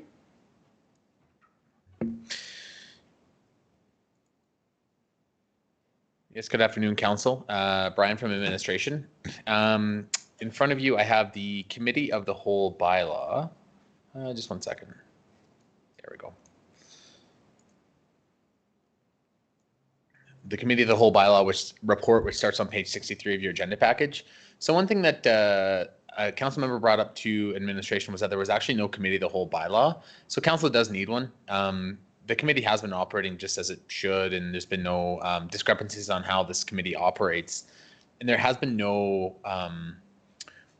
points of order or anything wrong with this committee, how it stands, but we just need to get everything kind of encapsulated in a bylaw just to make sure that we're compliant with the Municipal Government Act. So upon preparing the committee of the whole bylaw, administration brought forward some enhancements to this bylaw, and just to delegate additional duties to the bylaw, just so decisions can be made and the committee can direct administration. So kind of the general thought on this one is that administration, the committee of the whole consists of all of council. And this committee really does look at policies, and the committee does provide direct administration to do things. So what we did is that we included in the new bylaw that the committee has the power to amend, rescind, just under point, approve, amend, or rescind council policies. So what we're doing here is we're just trying to streamline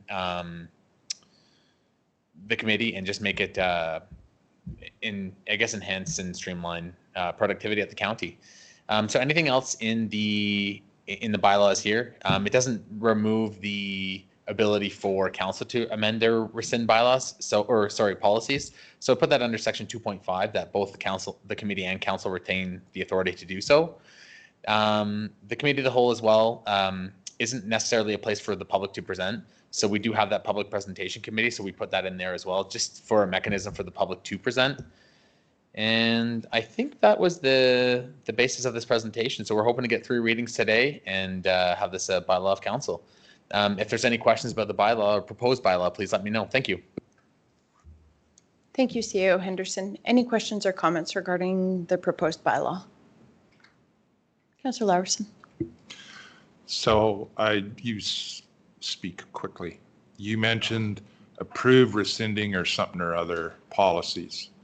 Is there other municipalities that have that in their committee of the whole bylaws? Yeah, so through the chair, there's other municipalities that have just policy committees that approve policies for council. So that there's certain items that can and cannot be delegated by council. So approving or rescinding policies can be, that authority can be delegated to council to either a committee, which would include the committee of the whole. So there's certain things that cannot be, and I try to list as many as I could in the request for decision. So in the 3rd paragraph under the report, it mentions including passing or amending bylaws. So bylaws cannot be delegated, and that's sections 180 and 181 of the Municipal Government Act, adopting a budget. So that has to be done by council as well, and hiring a chief administrative officer. So all those activities must be done by council. There's other things like borrowing and lending. Those are all done by bylaw though. So that kind of gets covered by sections 180 and 181. So I guess there are certain committees that do that. Rockview County does that. So they have it's not called the committee of the whole, but it's called their governance committee. So they can do it there. They also, at that governance committee as well, they also have other items that they do which aren't included in our committee of the whole. So one thing that they included was departmental reports. So they meet 12 times a year, the governance committee. But again, we're just keeping it at 6. So we do our budget kind of review at the committee of the whole. And then we just have one every quarter. And I think there's another one somewhere tucked in there. There must be. So. Any other questions or discussion? So I have a question about the section around section 2.3 around authorization to approve, rescind, or amend policies. So that will contradict our procedure bylaw, section 49. So would it be prudent to bring back amendments to the procedure bylaw at the same time that we do 3rd reading of the committee of the whole bylaw so that we have alignment between the two? So section 49 of the procedure bylaw under committee of the whole meetings, 49 indicates that council may ask questions. However, debate that leads to a decision is not allowed. The meeting is to discuss, ask questions, and an informal consideration of a matter. So I'm totally comfortable with the proposal to bring policy consideration into the committee of the whole, and I think I support it. I think it's a great idea. We just need to see that alignment between the two documents.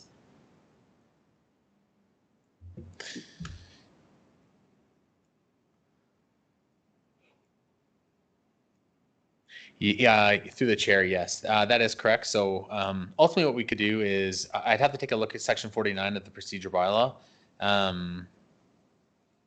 You could just amend section 40 or paragraph 49 to say something along the lines of council, well, the committee, or you can even delete that section, to be honest. I can find some wording around that, but I do agree that the procedure bylaw does need to be amended as well.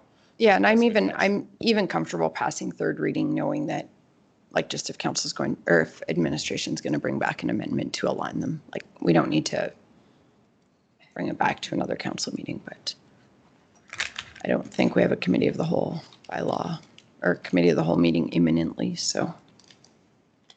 Any other questions or discussion? Council's wishes. I'll move that council approve first reading of bylaw 2024-21 committee of the whole bylaw. Thank you, Councillor Bigger. Any questions or discussion? Call the question.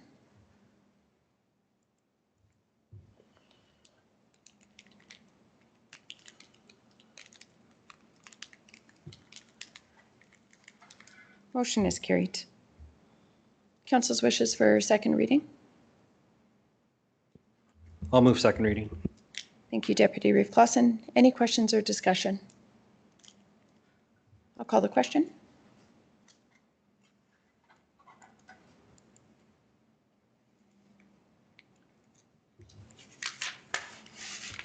Motion is carried. Council grant permission to hold third and final reading of bylaw 2024-21. Thank you, Councillor Reichert. Any questions or discussion? I'll call the question.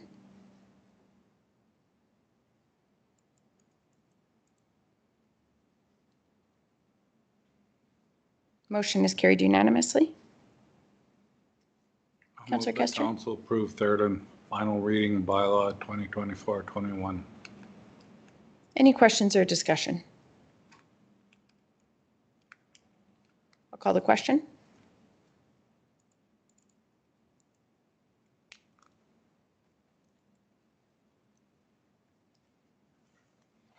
Motion is carried.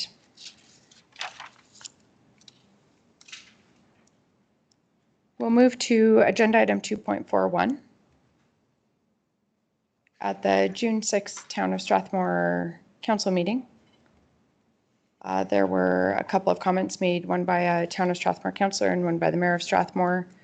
The 3640 point in the meeting, Councillor Langmaid indicated recently Wheatland County has pulled their support for the project and refused to put further dollars forward, in which case that to me would be one of the off-ramps we've identified. So all of that being said, thank you for putting up with my preamble. What I'm wondering is still, again, why now? Because this seems like we have, like, it seems like the project is stalled at this moment. So I wonder what is, and then she goes on. Sorry, I just transcribed the meeting. But obviously, municipal councillor in another jurisdiction inappropriately conveying a position of our council that is not accurate.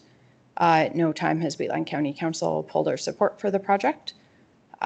We did not support a motion to advance further funding for a Class A budget. Part of the consideration of that was comments made by the board chair and Councillor Kester that a Class A budget was not required. But just concerning, particularly given the divisiveness of this project and some of the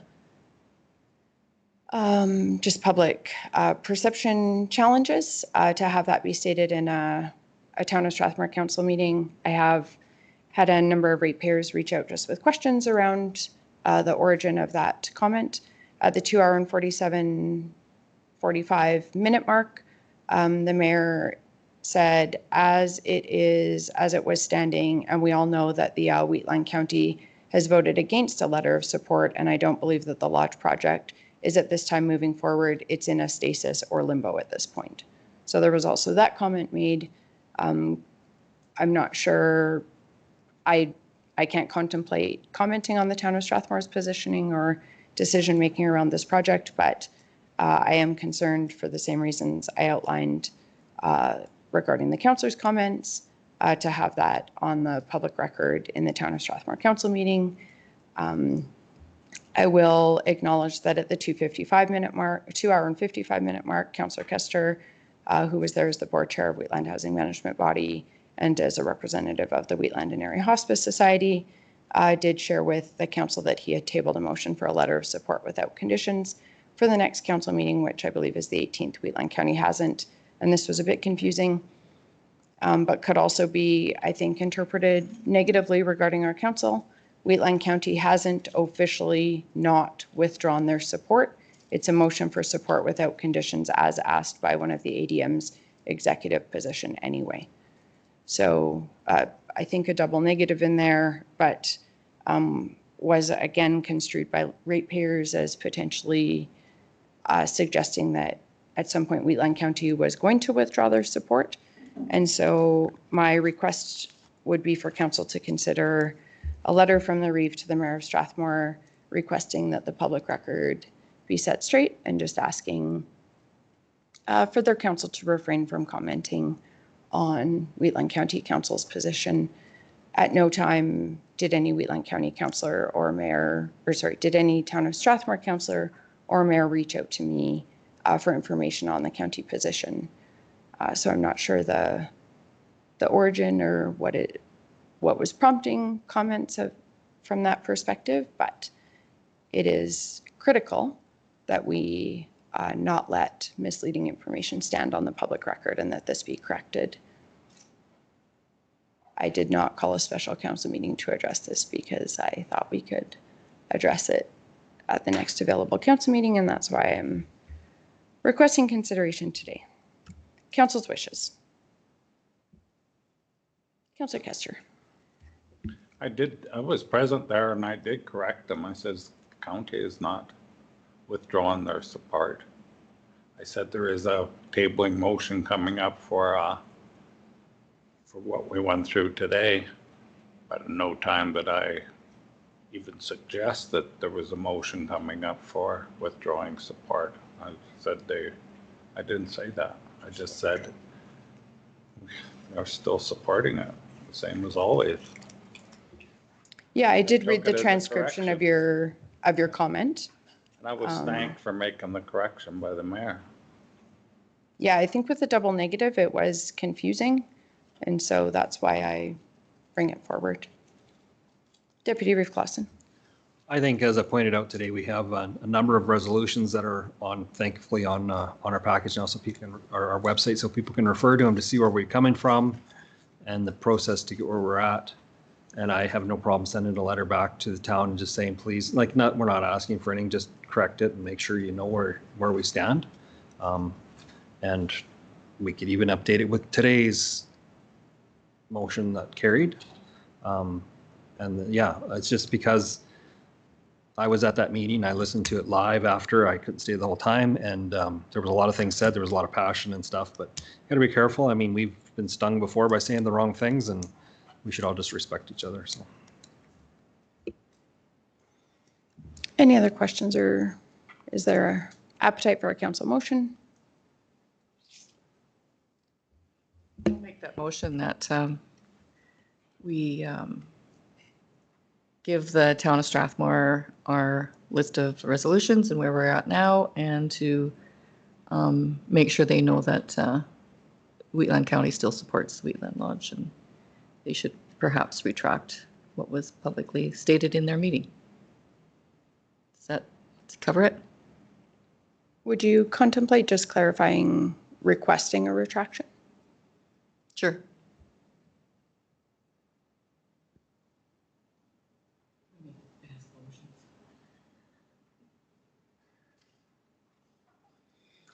We'll just give administration a moment.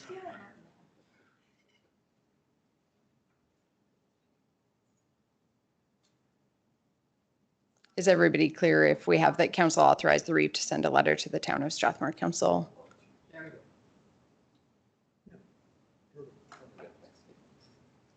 don't know about the retraction. Yeah, just for a, just. I not listened to them, but I think maybe. Councillor Kester, you don't have your microphone on, and we'll go to CAO Henderson. Just for point of clarity in the motion, I think that the motion needs to be a little clear for administration to follow. Just because at this point it just says requesting a retraction. Yeah, I think that if Councillor Bigger would be open to amending parts of. Comments misrepresenting Wheatland County Council's position on the Wheatland Housing Management Body Project. I'll slow that down. Retracting comments made by Town of Strathmore Mayor and Councillor misrepresenting Wheatland County Council's position regarding the Wheatland Housing Management Body project, proposed project. From the June 6th, 2024 council meeting. I'll confirm the date.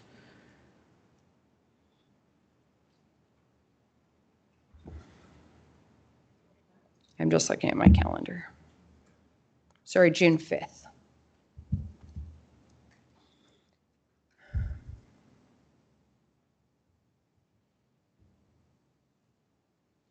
Councillor Baker.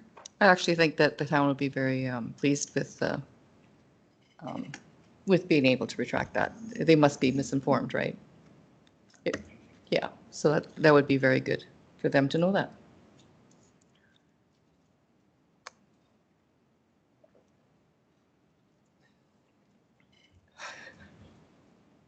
So the motion reads, Councillor Bigger moved that council authorizes the Reeve to send a letter to the Town of Strathmore Council with a list of resolutions and requesting a retraction of comments made by the Town of Strathmore Mayor and Councillor misrepresenting Wheatland County Council's position regarding the Wheatland Housing Management Body Project from the June 5th, I guess we'll say Town of Strathmore Council meeting. And just an apostrophe in councils.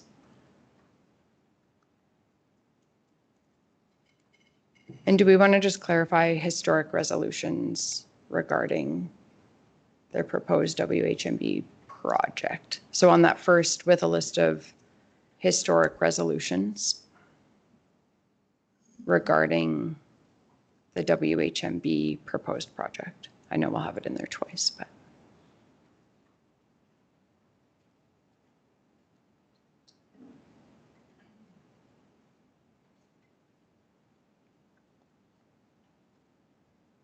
Just so we don't send them random resolutions. I wish there was a kinder way to do it because I think the mayor did retract it when I informed him.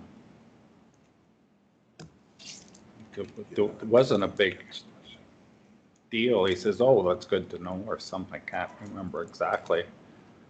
But it was, nothing carried on. I don't know how you can make it. I don't think there's anything harsh about it. We're requesting a retraction. But if he already did. It was certainly not the ratepayers who have reached out perception that he did. And if he did, I guess he can respond with a letter outlining how he retracted it, and then we can settle it that way.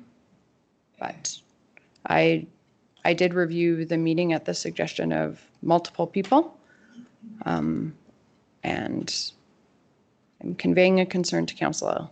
Again, this, with reference to any other matter, may not be as significant, but I would say there's some serious polarization and vitriol that has surrounded this specific project, in no small part due to communication issues. And I don't think we need anything exacerbating that right now. So I try to focus on Wheatland County Council and our work that we are responsible for, and it's frustrating when other elected representatives misrepresent our position. Any other questions or discussion? I'll call the question.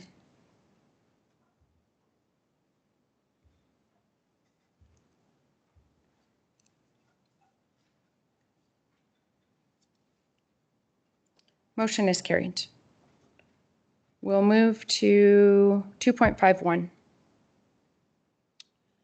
Yes, good morning, or good afternoon, Council. Brian from Administration. On page 72 of your agenda package is the Council Resolution Tracker. So the report starts on page, the RFD starts on page 72, and the actual Council Resolution Tracker starts on page 75. If there are any questions about the Resolution Tracker, please let me know. Thank you.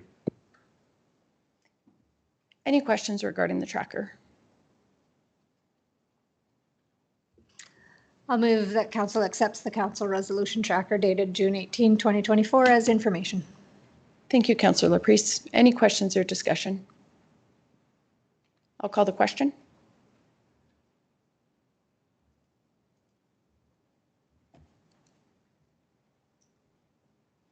Motion is carried. We'll move to agenda item 2.52. Yes, good afternoon, Council. Brian again from Administration. Page 81 of your agenda package is a review of two policies, the workplace violence and respectful workplace and harassment protection policies. So there is a provision under OHS that these policies are reviewed once every 3 years. Administration does review these policies on an ongoing basis, of course. But what we're doing is we're bringing these to council just so council is aware, and council does authorize that they also have reviewed them once every 3 years.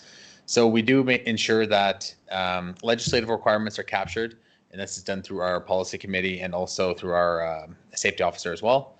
And she works with our manager of people services. If there's any questions about these two policies, please let me know. Thank you. Thank you, CAO Henderson. Any questions or discussion? Deputy Roof Clausen. Just a question, are we included in this as counselors? You would be. You would be for sure. Well, some of this stuff, oh, yeah. Not when you're in the truck. No, threatening emails, like there's some stuff in here, it's like, yeah. I've received many of them. Feel informed, but threatening nonetheless. So what do you do? I mean, we are an elected official. How can you combat that with this? Like I'm just in all reality, because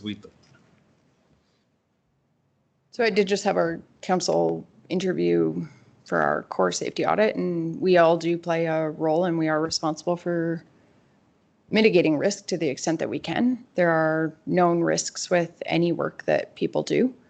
I guess it relates to my comments regarding the previous agenda item. There's things that individuals can do to exacerbate vitriol and the environment that we live in, whether it's violence or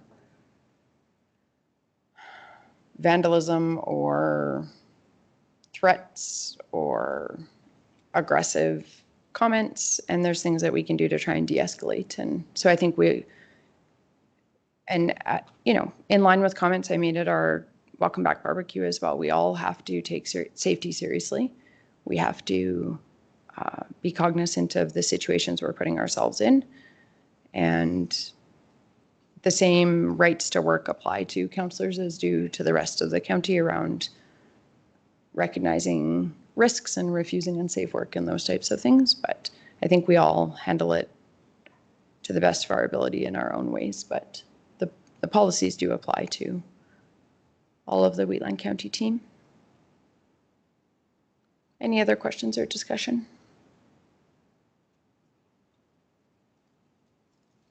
Council's wishes.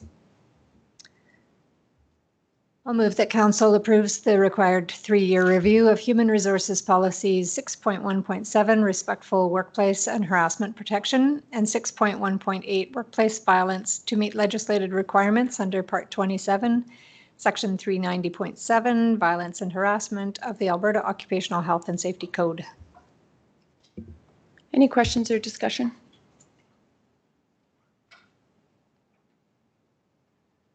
I'll call the question.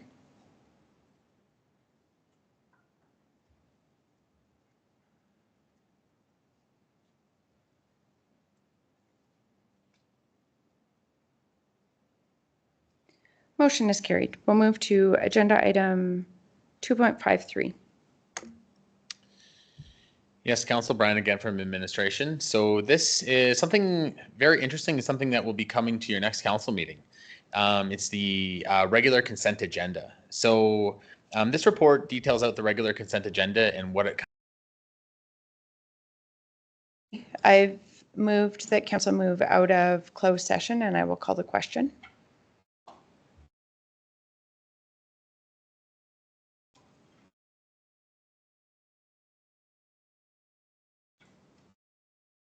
Motion is carried, and there are motions arising from closed session. Deputy Reeve Clausen.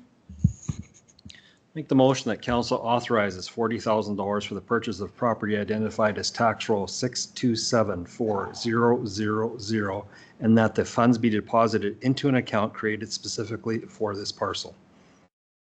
Any questions or discussion regarding the motion? I'll call the question.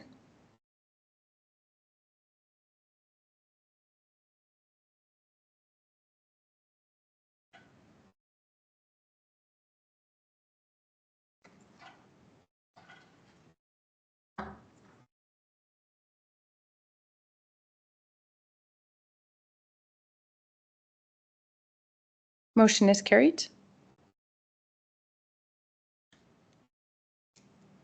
There's a motion arising regarding CAO performance evaluation.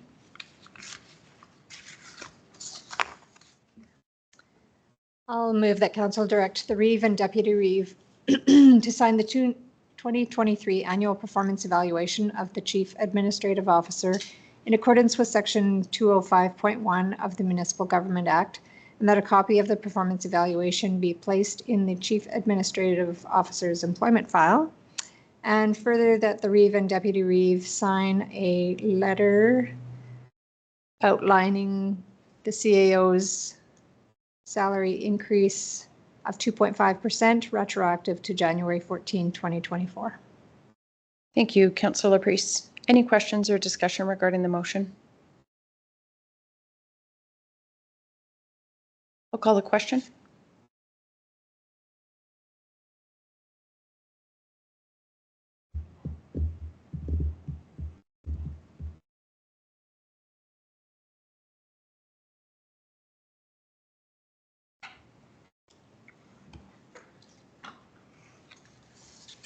Motion is carried. That brings us to the conclusion of our agenda. Meeting is adjourned. Thanks, everybody. Kind of entails. So the purpose for the regular consent agenda is to streamline council meetings as well, where there's no debate on items that are reported.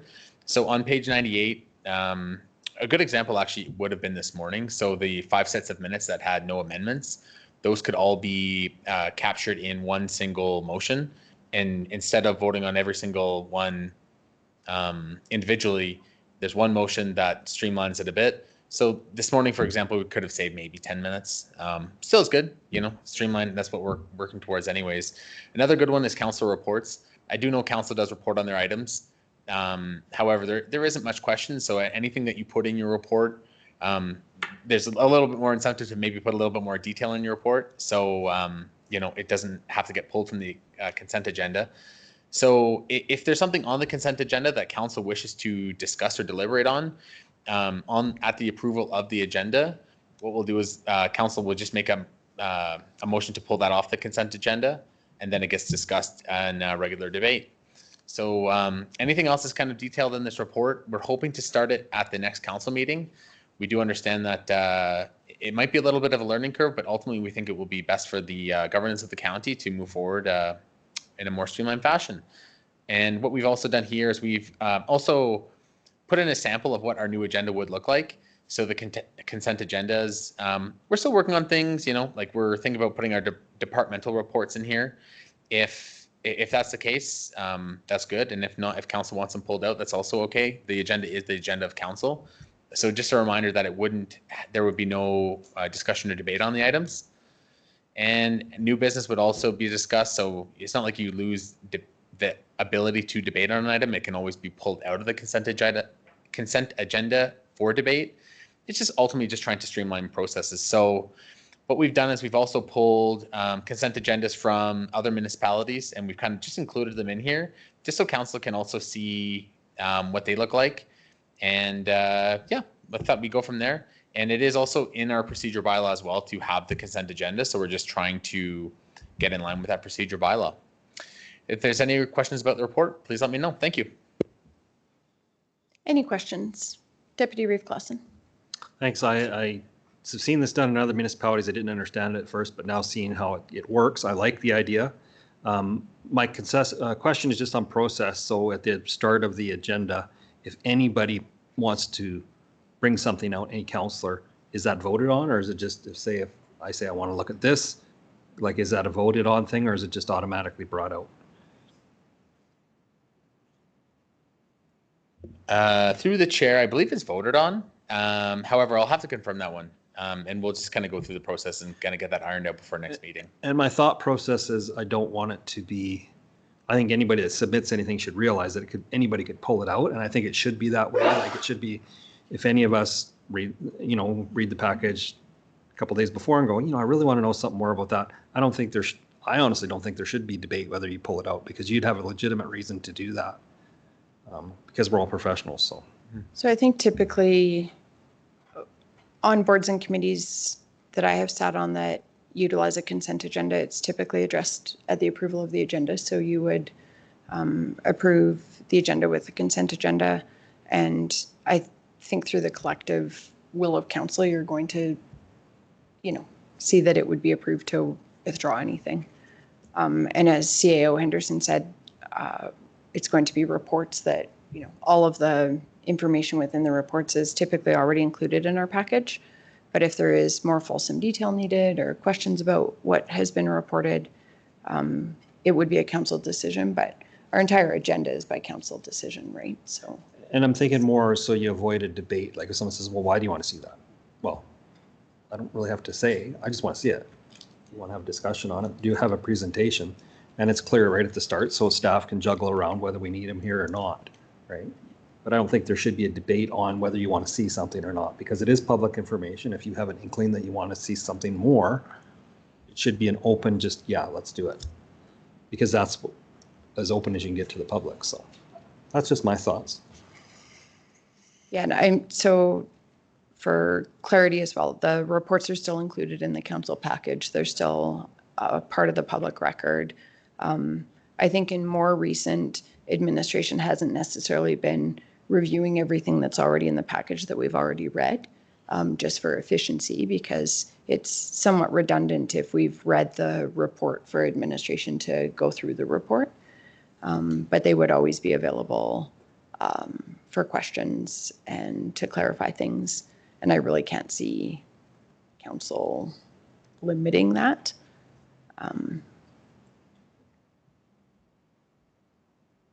So there is that motion required. Councillor Laprise. So I like the idea generally that, especially for minutes and correspondence and things like that, I do think that one thing it does is limit discussion, which so sometimes it's nice when administration presents their report and we point out something that's a positive thing that's been done, that we would lose that opportunity to kind of highlight the great things happening here. And I would also say that if we're doing that, then council would need to do maybe a better job of describing the committee meetings that they sit on, board meetings, because right now we kind of discuss them instead of having them written, I guess. So those are my 2 points. And then I was just looking at our procedure bylaw, and I think this might still need some clarification. I don't know if I understand it exactly. Point number 89 says a member of council may select one or more items from a consent agenda and remove them for debate. A motion is required to remove an item from the consent agenda without debate.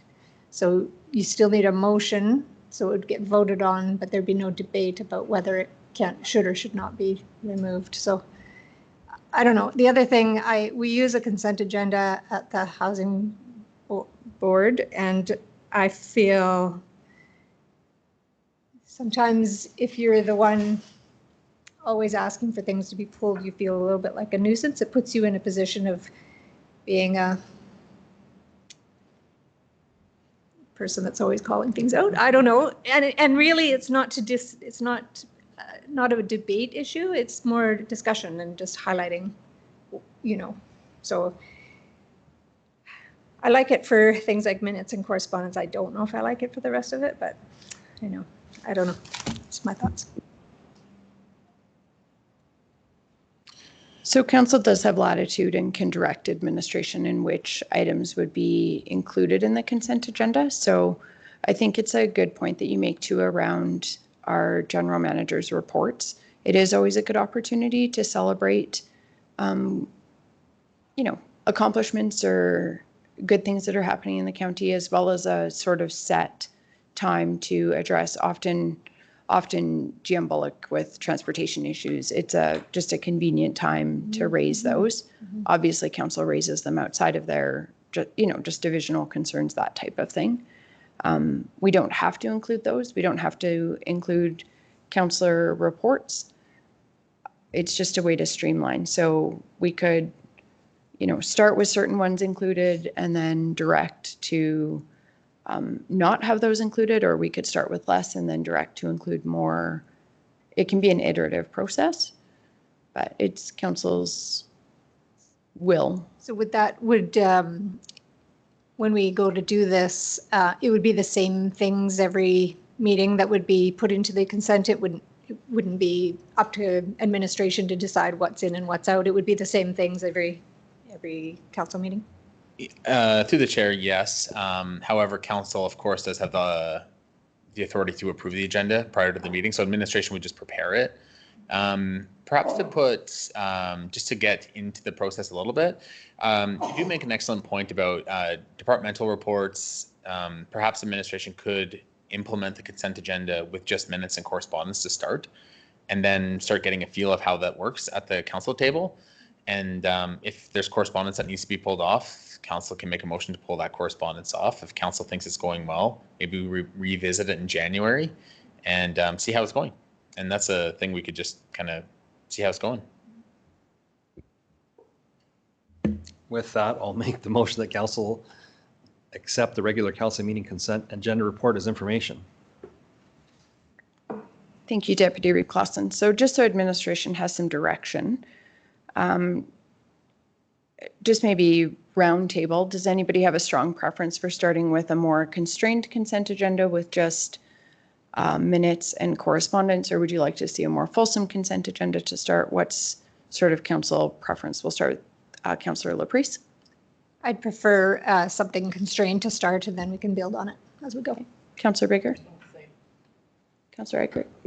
I'm constrained. Deputy Reeve Clausen. Same. Councillor Kester. I'd like to see the minutes and councillor reports and correspondence. Councillor Laverson. I would agree with Councillor Kester. Okay. So it sounds like there's sort of majority support for starting with leaving the councillor reports out, recognizing that there is some difference of opinion, and we do have the latitude to move towards that as we start instituting or implementing this mechanism. So I don't know if that gives administration good direction, but any other questions or discussion on the motion?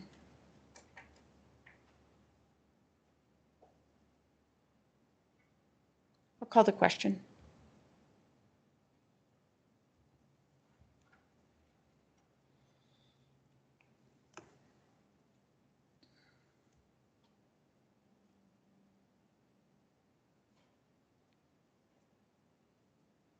Motion is carried. We'll move to agenda item 2.54, local government fiscal framework agreements.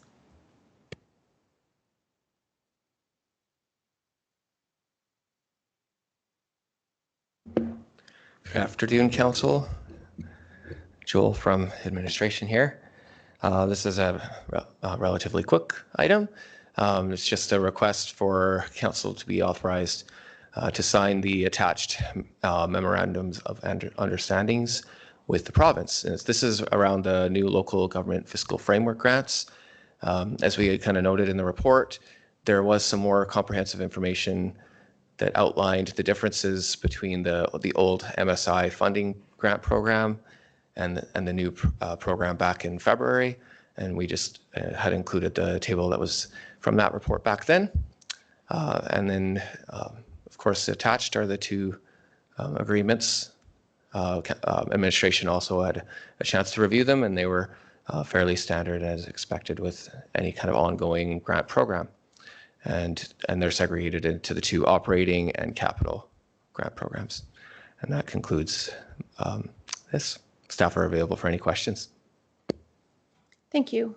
Any questions regarding the agreements? Council's wishes.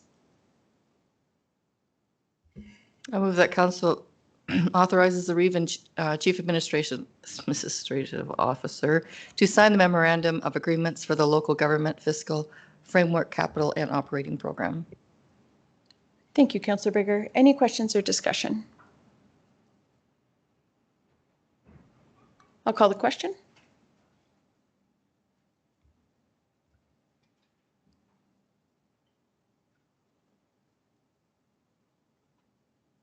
Motion is carried. We'll move to agenda item 2.55. Afternoon, Joel again from administration. This next item is a little bit more comprehensive. So what administration was doing with this report, it was kind of a combined effort between finance and all of the different departments, public works, utilities, development, and just what we were hoping to do here was just provide a kind of a high level overall picture of the funding and kind of cost, capital, operating requirements around the Muirfield development. And I do want to just clarify that there are, even though the numbers here are very specific, it's because we've kind of combined some historical actuals along with projected future capital projections. So that kind of makes it look very specific. But what we were intending to do here is just a very high level range kind of potential costs and funding that might be available for these items. So I'll kind of just go through the sections one by one. And I apologize for the dollars kind of wrapped under there when we converted file formats. So the first thing that we did here was we just wanted to show the current balance in the Muirfield Reserve and where that balance has come from. So this is as of the end of 2023, the audited financial statements. As you can see, it's about $8.8 million, and the majority of that is from lot sales with some interest and a small project funded.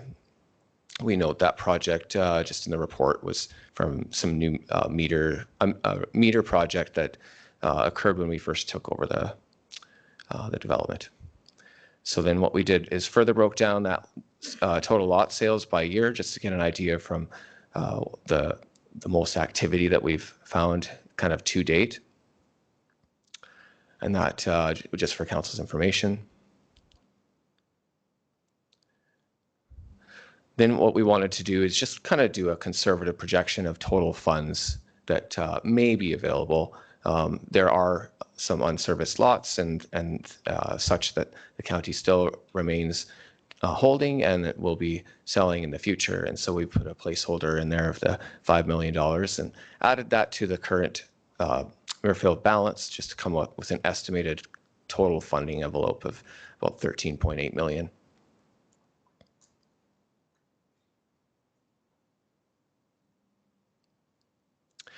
I'll go to the attachment here because we wanted to bring in the capital aspect, which is obviously the largest portion of this. So we included this table here of just a list of various projects. Sorry, that's definitely, there we go. You can see that the largest kind of impact line item in here is the wastewater lagoon. It's a substantial capital item, and it also has a substantial potential grant value.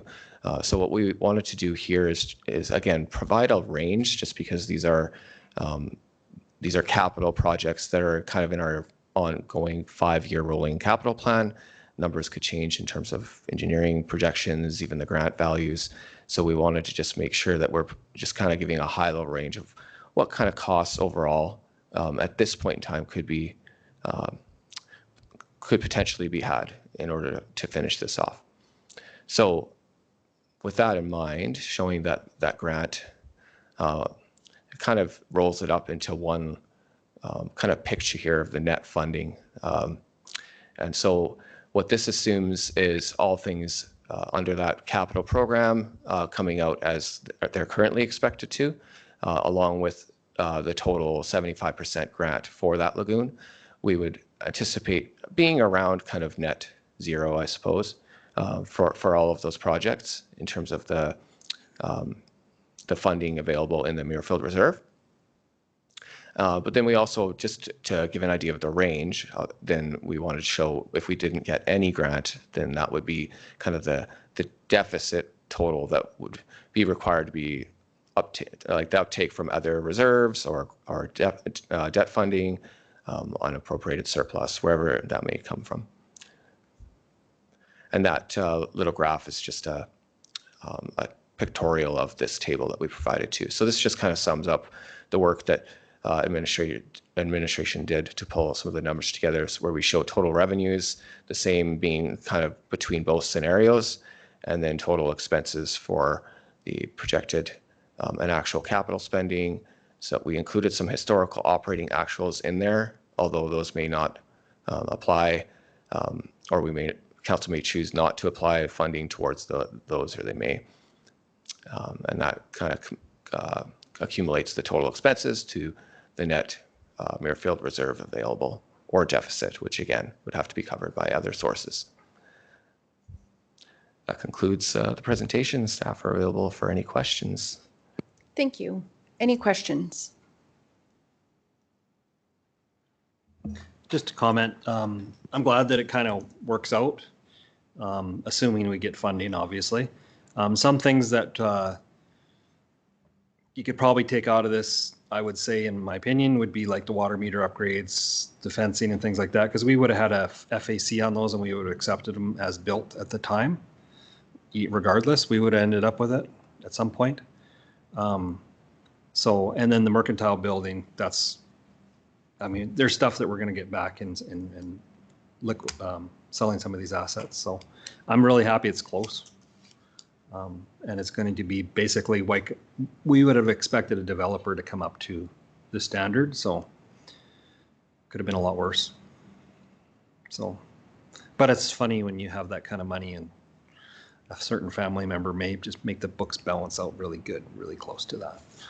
Reminds me of something at home maybe, but that's all I'm going to leave it. But anyways, with that, I'll make the motion to accept the Muirfield Development and Financial Reserves update as information. Thank you, Deputy Reeve Clausen. Any questions or discussion on the motion? I'll call the question.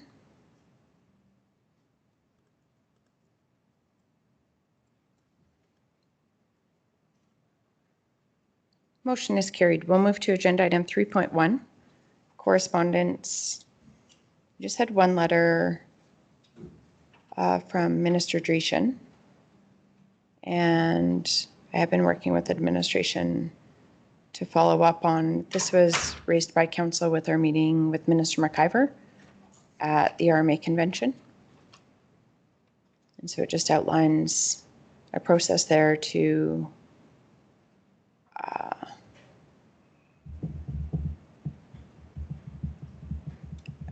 communicate future concerns. And then I have had just conversations as well around if there are mechanisms where the provincial government can keep municipalities more updated on approvals or renewals that may impact land use planning, just so that we can have an idea of historical approvals that may get renewed that might be not on our radar, you know, if development is delayed, just so that we have that idea of cumulative impacts and potential development that may impact interface issues when we're land use planning. So I don't think any action is required, but perhaps a motion to accept as information. I will so move. Thank you, Councillor Eichert. Any questions or discussion? I'll call the question.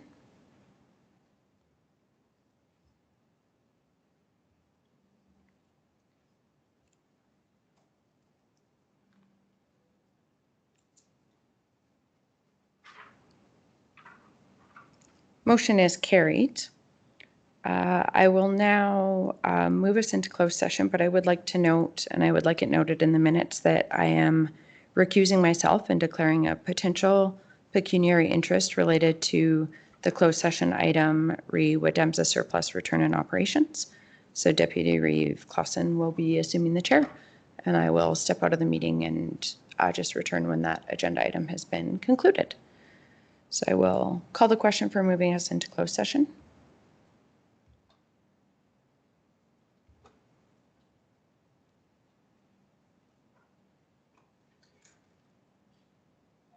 Motion is carried.